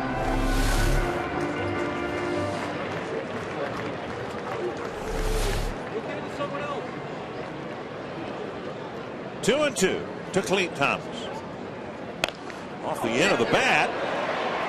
Foul by about 3 feet. That's that doink I was asking in the 10th inning. Just a doink like that.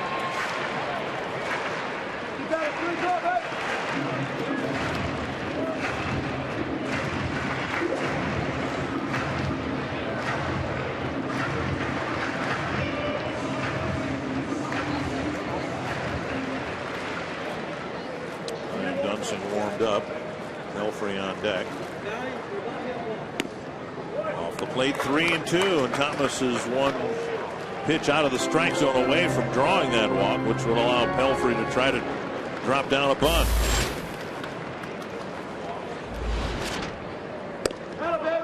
Just a bit high. So now Thomas takes his walk. And it'll be Kevin Correa, the Twins' designated bunter. Instead of Pelfrey, who at least had the thrill of getting out onto the on-deck circle. It'll be Correa, who is taking great pride in his bunting. Had to make that change before Pelfrey was announced, or else you would have burnt him up in this plate appearance too. Hate to burn that up. Yeah. Bunted foul. And Corcoran makes a brutal foul tip. About 4.5 hours after this game started. Ouch.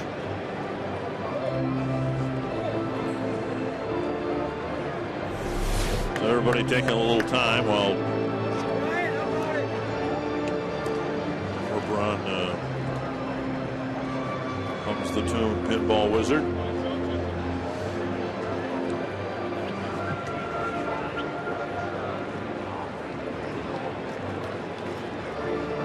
Correa this year dropped down 2 sacrifice bunts and went 0 for 7. He's a career 116 hitter, but he's had 43 successful sacrifice bunts. Got to play to your strengths, right? Yep. Good bunt. Did his job. A sacrifice bunt, and Thomas is at second for Dozier.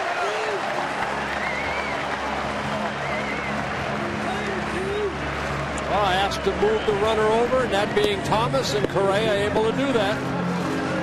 Fist pumps all around.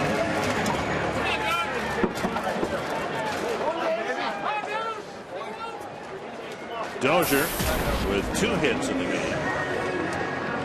Both instrumental in the limited run scoring the Twins have mustered here tonight. Leadoff double and a run scored in the 8th. And a 1-out RBI single in the 9th. Yeah, that tied the game at 3 apiece. What is it now? Twins 4 for 41 and 2-out hits in this series.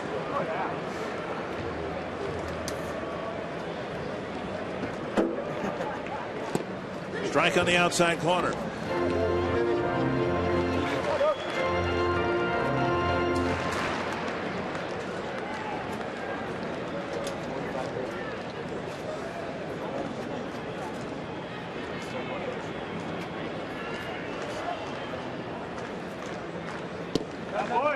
And 1-1. This obviously the guy that Kukla wants to get because of who's on deck.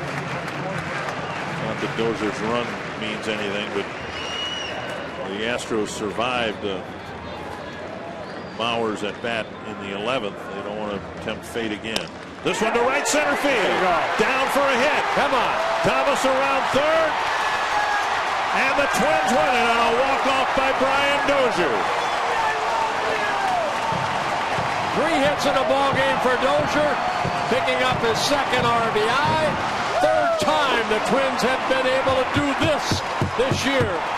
Make the opponent walk off the field.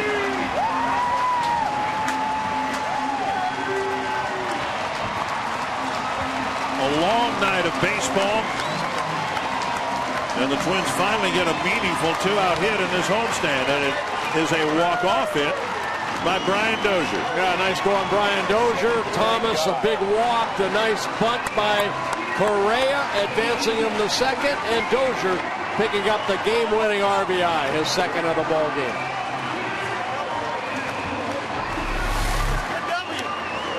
Fastball away, a sinker away, and Dozier just reaching out, hitting it softly into right center. Thomas in his speed scores the winning run. Doesn't matter how long we wait, as long as the Twins win. The losing streak is over. Yes. Nice little 4-hour and 28 ball game. Dozier with 3 meaningful hits in this 13-inning marathon. And the final hit, a 2-out hit, driving in the game-winning run, and the Twins win it 4-3. Let the fireworks begin. Not yet. Oh, gotta wait. We've got a post-game show. Oh, sorry. I bet you Tom's already out there. You think so?